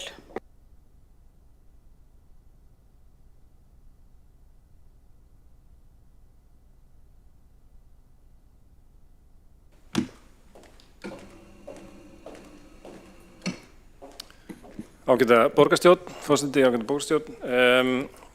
Þessi umræða sannar náttúrulega það að það fátt sem að sameina okkur öll í umræðin bílastæði. Ég segi bara velkomin í borgarstjórn því sem að venjast þessu. Þetta verður dálítið svona örugglega annað hver fundur. Bara góð umræða, gaman að ræða þessi mál sem koma að snúa að hinni byggðu umhverfi. Það það sem að dreifur mig í pólitík allavega. Bara aðeins varðandi bílastæði kjallara og svona þá náttúrulega og bílastæði hús. Hann ekki fann að telja hérna, en ég get alveg talað endalaust þessi mál ef svo ber undir. Þú veist, bílastæði kjallarar eru frábærir eins og hérna upp að einhverju marki. Bílastæði hús geta líka skilað ákveðnu hlutverki í nýjum hverfum. Eitt af því sem hefur auðvitað verið talað í því samhengi einmitt að með því að taka kannski svona stóra magnið umfram það sem kannski svona lágmarksþörf í bílastæðaþörf í nýjum svæðum með bílastæðahúsum einmitt að þá að létta á kostnaði inn á hver einustu lóð að vera með bílakjallara þar undir. Það fyrsta lagi auðvitað minnkar kostnað við uppbyggingu á þeirri lóð eða þeim reit.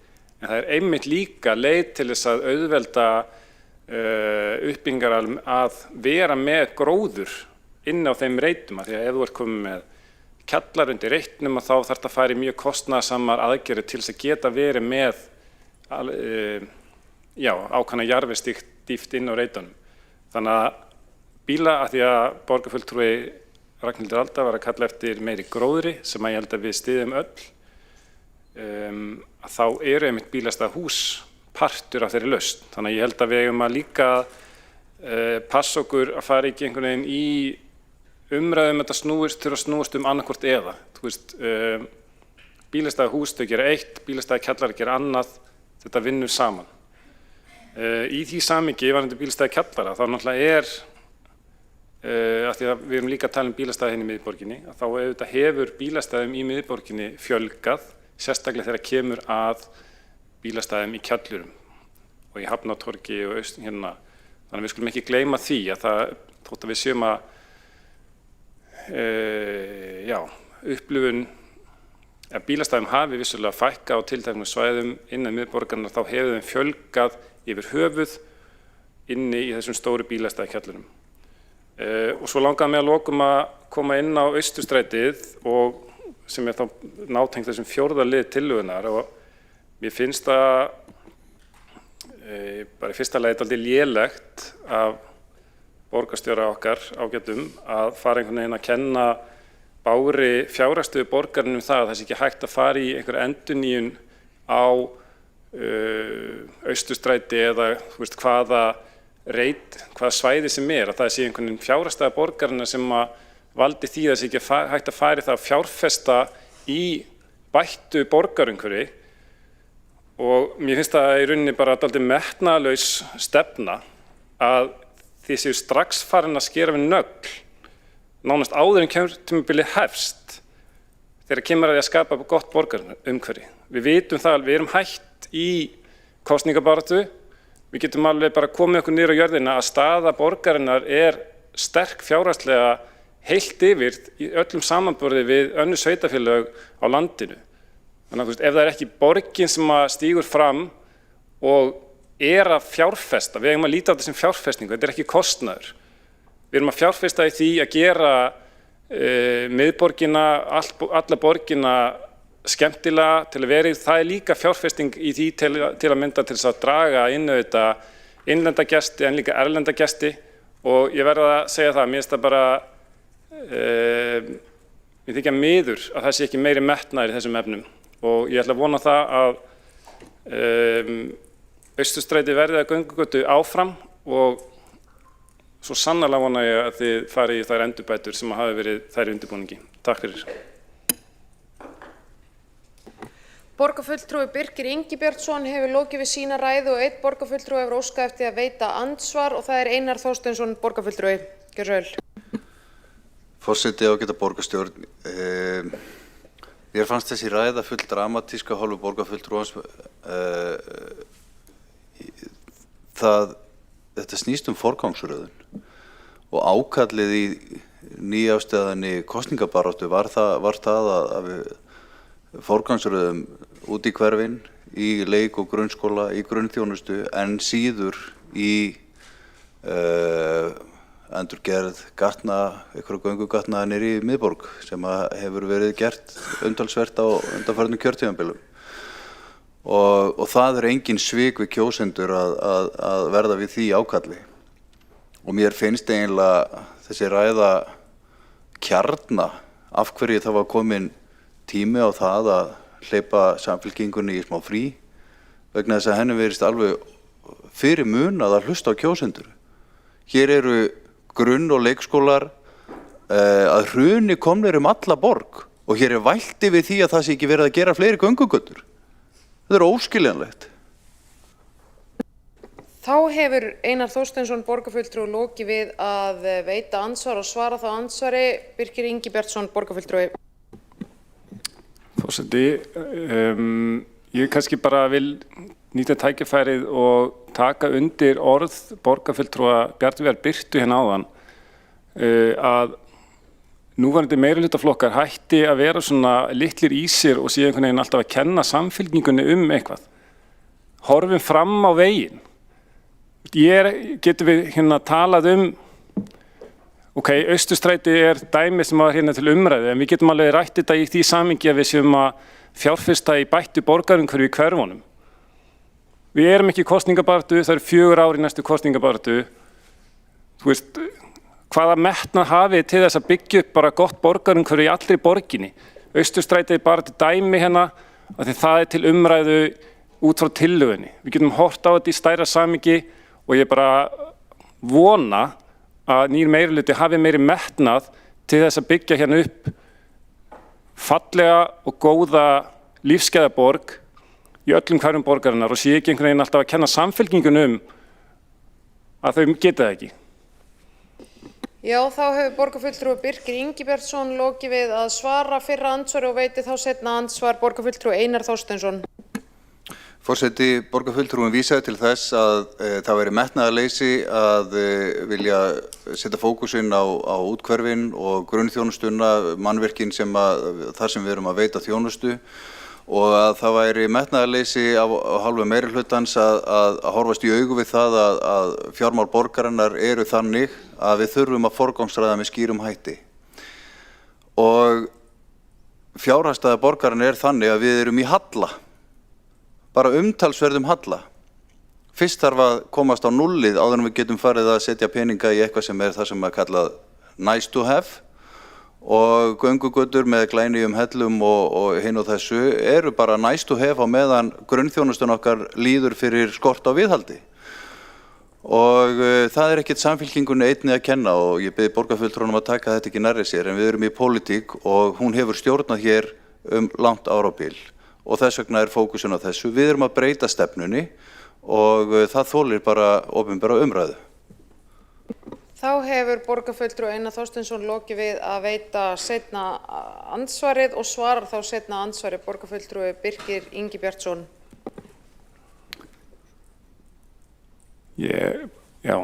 Forseti, bara ítreka, mér finnst hérna, þú veist, þið þurfið ekki að vera svona lítil í ykkur í nýja meirihluta. Þú veist, það er bara sýnið smá metnað hvað þið ætlaði að gera, sýnið smá framtíðarsýn. Þú veist, getum við reynt að tala bara hvaða gæði við ætlum að skapa en þetta aldrei abstrakt. Við þurfum ekki að fara alltaf í einhvern veginn að tala einhverja leikskóla og auðvitað það mikilvæga stofnanir og við viljum að gera vel, en getum við líka reynt að tala þetta bara í aðeins stærra samhengi. Við erum ekki í kosningabaráttu og reynið að vera til unnu góðan sigur, bara verið stór og sýnið metnað og framtíðarsýn hvað þið ætla að gera hérna. Vinsamlegast, takk. Þá andsvörum lokið og við höldum áfram með mælendaskrá og næst hér upp borgarfulltrúi Líf Magnúðardóttir.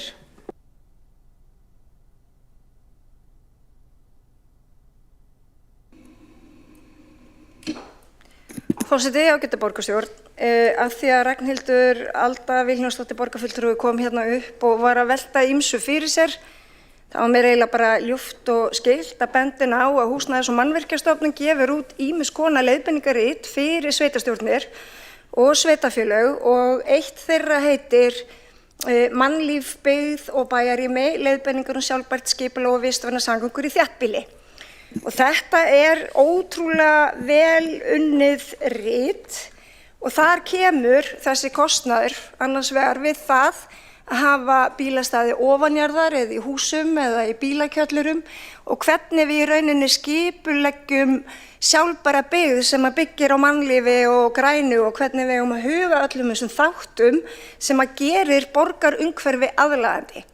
Og ég mæli með því að borgarfulltrúinn lesi þetta rit og í því stendur og fjallar á blaðsíðu 86 meðal annars þá talað samanburð á fyrirkomulagi og kostnaði bílastæða.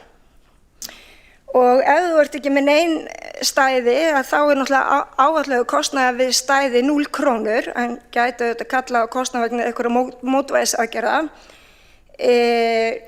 Núllstaðan ekki það sem ákjósanlegt, þess vegna höfum við markað okkur alls konar stefnu í því.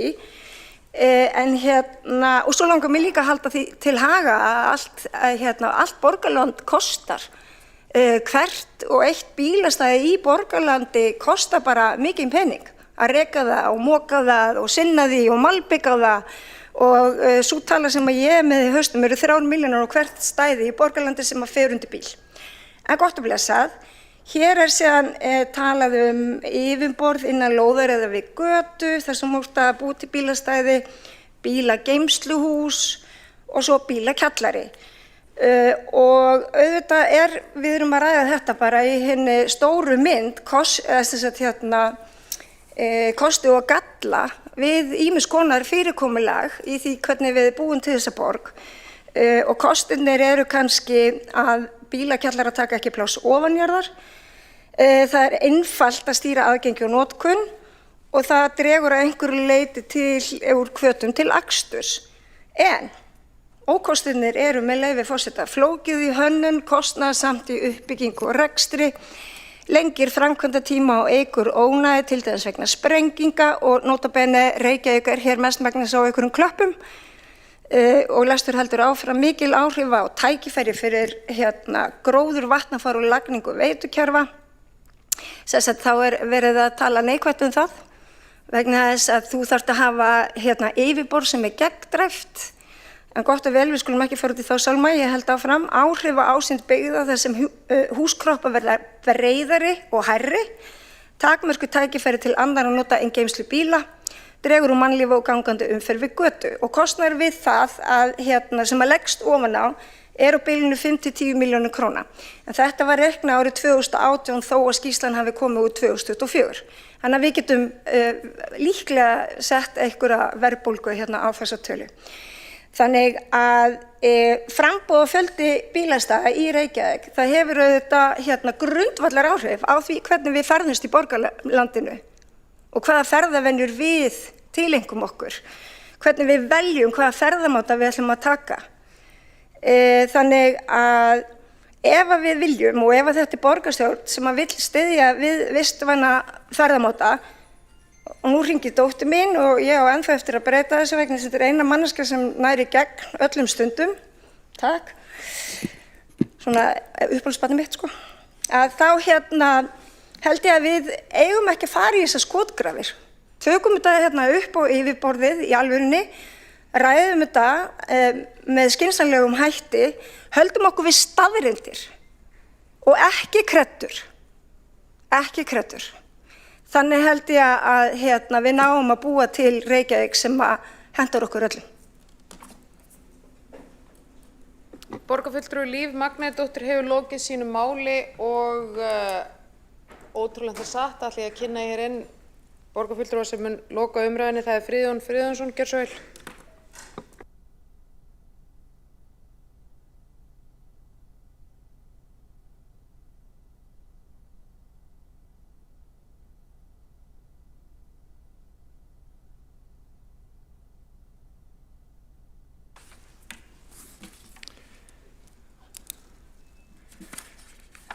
Forseti, já, það er með, ég held að það sé með kreddurnar eins og það er með flísirnar og bjálkana í augum fólks, að það sem er einu manni sjálfsagt er kannski kredda fyrir einhverjum öðrum. Mér langar til að þakka fyrir þessu umræðu. Hún er búin að vera mjög góð. Ég held að hún muni halda áfram. Það er augljóst að hún muni halda áfram á vettvangi umhverfis- og skipulagsráðs. Það er af svo mörgu að taka að það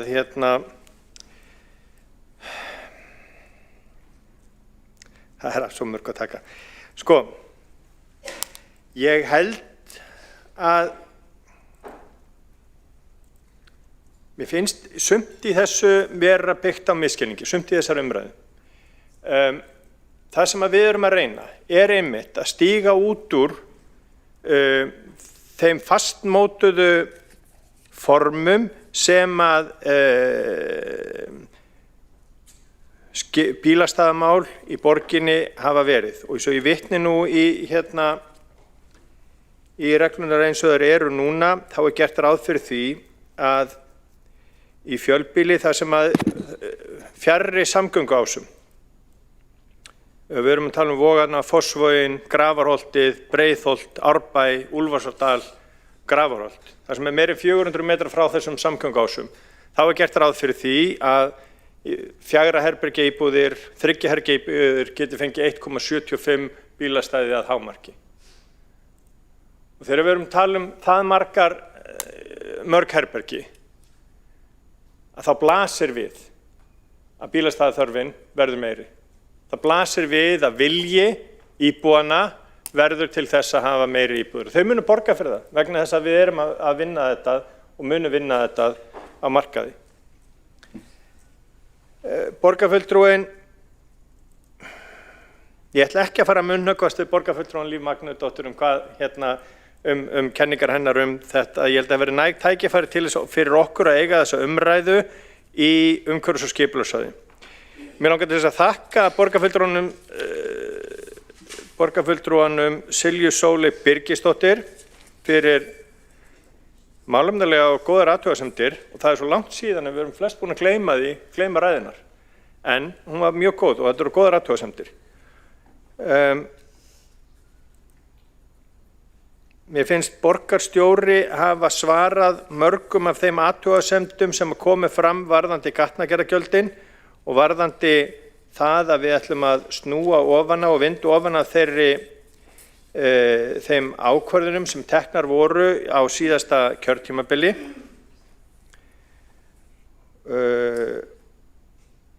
Og svo langar mig til þess að segja það að auðvitað höfum við metnað fyrir því að borgarlandið og að borgin þróist með skemmtilegum og jákvæðum hætti.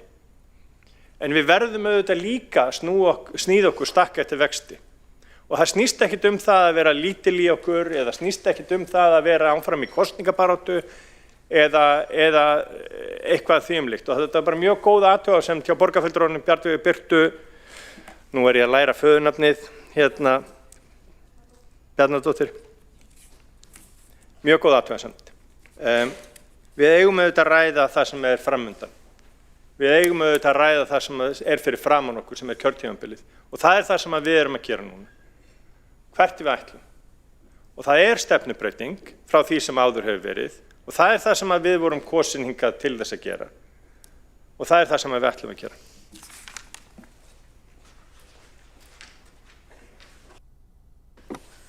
Þá hafa ekki fleiri borgarfulltrúar kveðið sér hljóðs í þessari umræðu og henni því lokið og við göngum þá til atkvæðagreiðslu tillögu borgarfulltrúa Sjálfstæðisflokksins, Viðreisnar og Framsóknarflokksins endurskoðun bílastæðamála í Reykjavík og þeir sem eru samþykkir tillögunni vinsamlega skifi merki.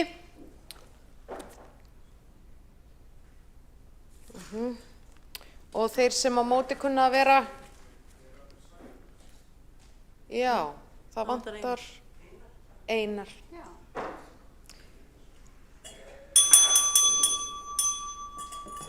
Vel spottað.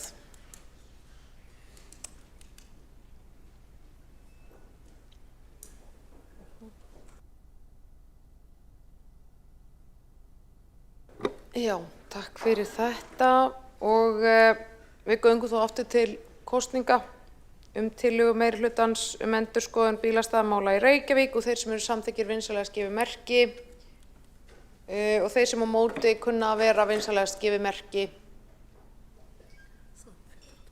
Já. Tillagan er þá samþykkt með 15 atkvæðum og við vindum okkur þá í 4. lið á dagskránni hér í dag sem tillaga borgarfulltrúa Miðflokksins að mannréttindaráð verði lagt niður og tekur þá fyrstur til máls borgarfulltrúi Ari Edwald.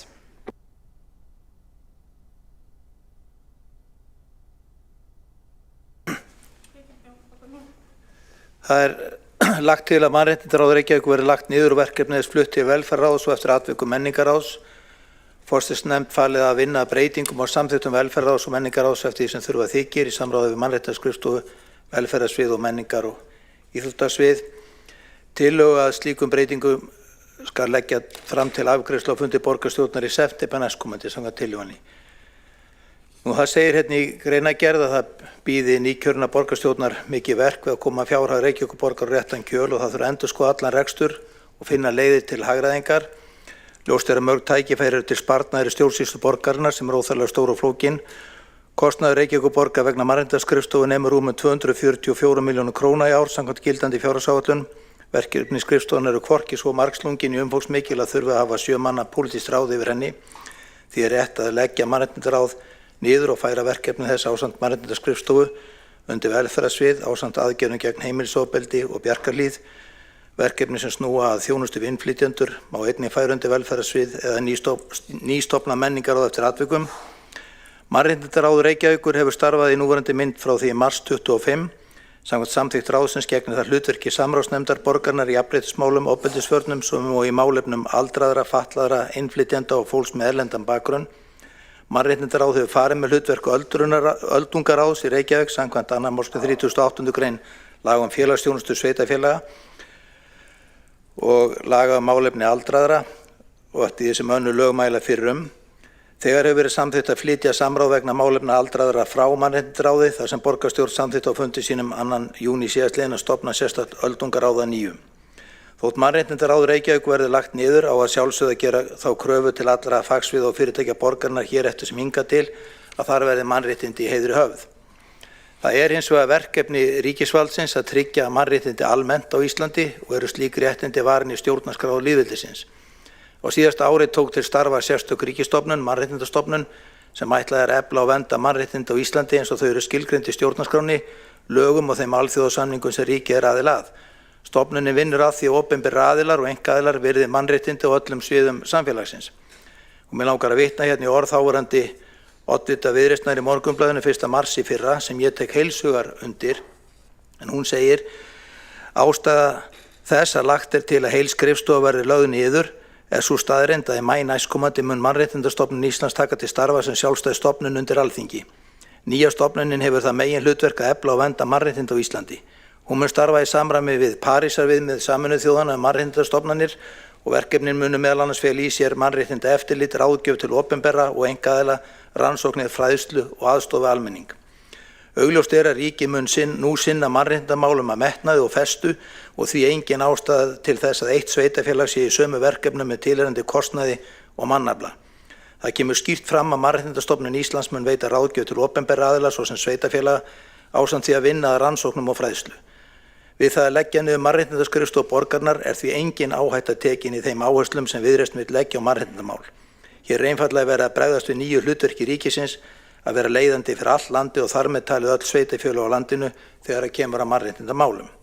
Ennfremur segir, það er okkar mat eftir 7 ár við stjórn borgarinnar að umrætt ráð, það er einnig fjallað þarna stafrænt ráð, hafi verið tilraunarinnar virði en komið það við ljós að ekki sé knýjandi þörf fyrir ráðin 2 og verkefni sem þar voru geta auðveldan hátt verið felld inn í verkefni fagráða borgarinnar. Tilvitnun lýkur. Í tilvitnaðri grein er talað mannréttindaskrifstofu en tillagan sem hér liggur fyrir gerir ráð fyrir að verkefni mannréttindaráðs ásamt mannréttindaskrifstofu færist til viðeigandi fagsviða borgarinnar. Ég saknaði þess raunar í því skjali sem að hér var lagt fram á síðasta borgarstjórnarfundi kostnað þeim stjórnkerfisbreytingum sem ákveðnar hafa verið að ekki var fjallað þar mögulegt hagræði af þeirri breytingu sem að hér er lögð til. Þar var þó ýmsu velt upp sem ekki hefur verið rætt eða ákveðið en sem komið er. Allt slíkt er þó sjálfsagt að ræða og skoðun okkar Miðflokksmanna er sú að tillagan sem að hér liggur fyrir eigi að vera hluti af þeirri umræðu. Nú hér er ekki sett fram áætlun eða spá beinan fjárhagslegan afleiðing af þessari breytingu sem lögðu til en hugmyndir hafa verið áður í tengslum við tillögugerð niðurlagningu þessa fagráðs og skrifstofu umtalsverðan ávinning, til dæmis í umræðum fjárhagsáætlun fyrir 2026. En ég þó loki máli mínu varðandi þessa tillögu. Takk. Já, þá hefur lokið máli sínu Ari Edvald borgarfulltrúi og næst á mælendaskrá er Hildur Björnsdóttir borgarstjóri. Forseti ágæta borgarstjórn, ég þakka borgarfulltrúunum tillöguflutninginn. Ég vil byrja á að upplýsa að á verkefnalista nýs meirihluta kemur fram á 100 daga plani okkar að við ætlum að færa nauðsynleg verkefni mannréttindaskrifstofu yfir á velferðarsvið og ráðast í skipulagsbreytingar á skrifstofu borgarstjóra. Þessi vinna er nú þegar hafin, svo það sé upplýst það. Tillaga Miðflokksins gengur út á það að mannréttindaráð verði lagt niður og verkefni þess færð til velferðarráðs og menningarráðs. Það er hægt að hafa skoðunar á því hvort það sé nákvæmlega rétt á útfærslan en það sem við erum auðvitað að leggja til með er að ganga lengra í sjálfu sér og leggja upp með og að færa þessi verkefni mannréttindaskrifstofunnar til að ná fram raunverulegu hagræði. Þessi vinna sem að snýr að mannréttindaskrifstofunni og þá jafnframt mannréttindaráðinu, hún stendur núna yfir. Ástæða þess að þetta kemur ekki inn á fyrsta fund nýrrar borgarstjórnar er að þarna þarf auðvitað að vanda mjög til verka. Þarna undir eru lögbundin verkefni sem snúa að aðgengismálum, öldrunarmálum og jafnréttismálum og það er líka auðvitað mikilvægt að við þessa vinnu sé tryggt eins og kemur einmitt fram í tillögu Miðflokksins að mannréttindi séu alltaf í heiðri höfð hér í rekstri okkar í borginni. Þegar að þessar tillögur munu koma fram sem verður bara næstu dögum og vikum að þá munu þetta liggja fyrir mat á því hvað hagræði þetta mun fela í sér og þannig að það mun allt saman liggja skýrt fyrir. Ég ætla að leggja til að þessi tillaga Miðflokksins að henni verði vísað inn í hagræðingahópinn sem nú hefur verið stofnaður og hún verði þá tekin til skoðunar og inn í myndina við þessa vinnu. Hildur Björnsdóttir borgarstjóri hefur lokið máli sínu og næst á mælendaskrá er Regína Ásvaldsdóttir borgarfulltrúi. Gjörðu svo vel.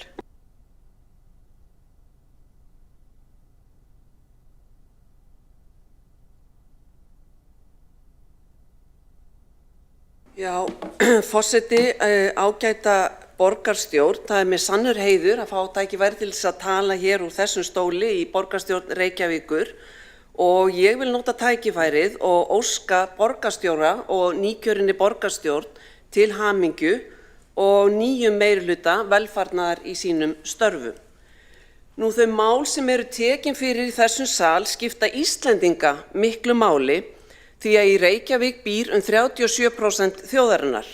Hér eru oft teknar stefnumarkandi ákvarðanir sem að varða veginn fyrir önnur sveitarfélög og hafa þannig áhrif á alla landsmenn. Það er því ekki nema von að hér sé tekist á hlutina og ég vona samt að okkur takist að gera það á uppbyggilegan hátt á þessu kjörtímabili. Það voru stigin stór skref þegar mannréttindastefnan var samþykkt árið 2006. Hún var samþykkt hjá Reykjavíkurborg og það var fyrsta sveitarfélagið.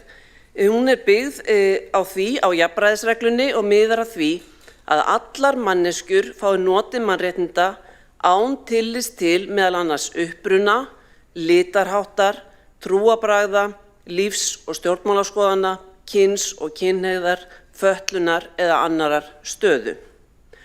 Og til að fylgja þessari stefnu eftir var stofnuð mannréttindanefnd og síðan staða mannréttindafulltrúa. Staða jafnréttisfulltrúa sem hafði verið í stjórnsýslunni var lögð niður samhliða og störfin voru, það voru færð til störf til að setja þessa nýju skrifstofu á laggirnar.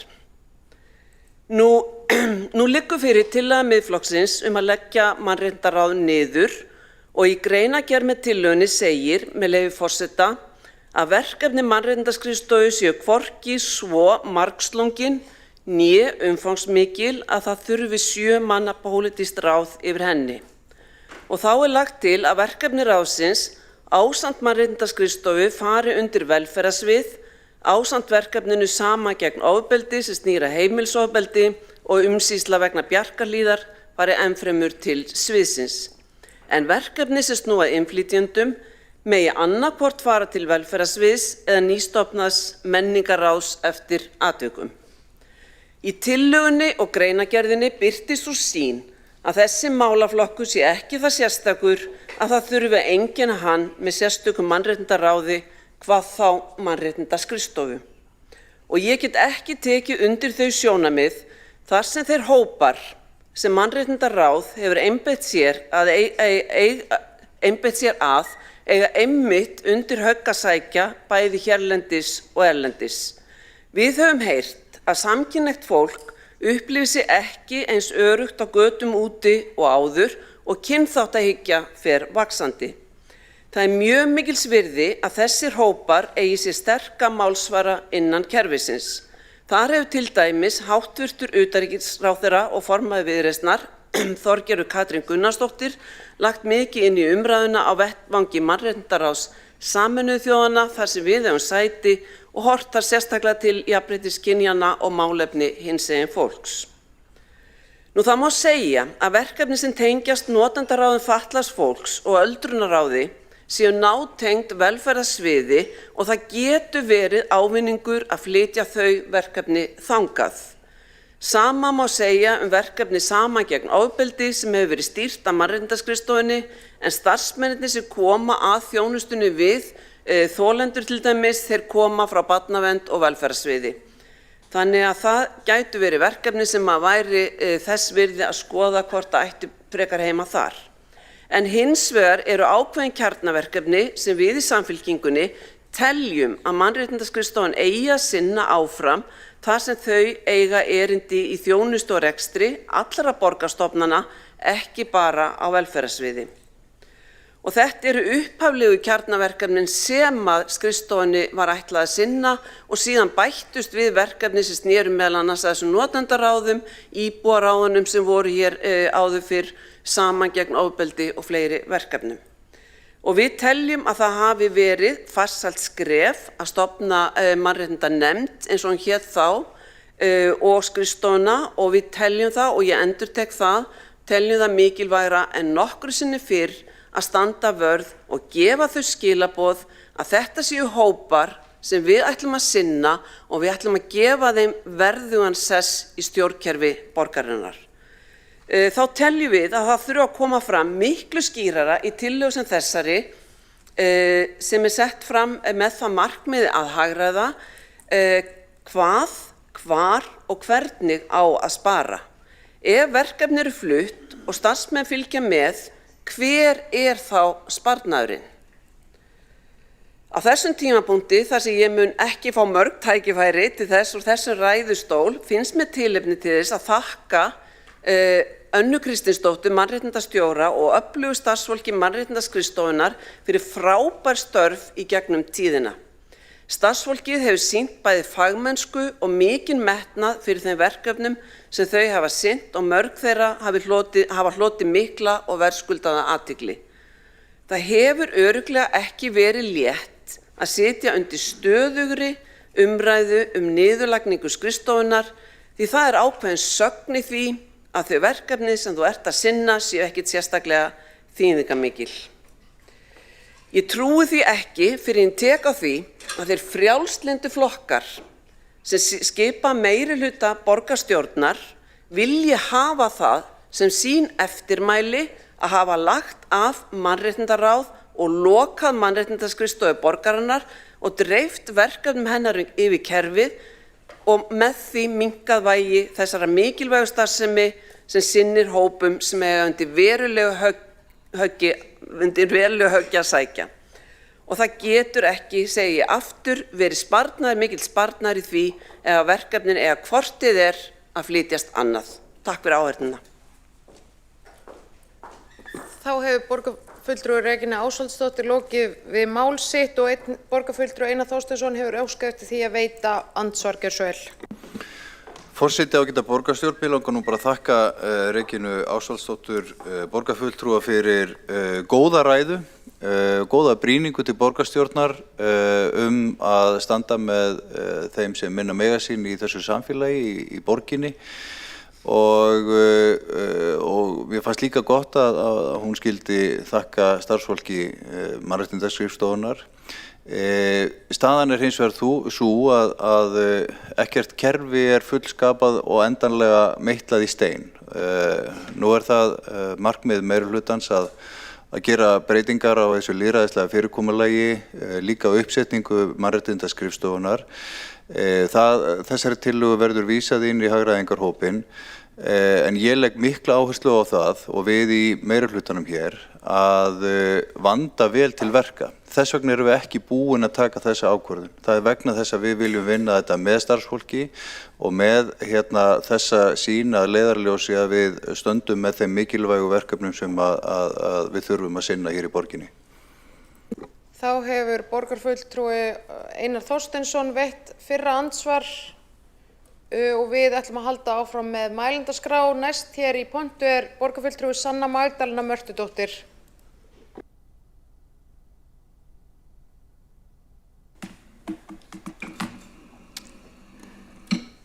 Forseti og borgarstjórn, hér dálítið talað eins og það sé ekkert mál að færa stór verkefni við að mikil verkefni, umfangsmikil verkefni, bara undir önnur svið eða ráð. Við bara færum þetta ekkert mál.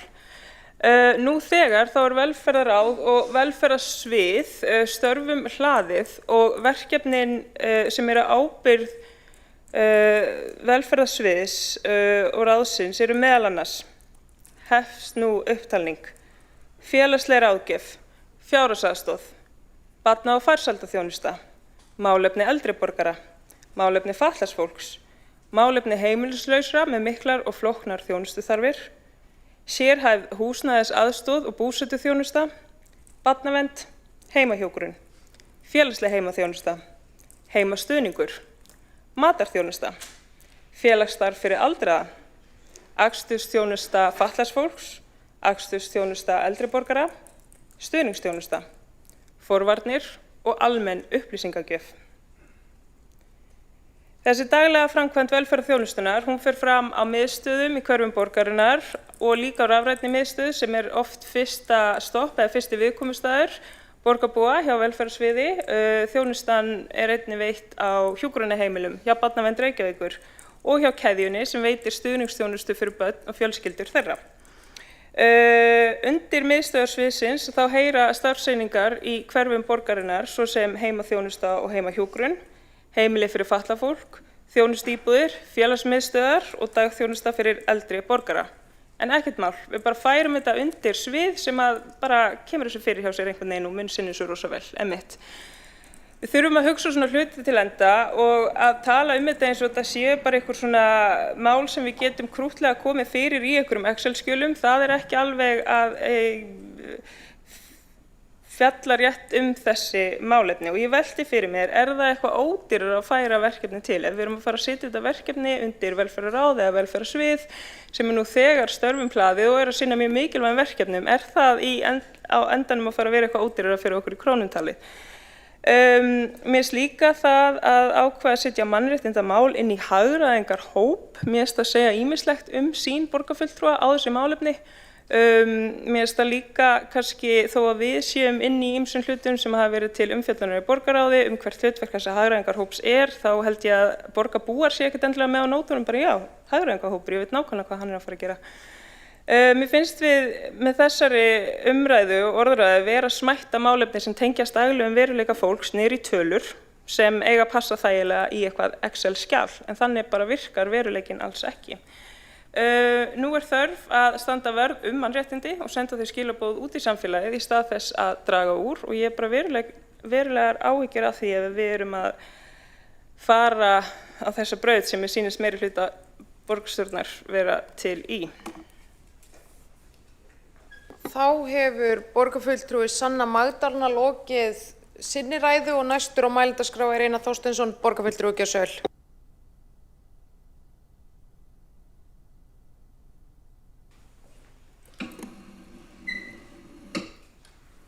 Forseti, ágæta borgarstjórn, ég ætlaði nú ekkert að koma hérna upp en að því að umræðan aðeins farin að þyngjast varðandi þessa tillögu þá langar mig aðeins að taka til máls. Borgarstjóri nefndi það hér áðan að við gerum þá tillögu að þessari tillögu Miðflokksins verði vísað inn í hagræðingarhóp en hann heitir líka hagræðingar og stjórnkerfisbreytingahópur. Og við höfum gripið til nokkurra breytinga strax lögðum niður stafrænt ráð, færðum það undir borgarráð, einfaldlega vegna þess að umsýsla á svona ráði heilmikil vinna fyrir sviðið og við viljum nýta tíma starfsfólks betur og þessi stafrænu mál hríslast inn í alla starfsemi borgarinnar, þverar sviðin. Þetta þjónustu og nýsköpunarmál og nær þannig til allra sviða og stofnana borgarinnar.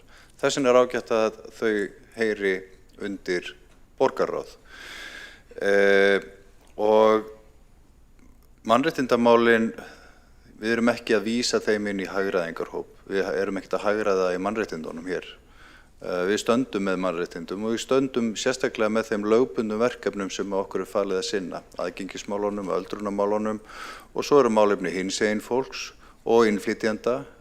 Allt þetta mál sem eru hluti af kjarnastarfsemi borgarinnar og hríslast niður í alla starfsemi borgarinnar. Þannig að það mikilvægt að við vöndum okkur þegar við gerum breytingar á þessum málaflokkum og það sannarlega stefna þessa meirihluta að vanda til verka. Við hefðum alveg, miðað við svona kannski tónin í kosningabaráttunni, þar sem við aldrei verið að takast á þetta og einhver hluta vegna þá mannréttindaskrifstofan oft nefnd sem einhvert ógurlegt bruðl. Öll vitum við það að kostnaðurinn við hana er bara smáaurar í stóra samhengi rekstrar borgarinnar. En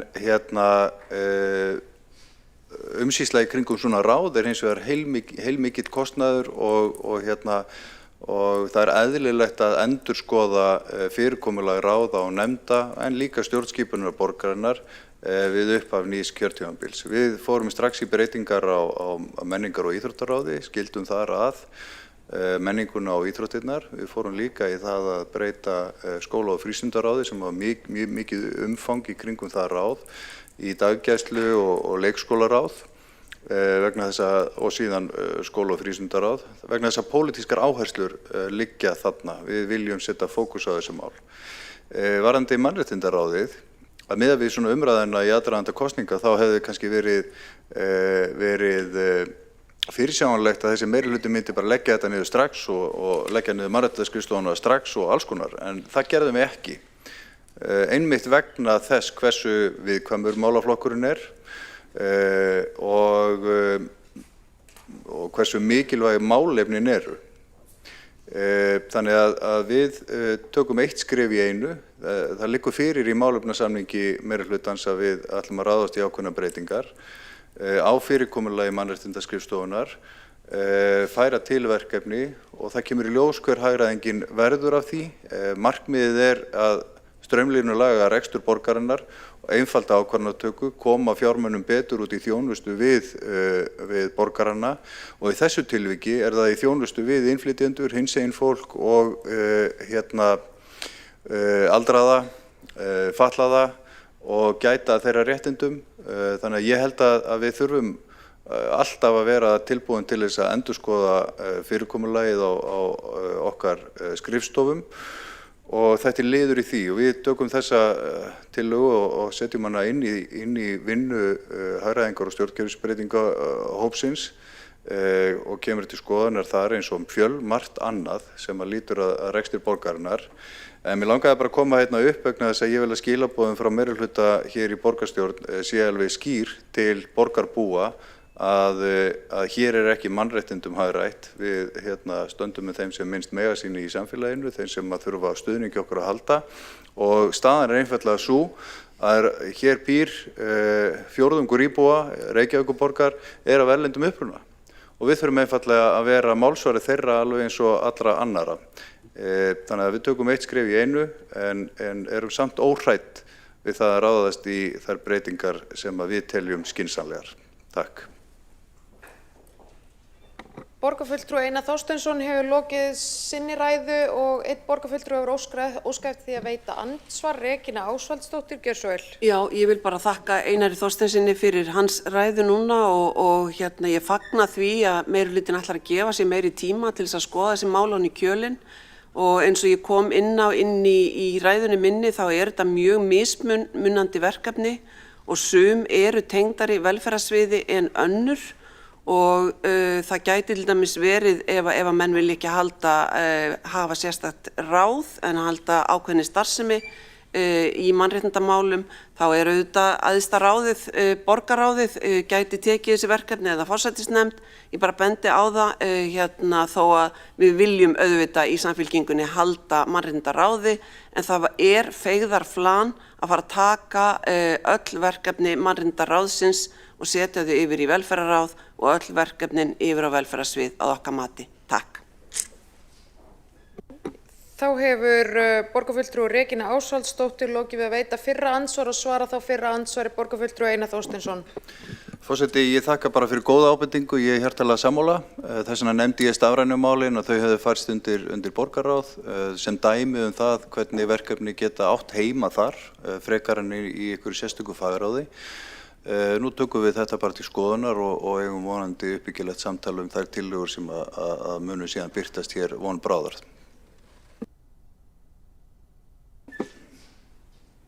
Vill borgarfulltrúi veita annað andsvar? Nei, við höfum þá lokið við mælendaskrá í þessu tiltekna máli og hér hefur verið borin upp málsmeðferðartillaga að vísa tillögu Miðflokksins að mannréttindaráð verði lagt niður til meðferðar hjá stýrihópum hagræðingar og stjórnkerfisbreytingar í borgarkerfinu og þau sem eru býtum við? Nei. Alda hér. Þau sem eru samþykkt þeirri málsmeðferðartillögu vinsamlegast gefi merki. Já, og það eru 15 atkvæði þegar meirihlutinn og Miðflokkurinn og þau sem á móti eru, það eru fulltrúar Sósíalista, Vinstrisins og Samfylkingarinnar, 8. Já, og þetta var samþykkt með 15 atkvæðum og við ætlum að halda áfram með dagskrána. Það er 5. liðurinn, þar tillaga borgarfulltrúa Vinstrisins uppfærslu mötuneyta í skólum borgarinnar svo elda megi á staðnum og það er borgarfulltrúi Líf Magnúsdóttir sem tekur fyrst til máls. Gjörðu svo vel, Líf.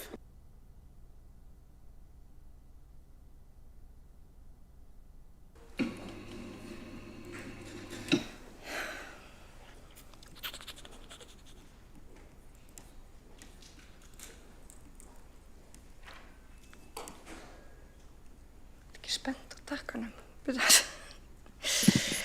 Forseti, ágæta borgarstjórn, við í vinstrinum Venstret leggur fram tillögu sem að í rauninni bara mjög einföld og bara býsna góð, svo ég segi sjálf frá því. Við reyndar uppfærðum hana aðeins og hefur hún ekki verið send, öllum borgarfulltrúum, svo breytt þá og ég hugsi bara fari aðeins yfir hana. Ég ætla ekki að hafa sérstaklega langt mál, en það alveg þannig að matast á skólatíma, það auðvitað líka menntun. Og við þurfum að búa börnum góðar aðstæður til þess að fá næringaríkan mat á skólatíma, en líka kannski til þess að geta bragðað á öllu og að tímið þeirra í mötunetunum sé góður og gefandi, að það sé góð hljóðvist, að þar séu eldhús sem að geta eldað matina á staðnum. Það býr til bara allt öðruvísi skólabragð að hafa einhvern sem að getur sinnt mötunetunum og í eldhúsinu. Ég veit það til dæmis eins og í leikskóla barnanna minna að þá þekktu allir Kristi sem var kokkurinn þar og kom alltaf hjólandi. Og einu sinni, þetta nú útúrdúr, og einu sinni sagði mér þá sögu okkur hún var alltaf hjólandi vegna þess að hún frá Sri Lanka og stúlkum var bannað að hjóla. Þannig að þegar hún flutti til Íslands ákvað hann að taka það upp og hjóla út allt. Allavega öll börnin þekktu Kristi og höfðu mikla matarást á henni og við höfum nú þegar nýverið samþykkt afar góða aðgerðaáætlun við matarstefnu. Og þar stendur að maturinn eigi að vera eldaður sem næst okkur og það liggur fyrir sú staðreynd að mörg skólamötuneyti geta ekki boðið börnunum upp á þetta. Og við í Vinstrinum viljum meina að það sé þá ekki gætt jafnræðis í þeim efnum. Og í rauninni þá felur það þessi tillaga í sér að við séum bara að fá þessa yfirsýn yfir hvar hægt að elda. Við höfum nú þegar fengið gögn aðkeypta mat, hvaða mötuneyti í leik- og grunnskólum þurfa að kaupa mat af þriðja aðila og við getum gert betur í þessu. Þannig tillagan felur í sér að taka þetta allt saman. Þetta gríðarlega mikið fjárfesting og það ekki bara það sem hangir á spýtunni að hafa góð eldhús og mötuneyti sem eru ásættanleg. Heldur snýst þetta auðvitað líka að geta ráðið fólk sem eldar. Og það yrði þá verkefni númer 2 í rauninni, að vera líka í þessu samtali fyrstir að sjá fjárfestinguna, hvort að við getum ekki sett hana á 5 ára áætlun í fjárfestingu. Og þá erum við að fara að undirbúa það við fjárhagsáætlunargerð sem bara núna. Þannig að þetta verkefni sem við getum tekið dálítið í fangið og fengið svona eitthvað yfirsýn yfir. Og svo getum við líka rætt það hvernig við þá aukum veg og virðingu þessara mötuneyta þannig að börnin geti fengið mat í sínu nærumhverfi. Já, og þarna var bætt við, svo ég fari kannski líka aðeins yfir það, við bættum við auðvitað umhverfis- og skipulagssviði að því að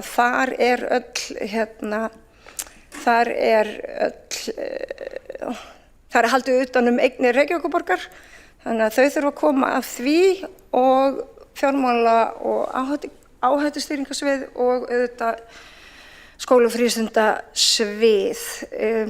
Þannig að ég vona bara að borgarstjórn taki vel í þessa frábæru tillögu sem veitir okkur einhverja yfirsýn yfir hvað þurfa að gera til þess að laga þetta. Hér meirihluti sem talar að auka vel í grunnþjónustu við börn og fjölskyldu þeirra og ef þetta ekki það þá veit ég ekki hvaða tillögu við getum fært ykkur næst. Ég vil lokið máli mínu. Já, takk fyrir það, borgarfulltrúi Líf Magneuðdóttir og næstur á mælendaskrá borgarfulltrúi Einar Þorsteinsson.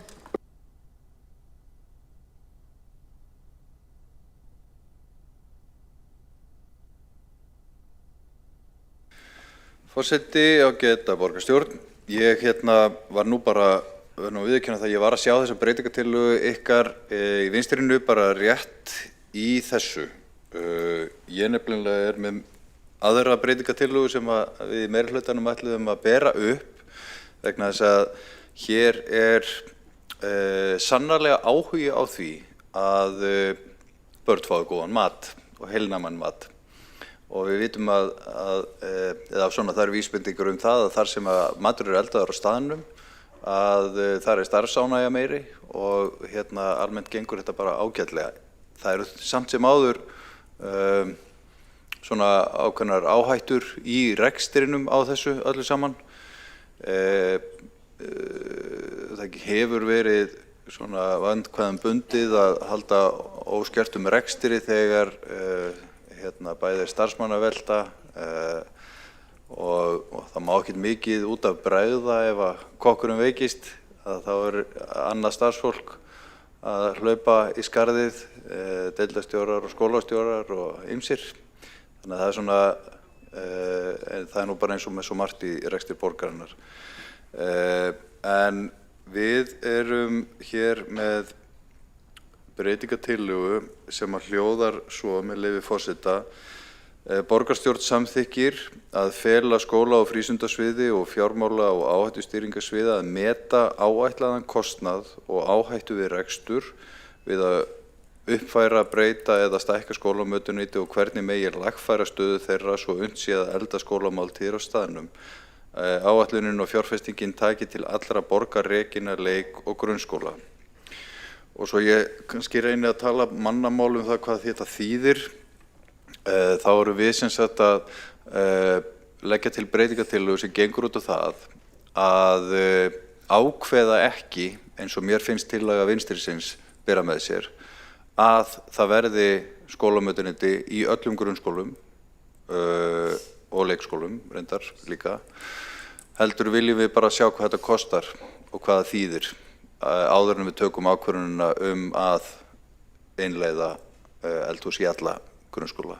Þeir eru náttúrulega í mjög mörgum. Nú man ég ekki alveg hvað það eru margir sem ekki eru með. Ég held að slæði því fram algjörlega án ábyrgðar og kannski verður hlegið að mér en ég held að það séu 16 grunnskóla sem ekki með eldhús. En skóla- og frístundasvið leiðir eftir mér þá bara eða þið hér í salnum ef ég hef rangt fyrir mér. Og sem sagt það vilji til þess að kanna þetta og það vilji til þess að bæta matinn í skólunum okkar en við treystum okkur ekki til þess að taka þá ákvörðun að lokinni þessari greiningavinnu þá verði ráðist í það að byggja og koma fyrir eldhúsum allstaðar. En við erum tilbúin að láta kanna þetta, hvað það kostar og hvaða áhrif það hefur á reksturinn. Þannig að þetta okkar tillaga. Þá hefur borgarfulltrúi Einar Þorsteinsson lokið máli sínu og næsta málendaskrá borgarfulltrúi Líf Magnúðardóttir.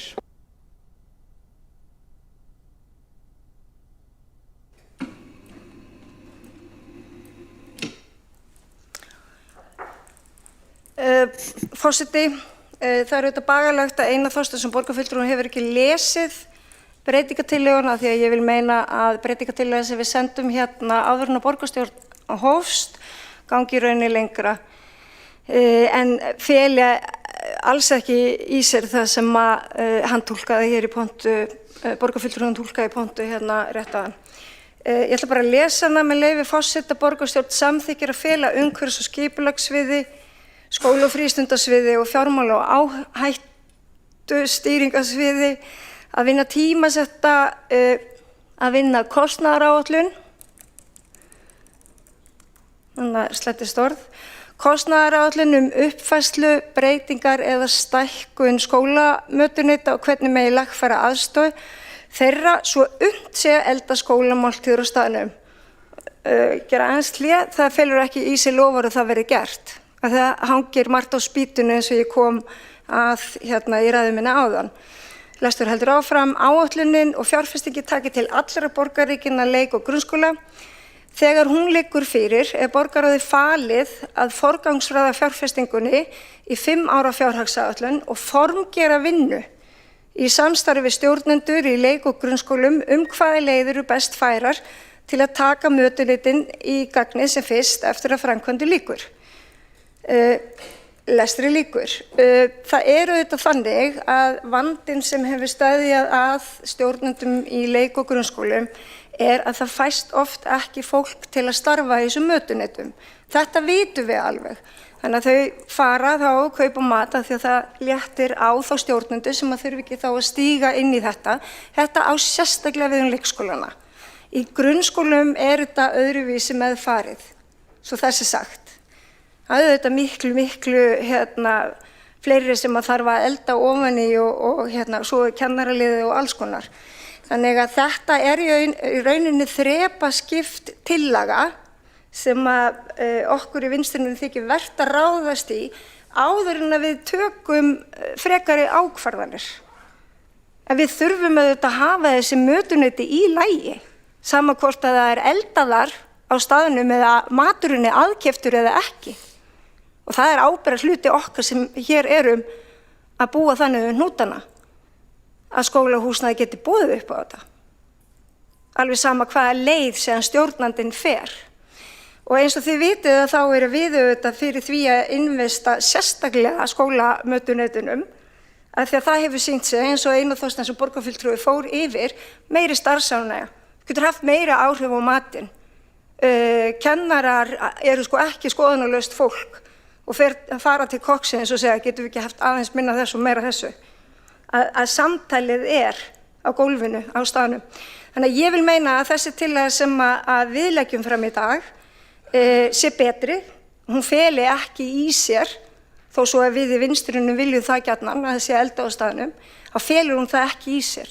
Heldur að fá þess að yfirsýn, gera einhverja áætlun og svo taka ákvörðun í kjölfarið. Þannig að ég vil meina að hún gangi lengra breytingatillagan sem við sendum áður en að borgarstjórn hófst. Já, borgarfulltrúi Líf Magnúðardóttir hefur lokið mál sitt og Einar Þorsteinsson, borgarfulltrúi, óskar eftir að veita andsvar. Gjör svo vel. Forseti, ég ósammála Líf Magnúðardóttur borgarfulltrúi það að í tillögu þeirra breyttri felist ekki skuldbinding það að ráðast í þessa fjárfestingu. Þar stendur, svo ég vitni beint, þegar hún liggur fyrir þessi áætlun borgarráði falið að forgangsraða fjárfestingu skólamötuneyta í 5 ára fjárhagsáætlun og formgera vinnu í samstarfi við stjórnendur. Þarna bara felst einfaldlega ákvörðun borgarstjórnar það að ráðast í þessar framkvæmdir og færa þær fyrst inn í 5 ára fjárhagsáætlun. Stefna meirihlutans gagnvart þessu máli svo að við erum ekki tilbúin að taka þessa ákvörðun svona langt. Við erum ekki tilbúin að forgangsraða þessu strax inn í 5 ára fjárhagsáætlun með skuldbindingu hér í borgarstjórn. Við viljum hins vegar bæta matinn í skólunum. Við viljum kanna hvað það kostar að ráðast í þessa fjárfestingu áður en við ákveðum að gera það hér með samþykkt þessara tillögu. Borgarfulltrúi Einar Þorsteinsson hefur lokið við að veita fyrra andsvar og svara þá fyrra andsvari borgarfulltrúi Líf Magnúðardóttir. Forseti, já, málskilningur okkar greinilega mjög ólíkur vegna þess að hér segir með leyfi forseta þegar hún liggur fyrir borgarráði falið að forgangsraða fjárfestingunni 5 ára fjárhagsáætlun og formgera vinnu í samstarfi við stjórnendur í leik- og grunnskólum hvaða leiðir eru best færar til að taka mötuneytin í gagnið sem fyrst eftir að framkvæmdu lýkur. Þannig að það líka ákvörðun í sjálfu sér að forgangsraða ekki einhverju tilteknu í fjárfestingu af því að það einhver ómöguleiki til staðar. Þetta verður bara að skoðast síðan í framhaldi af gagnavinnslunni þannig að þetta getur komið til síðar eða ekki. En þetta samtal við stjórnendur og ég held að það samtal fari fram þegar við höfum sankað að okkur þessum gögnum. Þá hefur Líf Magnúðardóttir lokið við að svara fyrra andsvari og veiti þá seinna andsvar borgarfulltrúi Einar Þorsteinsson. Forseti, mér finnst bara mikilvægt að þegar við samþykjum eitthvað í borgarstjórn þá sé alveg skýrt hvað erum að samþykja. Hér Vinstrið að leggja til að borgarráði sé falið að færa kostnaðinn inn í 5 ára fjárhagsáætlun og við erum ekki tilbúin að gera það. En við erum tilbúin að sjá hvað þetta kostar og meta það síðan í samhengi bara fjárfestingargetu borgarinnar, hvað erum við að setja í önnur mál og velta því fyrir okkur þegar við vitum fyrst hver verðmiðin staðan fyrir að skuldbinda okkur það hér með að samþykkja þessa tillögu til þess að setja þetta inn í fjárhagsáætlun. Þetta ekkert voðalega flókið. Já, þá hefur Einar lokið við að svara seinna andsvari. Já. Hann veitir andsvar og ég svara. Já, þú ætlar að svara seinna andsvari. Gjör svo vel, Líf Magnúsdóttir, borgarfulltrúi. Forseti, við í Vinstrinu viljum gjarnan að þetta yfirlit verði unnið og ég held að það fari bara best á því að við vinnum þá þessa breytingatillögu saman og sættust á þá útkomuna í því. Það verður þá mín tillaga hér að við kannski bara frestum þessum lið og göngum til næsta liðar og getum síðan afgreitt þetta síðar eða tekið tillöguna fyrir síðar. Vegna þess að ég til að mynda þá taldi Einar Þorsteinsson borgarfulltrúi ekki upp umhverfis- og skipulagssvið sem að ég tel mjög mikilvægt að sé haft með í ráðum, eiginlega bara grundvallar sviðið til þess að hafa með í þessum ráðum, þannig að þetta er þá mín tillaga og vonandi getur meirihlutin fallist á það. Já, þá er andsvörum lokið. Hér er komin fram fín tillaga sem ég held að við ættum bara að samþykkja, að fresta þessu sérst inn á fundinum og vinna áfram sameiginlega breytingatillögu. Nú mun forseti gera hlé í 20 mínútur á fundinum. Komum aftur Hvað segirðu? Já, fyrirgeðu Sanna. Það er einn borgarfulltrúi eftir á mælendaskrá. Sanna Magdalena, gjör svo vel.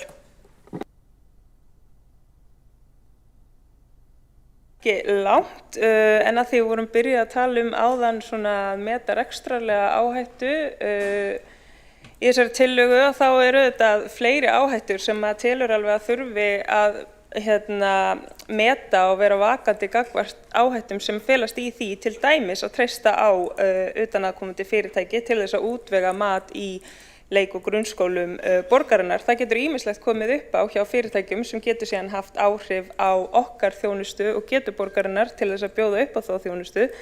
Það er auðvitað komið fram í umræðuna ef við erum að kaupa mat frá þriðja aðila sem er síðan að keyra með matinn á milli staða og kannski maturinn framleiddur utan Reykjavíkurborgar, jafnvel í öðru sveitarfélagi, það hefur verið að keyra með matinn á milli staða, það hefur verið rætt áhrif þess á næringargildi, svo dæmi sé nefnt. Nú í stærra samhengi þá hefur líka bara verið fjallað útvistun og hvaða áhrif hún hefur á starfskjör þeirra sem eru að sinna þessari þjónustu. Arðgreiðslur þessara fyrirtækja sem sjá að bjóða upp á mat í skólum borgarinnar, skólum sveitarfélaga, þannig að það er mjög margt í þessu og þú veist, ég vildi bara nefna að ef við erum farin að meta áhættu í rekstri, að þá vildi ég taka fram að það er vert að hafa bak við eyrað að það eru jafnvel fleiri áhættur sem geta haft neikvæð áhrif á borgina og þau sem treysta þjónustu frá borginni þegar við erum að stóla á aðkeypta þjónustu frá þriðja aðila. Þannig ég vildi bara nefna þetta hér í þessari málstofu okkar. En mjög góð lausn að finna einhverja sameiginlega lendingu í breytingartillögu til þess að við sjáum bara metum þetta og höfum þá yfirsýnina. Takk fyrir. Borgarfulltrúi Sanna Magdalena hefur þá lokið sínu máli og við, eins og ég sagði áðan, þá frestum við þessu innan fundarins að afgreiða þessa tillögu og nú munum við taka 20 mínútna hlé og byrjum hér aftur 5 mínútur í 4.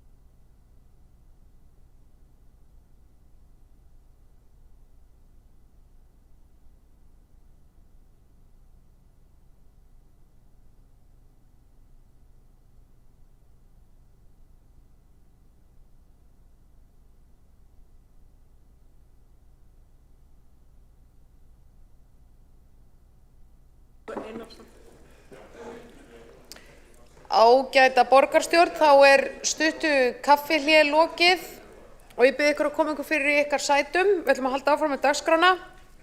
Næst förum við í 6. lið á dagskrá fundarins og það er afnotasamningur Borgarland í Gufunesi, uppsögn samanber 7. lið fundargerðar borgarráðs frá 11. júní. Og ég ætla að fá bara að opna strax mælendaskrá og fyrst til að taka til máls er Silja Sóley Birgisdóttir. Nei. Já. Einmitt.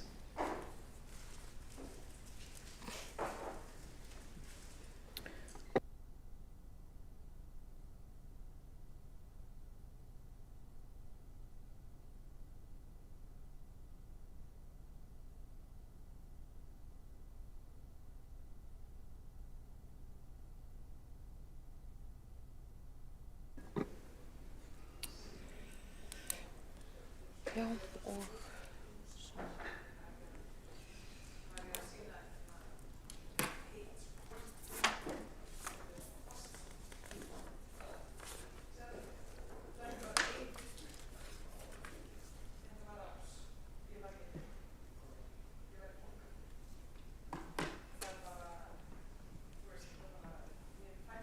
Ok, við erum að bíða eftir borgarfulltrúa, gefum þessu hérna örfáar mínútur.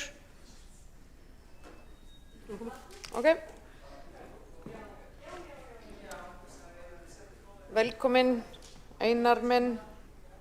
Við ætlum að halda áfram með fundin og fara í 6. lið. Það er afnotasamningur Borgarland í Gufunesi, uppsögn samanber 7. lið fundargerðar borgarráðs frá 11. júní og það hefur verið opnuð mælendaskrá og fyrstur er Einar Þorsteinsson, borgarfulltrúi. Okay.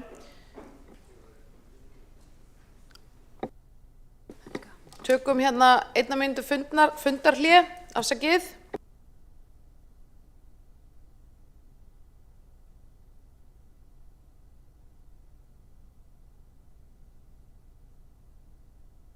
Já, við höfum útkljáð þetta mál og það er bara opin mælendaskrá og hún er bara opin eins og áður hefur verið tilkynnt og við ætlum að, hér hefur fólk skráð sig og það er fyrst til leiks er Silja Sóley Birgisdóttir, borgarfulltrúi.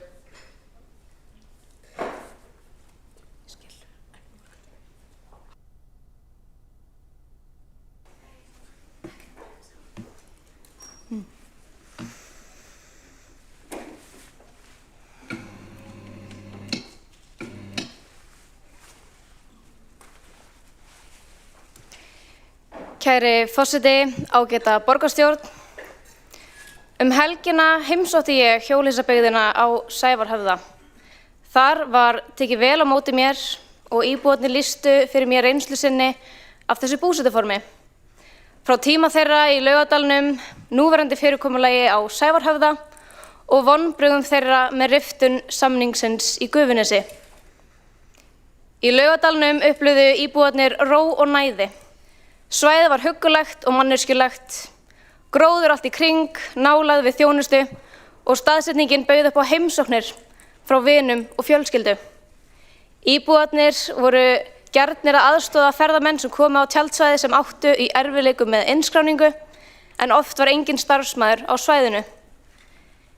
Í umsögn umhverfis- og skipulagssviðs vegna afnotasamnings Borgarland í Gufunesi kemur fram, með leyfi forseta, starfsfólk tjaldsvæðisins kvartaði hins vegar í viðkomandi starfsmenn borgarinnar yfir mikilli vinnu tengdri íbúum langtíma stæðisins.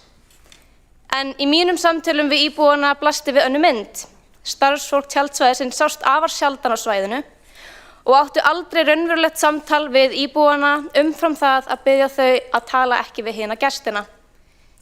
Íbúarnir hefðu lengst af séð að hirða svæðið í kringum eigin hús, fóru sjálf með rusl og á þeim tíma sem þau hefðu enga aðgang að aðstöðuhúsi á svæðinu sáu þau alfarið þrifin í húsinu.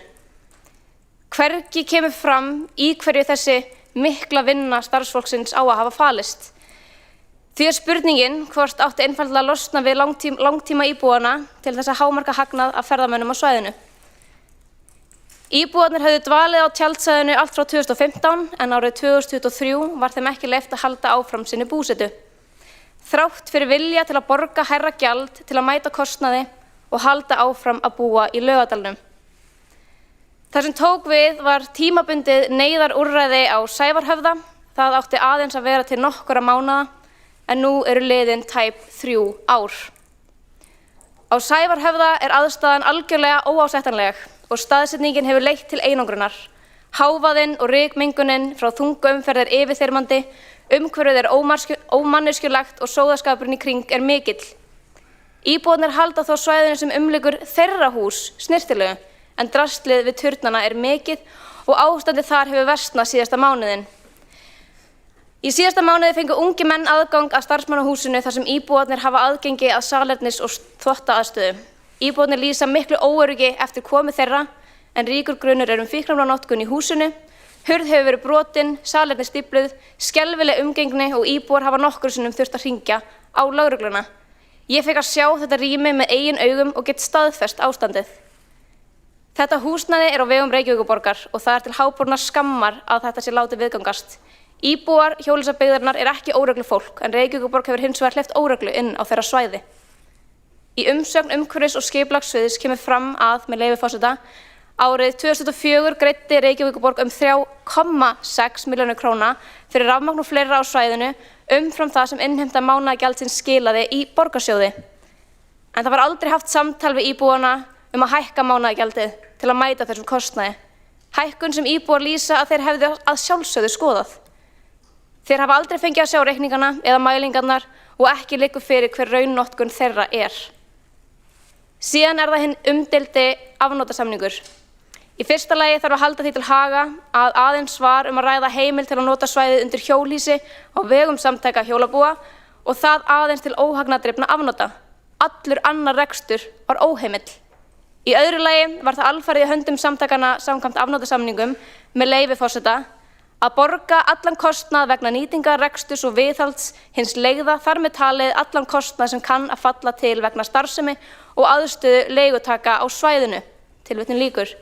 Það er því misskilningur í umsögn umhverfis- og skipulagssviðs að kostnaður af hálfu Reykjavíkurborgar gæti orðið á bilinu 50 til 100 milljónir króna. Því í þeim útreikningi er nefnd salernis- og sturtuaðstaða í gámaeiningu sem væri ekki á ábyrgð borgarinnar.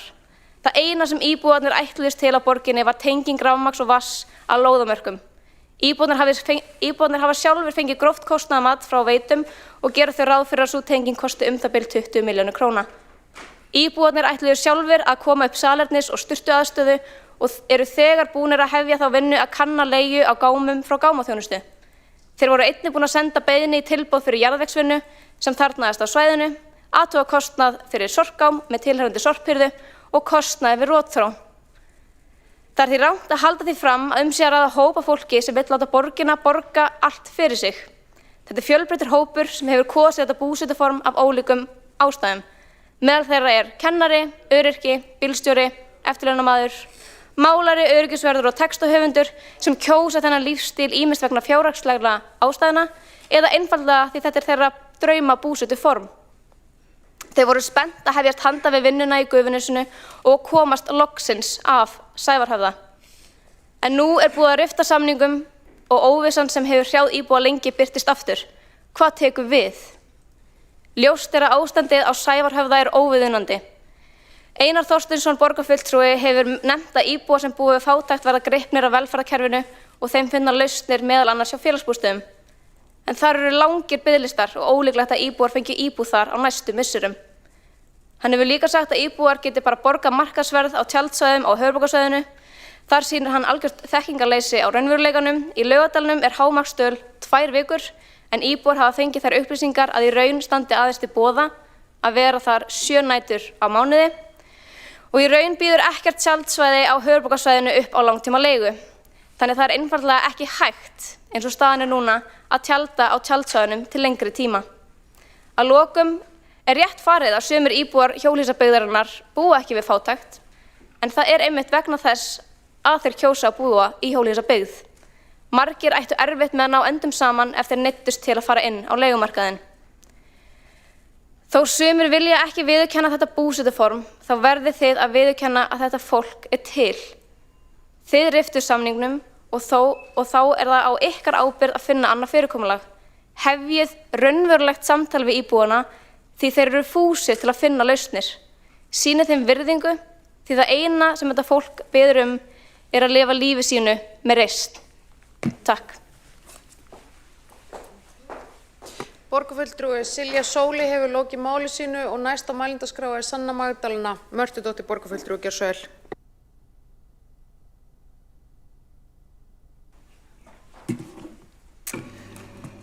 Forseti, borgarstjórn, öll sem eru að fylgjast með hér í dag. Hjólabúar eru þau sem búa í hjólhýsum eða húsbílum. Ég skal viðurkenna að fyrst þegar ég heyrði þessa búsetu fyrir mörgum árum að þá svona staldraði aðeins við og leist ekki alveg nógu vel á þetta og hugsaði með mér að það ætti svona frekar að einblína á að byggja gott húsnæði á viðráðanlegu verði sem að allir hefðu aðgang að í stað þess að færa það í eðlilegt horf að fólk byggi í hjólhýsum. En svo kynntist ég fólkinu betur, fekk að heyra þeirra sögur, kynnast í hvað leiddi til þess að þau fóru að búa með þessum hætti, frelsinu sem þau lýstu og kostina sem þau töldu upp. Með því að hlusta á fólkið þá breyttist afstaða mín. Hjólabúar voru fyrst sinn á tjaldsvæðinu í Laugardal en það gekk ekki upp út af ýmsum ástæðum. Svo var þeim komið fyrir á Sævarhöfðanum sem átti að vera tímabundin lausn. Þangað til loks fannst lausn sem fólst í því að gera afnotasamning við hjólabúa svæði í Gufunesi. Fyrrum samstarfsflokkunum fannst mikilvægt að finna lausn og gerðist það loks með undirritun samnings greiðslu fyrir afnot af svæði í Gufunesi. Endurtek, greiðslu fyrir afnot.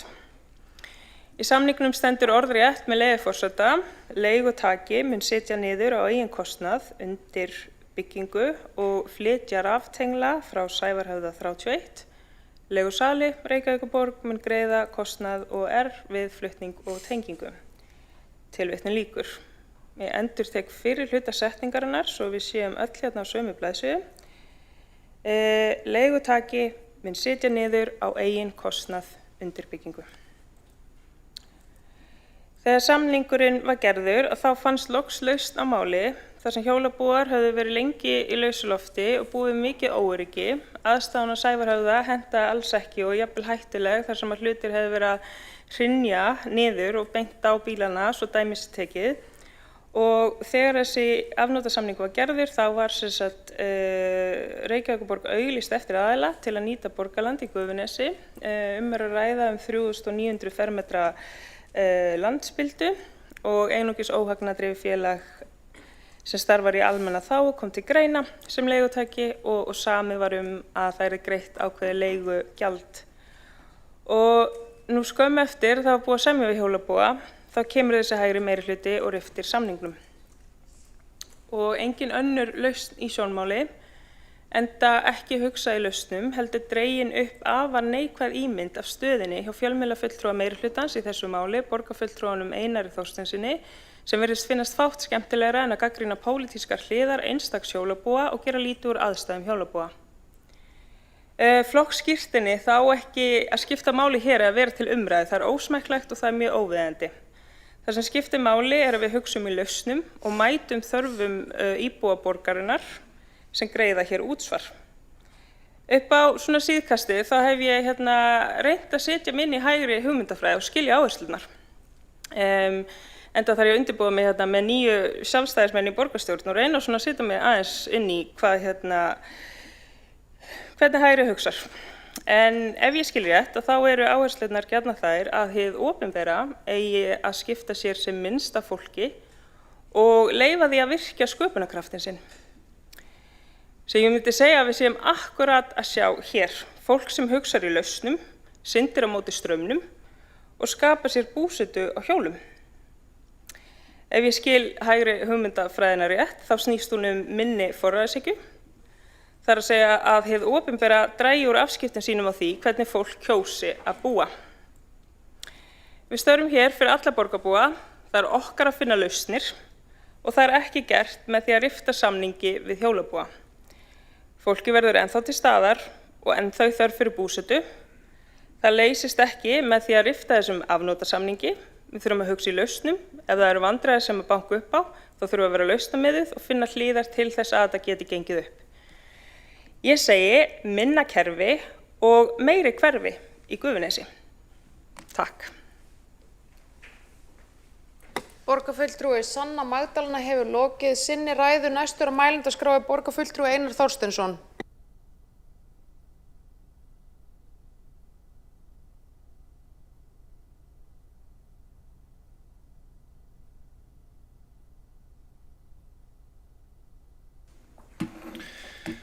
Forseti, ágæta borgarstjórn.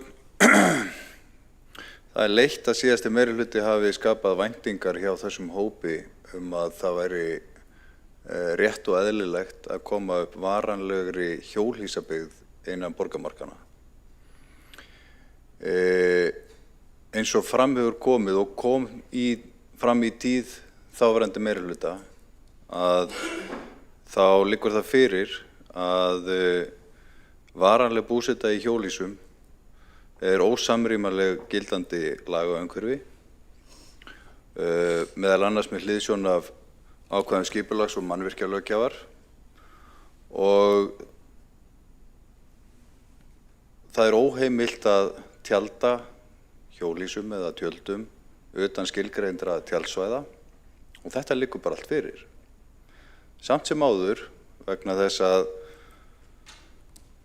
þessir flokkar hafa það að markmiði að gera svona búsetu að sérstöku húsnæðisformi á Íslandi, að þá bara láta menn svona lögfræðilega ráðgjöf lönd og leið.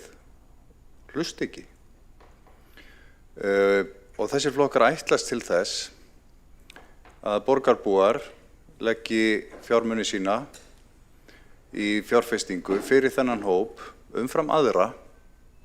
Það er að taka hátt í 100 milljónir til að efna þennan samning úr öðrum málaflokkum til þess að koma upp þessu sem að þau kalla húsnæðisúrræði sem stenst enga skoðun fyrir þennan afmarkaða hóp. Og ég bendi bara á það að Reykjavíkurborg rekur stærsta félagslega húsnæðiskerfi landsins, 83.000 íbúðir í gegnum félagsbústaði. Við setjum milljarða í stuðning við uppbyggingu leiguíbúða í gegnum óhagnaðardrifin húsnæðisfélög fyrir lág- og millitekjufólk. Og við erum með metnaðarfyllstu velferðarþjónustu í landinu, hér í Reykjavík, enda erum við gjarnan með þyngstu hópana í þjónustu. Og það er ekkert gaman mál að taka þá ákvörðun að rifta svona samningi, síður en svo. Og það er ekki í einhverju pólitískum leik að slíkt er gert. Það er bara vegna þess að fyrsta lagi er þetta ólöglegt. Það var gríðarlega illa að þessu staðið hjá fyrirverandi meirihluta. Það er vaðið yfir hagsmuni íbúa og fyrirtækja á þessum stað í Gufunesinu. Engin spurður. Reyndar þeir sem voru spurðir voru afdráttarlausir það hver neikvæðu áhrifin af þessu yrðu. En það var ekki hlustað. Það var reynt að finna staði alla borg og allstaðar gekk þetta ekki. En samt var rétt fyrir kosningar skrifað undir samning við óstofnað félag sem ég hef aldrei séð áður gert. Og það liggur fyrir fundinum í borgarráði umsögn borgarlögmann sem hann segir, herru, þetta má ekki. En það er bara samt gert.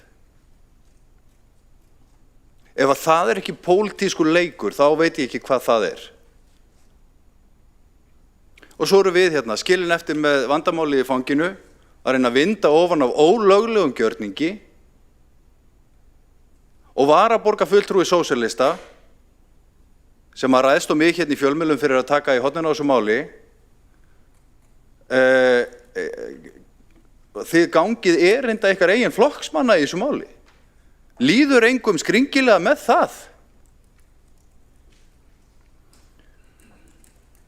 Við höfum þá skyldu að tryggja húsnæðisöryggi fyrir Reykvíkinga. Þriðjungur af þessum hópi eru íbúar annarra sveitarfélaga og koma hingað til borgarinnar til þess að búa með þessum hætti, sem engar forsendur eru fyrir til þess að heimila það. Og ég held að þetta er í grunninn hugmyndafræðilegt mál. Viljum við reka öflugt félagslegt húsnæðiskerfi þannig að við tryggjum öllum húsaskjól sem er í mestu vandræðanum, forgangsröðum þar inn á biðlistana og hjálpum þeim sem eru í mestri neyð? Eða ætlum við að breyta húsnæðiskerfinu og leyfa fólki að búa í og styðja við það með fjárfestingum og opinberu fé að fólk búi í hjólhýsum í borginni? Ég held að það sé ekki góð hugmynd og ég styð það ekki og þessi meirihluti styður það ekki.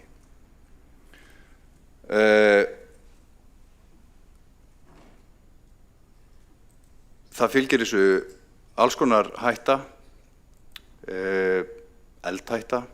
Þetta eru mjög gjarnan gömul hjólhýsi sem að þarf að kynda með gasi yfir vetrartímann. Þau leka hita þannig að það þarf að kynda þau mikið og við höfum séð hræðileg slys, við höfum séð banaslys, við höfum líka séð gasslys þar sem fólk deyr og það brann eitt hjólhýsi þarna upp á Höfða í vetur.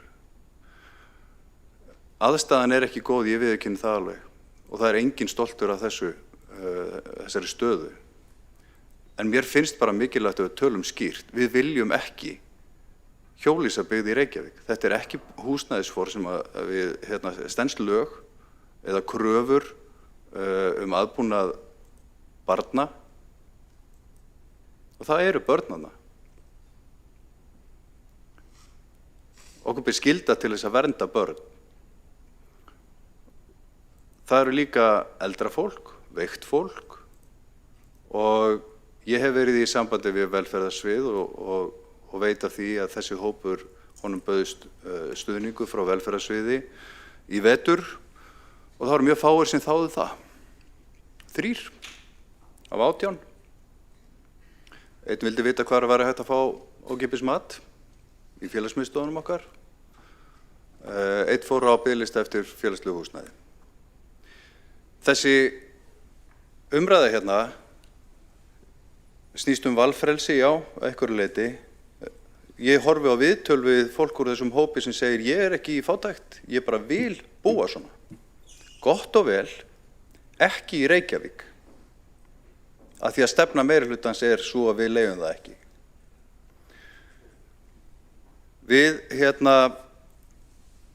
Það er ekki sjálfsagt að Reykjavíkurborg eða sveitarfélögin leyfi bara hvað sem er. Sérstaklega ekki ef það er ólöglegt.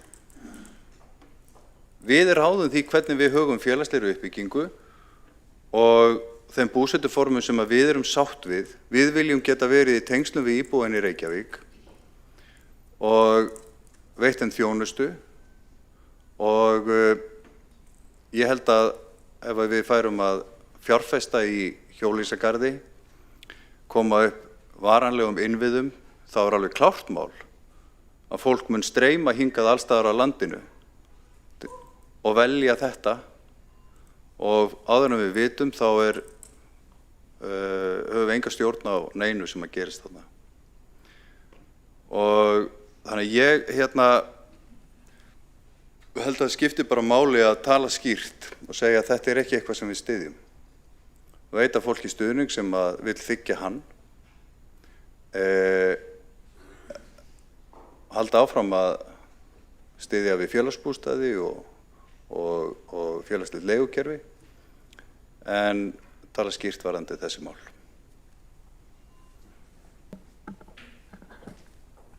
Borgarfulltrúi Einar Þorsteinsson hefur lokið við sína ræðu og 2 hafa óskað eftir að veita andsvör. Við fáum fyrst fyrra andsvar frá Silju Sóli, borgarfulltrúi á Gjörsöl.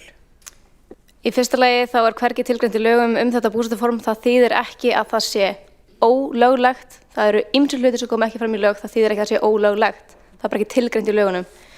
Þetta væri ekki fjárfestingu fram aðra, þau biðja bara tengingu að lóðamerkum sem gert eiginlega alltaf þegar það verið að skila lóðum.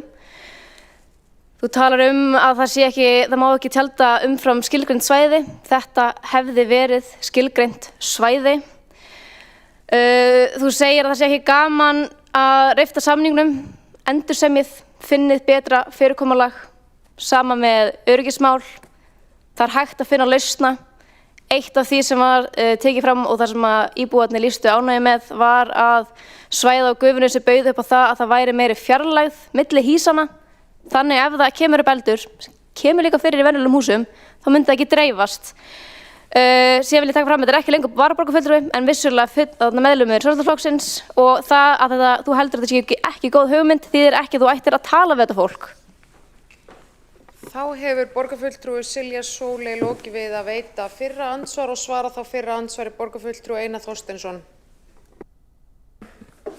Forseti, ég vísa bara í umsögn umhverfis- og skipulagssviðs sem telur að það muni kosta á bilinu 50 til 100 milljónir að efna ákvæði afnotasamningsins við vatns- og rafveitu og koma salernis- og sturtuaðstöðu í gámaeiningu og síðan hefur Heilbrigðiseftirlit Reykjavíkur gert alvarlegar athugasemdir, þarna undir ruslahaugur og það að fara í jarðvegsvinnu til þess að búa til sérstakann búða undir fyrir þessa starfsemi. Það leggst eindreiði gegn því. En þetta eru umsagnir sem að síðasti meirihluti vildi ekki fá. Þess vegna hafa þær ekki litið dagsins ljós fyrir en bara fyrir núna. Borgarfulltrúi Einar Þorsteinsson hefur lokið við að svara fyrra andsvar og veiti þá seinna andsvar borgarfulltrúi Silja Sóley. Forseti, það er rétt að umhverfis- og skipulagssvið gerði ráð fyrir að þetta gæti mögulega kosta 50 til 100 milljónir en þar inni eru forsendur sem eru ekki inn í þessum samningi. Þannig að það myndi þurfa að endurmeta með við hvað hjólabúarnir eru sjálfur að fara að kosta. Og varðandi umsögnunar frá Heilbrigðiseftirlitinu með öryggismál, það er hægt að finna lausnir. Langhelsta gagnrýnin við að rifta þessu samningi er að það er engin tillaga neitt annað. Eina sem liggur fyrir er að þetta fólk sé ennþá að fara að vera á Sævarhöfðunum til frambúðar í óásættanlegu ástandi. Þeir þurfa þá að finna eitthvað annað. Borgarfulltrúi Silja Sóley hefur lokið við að veita seinna andsvar og svara þá andsvar í annað skipti Einar Þorsteinsson borgarfulltrúi. Forseti, ég bara verð að vera hreinskilinn. Það er ekki borgarinnar að finna eitthvað annað. Þetta er frjálst val þessa hóps að búa með þessum hætti. Reykjavíkurborg er ekki tilbúin að búa til aðstöðu fyrir þennan hóp og við það situr. Þá er þessum hluti andsvara lokið. Annar borgarfulltrúi óska eftir því að veita fyrra andsvar sitt og það er Sanna Magdalena borgarfulltrúi. Gjör svo vel. Forseti og borgarstjórn, það er enginn að ráðast á borgarfulltrúan Einar Þorsteinsson fyrir að gagnrýna framkoma hans og málflutning í þessu máli. Það er ekki árás, gagnrýni er ekki árás. Við erum í þjónustuhlutverki gagnvart íbúum borgarinnar eins og borgarfulltrúan sjálfur Einar Þorsteinsson hefur oft bent á með uppréttar ermar að við erum hér í þjónustuhlutverki gagnvart íbúum borgarinnar sem að sést ekki í þessari framkomu. Ég ítreka gagnrýni er ekki árás en svo vildi ég spyrja hvaða borgarfulltrúum við með því að segja að með tímanum munum við ekki hafa stjórn á neinu sem gerist þarna. Borgarfulltrúi Sanna Magdalena hefur lokið við að veita fyrra andsvar og svara þá fyrra andsvari borgarfulltrúi Einar Þorsteinsson. Forseti, mér langar að spyrja Sönnu Magdalenu Mörtudóttur að því hvers vegna það var ekki farið í það að teikna upp þessa lóð, skipuleggja hana með formlegum hætti og gefa íbúðum í Grafarvogi og fyrirtækjum sem að þarna eru með mikilvægan rekstur möguleika á því að gefa umsögn þessi áform meirihlutans. Borgarfulltrúi Einar Þorsteinsson hefur lokið við að svara fyrra andsvari og veiti þá seinna andsvar borgarfulltrúi Sanna Magdalena. Forseti og borgarstjórn, ég spyr tilbaka af hverju leggur borgarfulltrúinn Einar Þorsteinsson svo mikla áherslu á slíkt í stað þess að svara spurningunni hvað borgarfulltrúinn eigi við með því að segja með tímanum við munum ekki hafa neina stjórn á því sem gerist þarna. Já, borgarfulltrúi hefur þá lokið við að veita seinna andsvar og svara þá seinna andsvari borgarfulltrúi Einar Þorsteinsson. Forseti, ég bara svaraði því með þeirri augljósu staðreynd að við höfum ekki stjórn á því hverjir flytja, hversu margir þeir verða og hvort að þarna eru börn, veikt fólk eða fólk í mjög viðkvæmri stöðu. Þannig að það er það sem ég er að vísa í. En ég spyr aftur, af hverju var ekki farið með málið í auglýsingu og íbúum leyft að hafa skoðun á þessu? Og af hverju var ekki stuðst við umsögn borgarlögmanns þetta mál? Og af hverju var ekki aflað umsagna frá umhverfis- og skipulagssviði? Og af hverju var ekki aflað umsagna frá heilbrigðiseftirlitinu? Af hverju vilduð ekki fá rökin í málinu? Andsvörum í þessu máli er lokið. Óskar fólk eftir því að fara á mælendaskrá? Kannski. En þá ætlum við að halda áfram með mælendaskrá og nú er næstur Pétur Marteinsson, borgarfulltrúi.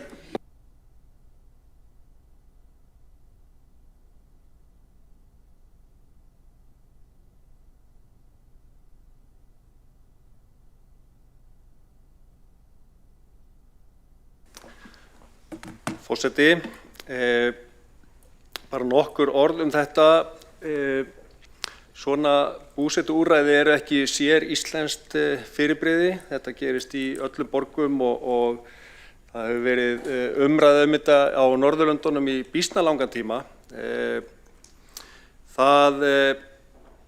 Kannski bara punkturinn er sá að þegar við tökum ákvörðun að rifta samningi, 2 ára samningi sem átti að gefa okkur kannski eitthvað smá andrými til þess að finna einhverja lausn á málinu, þá mun vandamálið ekki hverfa. Það er fólk þarna sem velur eða þarf að búa kannski aðeins fyrir utan kerfið, mun ekki gufa upp.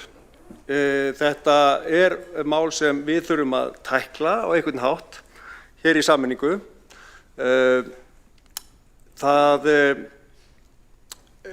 Hvaða fólk sem býr þarna í augnablikinu, hvort að þessi hópur sé stækkandi eða ekki, þá hef ég skilning á því að þetta er svona aðeins fyrir utan svona íbúðaúrræði sem við erum vön að skipuleggja.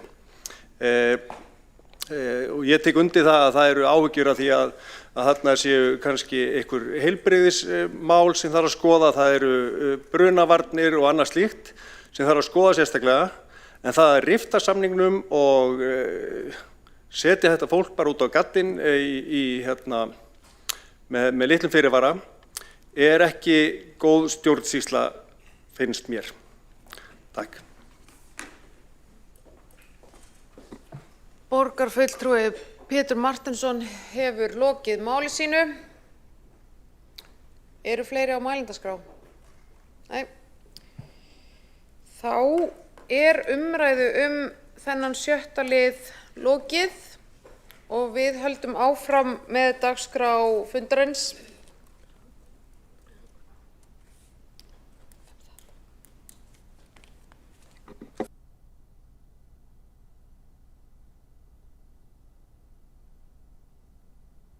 Okay. Við munum afgreiða þetta mál, þennan 6. lið hér með kosningu í salnum. Það er þá afnotasamningur borgarland í Gufunesi, uppsögn samanber 7. lið fundargerðar borgarráðs. Það vantar fólk í salinn.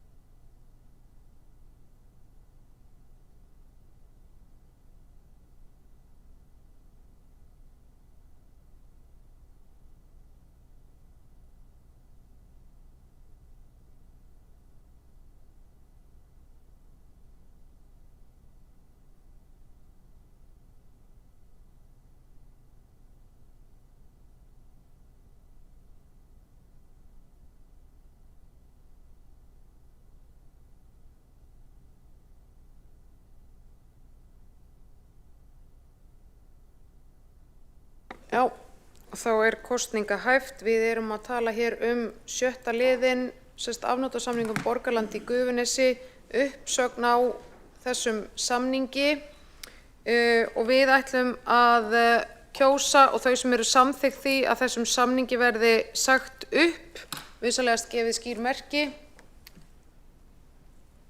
Og það meirihluti borgarstjórnar sem og Miðflokkurinn og þau sem eru á móti, vinsamlegast gefið merki. Og það Samfylking, Vinstrið og Sósíalistaflokkur Íslands. Tillagan þá samþykkt með 15 atkvæðum gegn 8. Og nú höldum við áfram. Þá það liður, já, það eru næstu liðir í dagskránni. Við ætlum að taka fyrir kosningar í ráð og nefndir og forseti hyggst afgreiða liði númer 7 til 13 saman nema einhver hreyfi mótmælum. Og þá lagt til að Harpa Sif Eyjólfsdóttir verði varamaður í heilbrigðisnefnd í stað Stein Ólaf Rómslú. Einnig lagt til að Bjarnveig Birta Bjarnadóttir verði varamaður í leikskóla- og daggæsluráði í stað Stein Ólaf Rómslú. Svo lagt til að Stein Ólaf Rómslú taki sæti í mannréttindaráði í stað Steinunnar Gyðu og Guðjónsdóttur. Og að Arnar Ingi Ingason verði varamaður í menningaráði í staði Heiðu Bjargar Hilmisdóttur.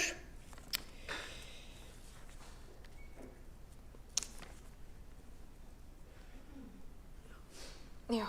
Og einnig lagt til að Isabel Alejandra Díaz verði varamaður í skóla- og frístundaráði í stað Skúla Helgasonar og að Harpa Sif Eyjólfsdóttir verði varamaður í umhverfis- og skipulagsráði í stað Stein Ólaf Rómslú. Og það afturkallað þessi síðasta breyting, hún afturkölluð. Og þetta skoðast samþykkt með einhver hreyfi mótmælum. Já. Gott mál. Þá göngum við til 14. liðar á dagskrá og leggjum fram fundargerðir borgarráðs frá 11. júní og fundargerð forsætisnefndar frá 12. júní. Undir þessum fundargerðum þurfa að afgreiða nokkra liði. Í fundargerð borgarráðs það 17. til 19. liður sem fjalla þjóðaratkvæðagreiðsluna sem haldin verður 29. ágúst næstkomandi. En þar afgreiðum við umboð borgarstjórnar til borgarráðs, kjörstað í Reykjavík og þóknanir til kjörstjórna. Undir fundargerð forsætisnefndar tökum við til afgreiðslu ráðningarsamning borgarstjóra undir 5. lið, sumarleyfi borgarstjórnar 2026 undir 7. lið og fundadagatal borgarstjórnar og forsætisnefndar 2026 til 2027 undir 7. lið. Borgarfulltrúar eru minntir á að þegar fundargerð til umræðu skal í upphafi máls tiltaka hvaða lið í hvaða fundargerð hann óskar eftir að ræða. Og verður nú opnuð mælendaskrá og það Regína Ásvaldsdóttir, borgarfulltrúi, sem kemur hér fyrst upp, gjör svo vel.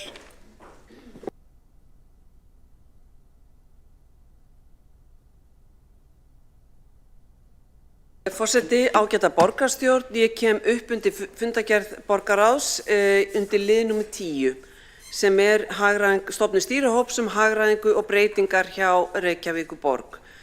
Og við í Samfylkingunni, við fögnum stofnun þessa hóps og þessara vinnu sem framundan í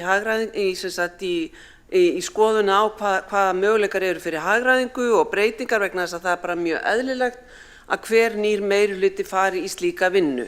Og það mörg góð markmið í erindisbréfinu og mér finnst það sérstaklega gott að sé tekið fram að breytingarnar séu gerðar með faglega og að virðingu fyrir starfsfólk.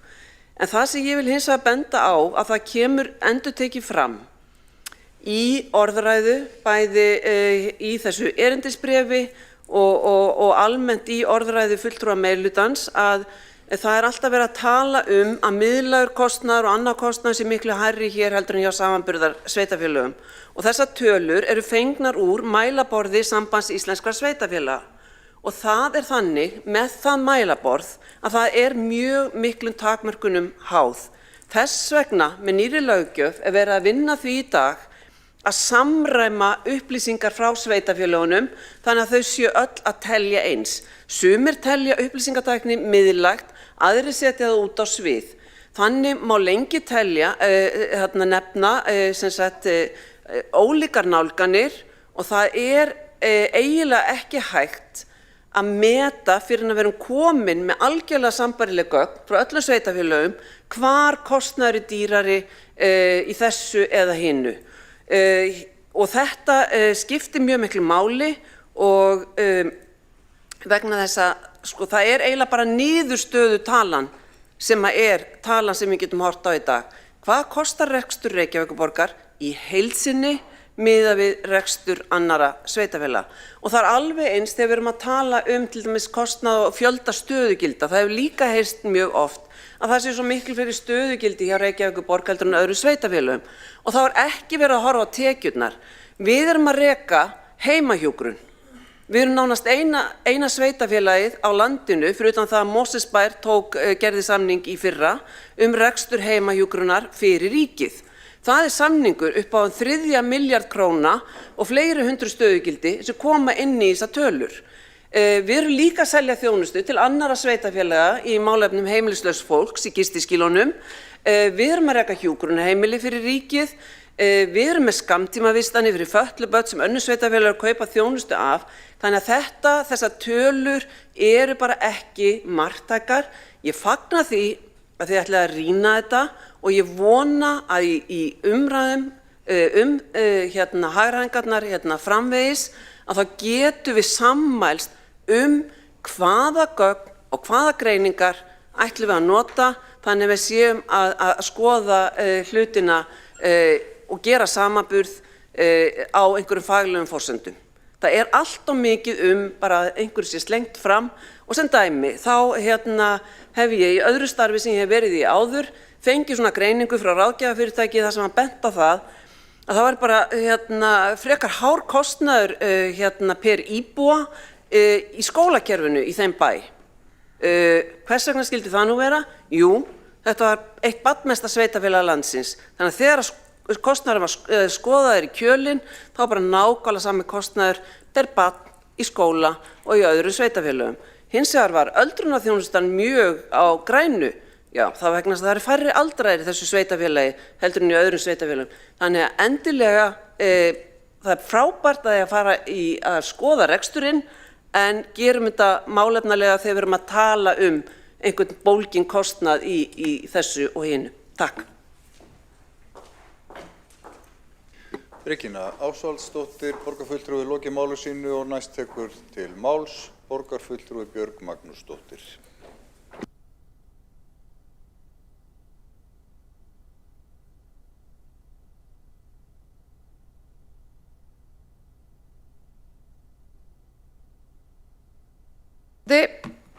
Ég kem hér upp undir lið, það 5. liður í fundargerð forsætisnefndar frá 12. júní, ráðningarsamningur borgarstjóra. Ég ætlaði nú bara rétt að kynna þetta gagn, þið hafið auðvitað séð þetta með fundargögnum. Þetta samningur borgarstjóra sem við höfum hér fyrir framan okkur. Þetta sambærilegur samningur og var gerður og var í gildi við fyrri borgarstjóra Heiðu Björgu Hilminsdóttur og Einar Þorsteinsson. Hann bara nákvæmlega eins fyrir utan 6. greinina. Það eru örlitlar viðbætur í 6. greininni sem hljóma nú svo: borgarstjóri hefur embættisbifreið til umráða og nýtur þjónustu bílstjóra til og frá vinnu auk aksturs vegna allra vinnutengdra funda og viðburða. Það verið að skerpa á því í hvaða tilgangi og við hvaða tilefni þessi bifreið til umráða. Já, þessi kjör byggja á kjörum fyrrum borgarstjóra. Ég var nú að skoða á netinu, það eru tölur að berast bæjarstjóralaun í nágrannasveitarfélögum í kringum okkur og svona besti samanburðurinn sem frétt hér á Vísi með leyfi forseta frá því bara fyrir nokkrum vikum síðan þar sem verið að bera þetta saman milli sveitarfélaga og þar kemur fram að Reykjavík þarna rétt undir 3 milljónum. Ekki það sveitarfélag sem greiðir hæstu launin af þeim sem eru hér í kringum okkur. Þar eru bæði Garðabær og Kópavogur aðeins fyrir ofan Reykjavík. En þetta er sem sagt ágætt gagn til að bera saman og það er þannig að nú er verið að skrifa undir í sveitarfélögum í kringum okkur og það er sem sagt þá eftir að skrifa undir bæði í Garðabæ og Hafnarfirði og mér skilst eftir bestu vitund að það séu gögn sem fara inn á næstu bæjarstjórafundi og þá verður komin samanburður fyrir sveitarfélagana á höfuðborgarsvæðinu þannig að við getum glöggvað okkur á þessu. En þetta er það helsta varðandi þennan samning. Takk fyrir.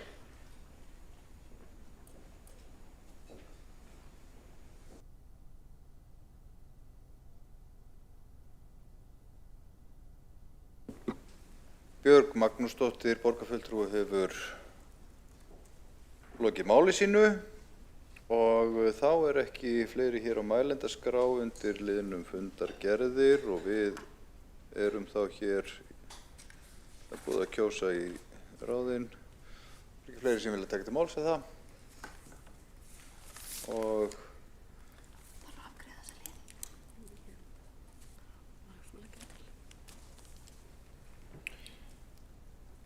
já, þá göngum við til atkvæðagreiðslu og forseti ber upp 17. til 19. lið fundargerðar borgarráðs þjóðaratkvæðagreiðslu 29. ágúst næstkomandi. Það hefði nú verið betra að fresta þessu fram í nóvember, en það er víst ekki heimilt. Þá berum við upp lið við erum í dagskránni í lið 14 og þar er undirliður 17 þjóðaratkvæðagreiðsla 29. ágúst umboð til borgarráðs og þeir sem eru samþykkir. Og svo 18. lið, það er einróma. Nú já. Það var íþróttamann. Það er einróma samþykkt. Og það er þá 18. liður þjóðaratkvæðagreiðsla kjörstaðir í Reykjavík. Þeir sem eru samþykkir, það er samþykkt einróma. Og svo 19. liður þóknanir til kjörstjórna. Þeir sem eru samþykkir því verður verkamaður launa sinna. Og svo eru bornar upp fundargerðir forsætisnefndar frá, nei við erum búin að því. Er það ekki? Fundargerð forsætisnefndar, við erum búin með það. Nei. Við erum ekki búin með það. Áförum við það. Fundargerð forsætisnefndar frá 12. júní. Þar eru undir 5. liður ráðningarsamningur borgarstjóra, 6. liður tillaga sumarleyfi borgarstjórnar 2026 og 7. liður fundadagatal borgarstjórnar og forsætisnefndar 26 til 27 og Silja Sóley Birgisdóttir óskar eftir því að gera athugasemd við fundasköp, eller hvað? Já, Björg var búin að tilkynna að umræðan væri þetta bæði. Þess vegna var hún að tala ráðningarsamninginn áðan. Forseti þakkar borgarfulltrúanum fyrir þessi athugasemd. En þá hins vegar eftir að greiða atkvæði þessa liði. Já.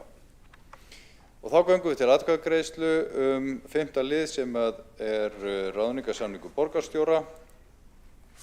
Þeir sem eru samþykkir honum vinsamlegast lyftið spjöldum og það er einróma samþykkt. 7. liður tillaga sumarleyfi borgarstjórnar 2026 sem er samþykkir og það er einróma samþykkt. 7. liður fundadagatal borgarstjórnar og forsætisnefndar og þeir sem eru samþykkir því eru allir.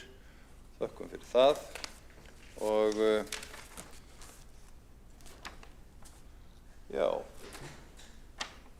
þá er hér síðast á dagskrá að taka til afgreiðslu breytingartillögu vegna mötuneyti í skólum borgarinnar og einhvers staðar erum við hér með tillöguna og er það komið á tölvupósti? Breytingartillögu vinstrisins, er hún komin?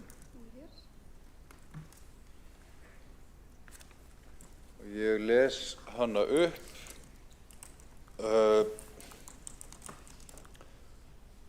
Hún er svohljóðandi. Borgarstjórn samþykkir að fela, þú ert búin að senda hana á alla borgarstjórnir, eða ekki? Bara Nei, þá gerum við það. Gerum við það í snarhasti þannig að allir borgarfulltrúar hafi hann í höndum.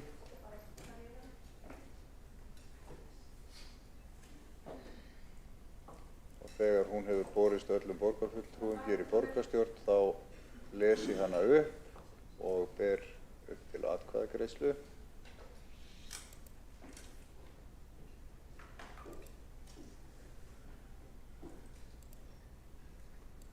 Er hún komin til ykkar? Já, þá les ég tillöguna. Hún er svohljóðandi: Borgarstjórn samþykkir að fela umhverfis- og skipulagssviði, skóla- og frístundasviði og fjármála- og áhættustýringarsviði að vinna kostnaðaráætlun uppfærslu, breytingar eða stækkun skólamötuneyti og hvernig megi lagfæra aðstöðu þeirra svo unnt sé að elda allar skólamáltíðir á staðnum. Kostnaðaráætlunin tekur til allra borgarrekinna leik- og grunnskóla.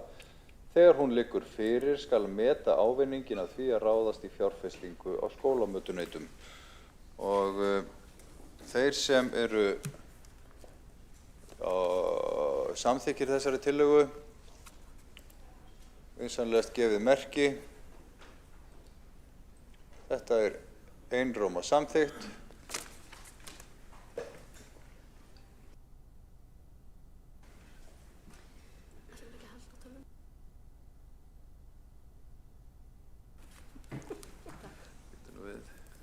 Afbrigði segir þau. Þau eru ekki með neitt.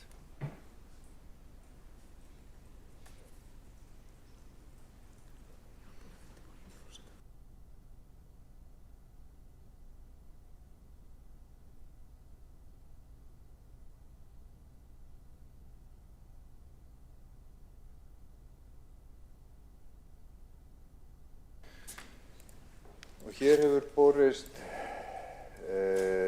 tillaga að taka á dagskrá kosningu 3 fulltrúa í yfirkjörstjórn Reykjavíkur og 3 til vara inn á dagskrá fundarins með afbrigðum. Og við þurfum að greiða atkvæði það hvort að borgarstjórn samþykki það að kjósa 3 fulltrúa í yfirkjörstjórn og 3 vara og taka það á dagskrá fundarins. Þeir sem eru samþykkir þeirri tillögu. Það er einróma samþykkt. Og þá ætla ég að lesa nöfnin sem ræðir. Kosin eru af DC lista án atkvæðagreiðslu Ari Karlsson, Jarþrúður Ásmundsdóttir og kosin er af S lista án atkvæðagreiðslu Eva B. Helgadóttir. Varafulltrúar eru kosnir með sama hætti. DC lista án atkvæðagreiðslu Katrín Helga Hallgrímsdóttir, Laufey María Jóhannsdóttir og kosin er af S lista Tómas Hrafn Sveinsson. Þá hefur borist tilkynning frá Miðflokknum tilnefningu áheyrnarfulltrúa í yfirkjörstjórn Reykjavíkur. Það er Katrín Pétursdóttir og Sonja Ólafsdóttir vara áheyrnarfulltrúi. Og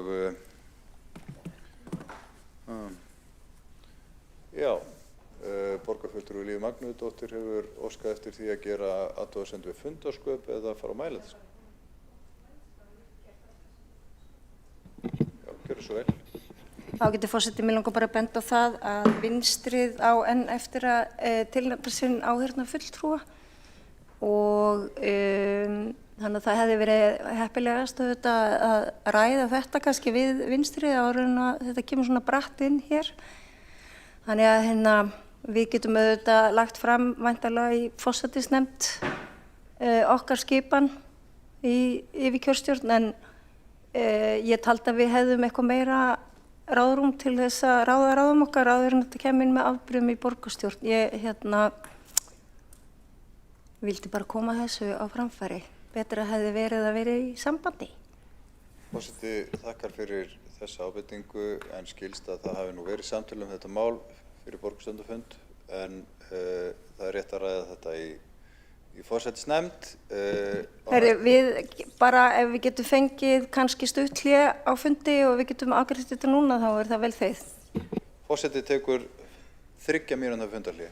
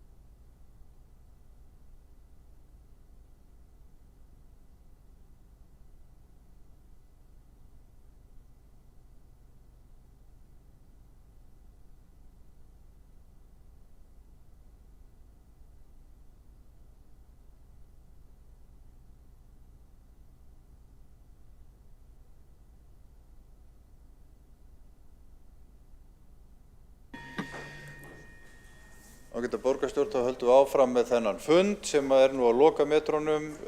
Farsæl niðurstaða hefur fengist í þetta mikla mál varðandi áheyrnarfulltrúa Vinstri grænna í vinstrisins afsakið og það er Svandís Svavarsdóttir kosin án atkvæðagreiðslu. Og þá er Fundarsköp, við erum með varafulltrúan, áheyrnarfulltrúan, hún heitir Sara Stef Hildardóttir. Við sendum þetta inn formulega með töluskeyti. Forseti þakkar Líf Magnúðardóttur fyrir sköruleg vinnubrögð hér og gangar hætti þetta mál. Og þá er ekki fleira á dagskrá þessa fundar. Þá er spurningum hvort allir séu búin að senda inn bókanir. Já, það er gott að heyra. Nei. Það er ekki allir búnir að því. Þá gefum við okkur augnablik til þess að klára það mál.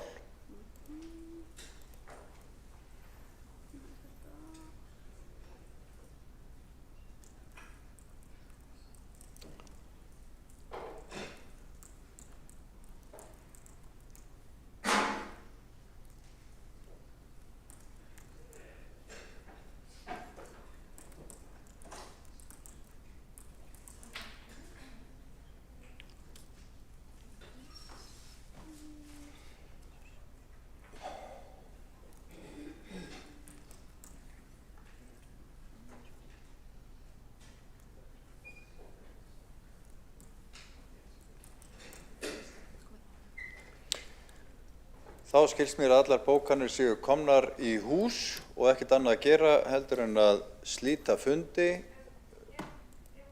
Afsakaðu, ertu að óska eftir því að fá að gera athugasemdir við fundarsköp? Já, gjörðu svo vel. Björnveig Birta, forseti heimilar það. Ef ég sé ekki bókunina í skjalin okkar, er hún þá ekki komin inn? Má ég lesa upp bókun? Forseti heimilar borgarfulltrúanum að lesa bókun. Þetta er bókun við lið 4 á dagskrá í dag. Borgarfulltrúar Samfylkingarinnar telja að það hafi verið farsælt skref að stofna mannréttindaráð og mannréttindaskrifstofu Reykjavíkurborgar. Það er mikilvægara en nokkru sinni fyrr að tryggja jafnrétti kynjanna og þeim hópum sem eiga undir högg að sækja í samfélaginu verður hann sess í stjórnkerfi Reykjavíkurborgar. Við köllum eftir skýrleika í tillögunni hvað sparast með niðurlagningu mannréttindaráðs og mannréttindaskrifstofu þar sem verkefnin eiga að flytjast á önnur svið.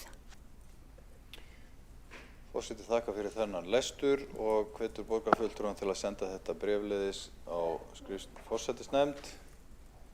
Og þá eru ekki fleiri bókanir sem þarf að lesa og þá slítum við hér síðasta fundi fyrir sumarfrí. Við sjáumst hress og kát 8. september, ef mér skilst rétt. Ég óska ykkur gleðileg sumars og dásamlegs sumarfrís. Fundið er slitið klukkan 5.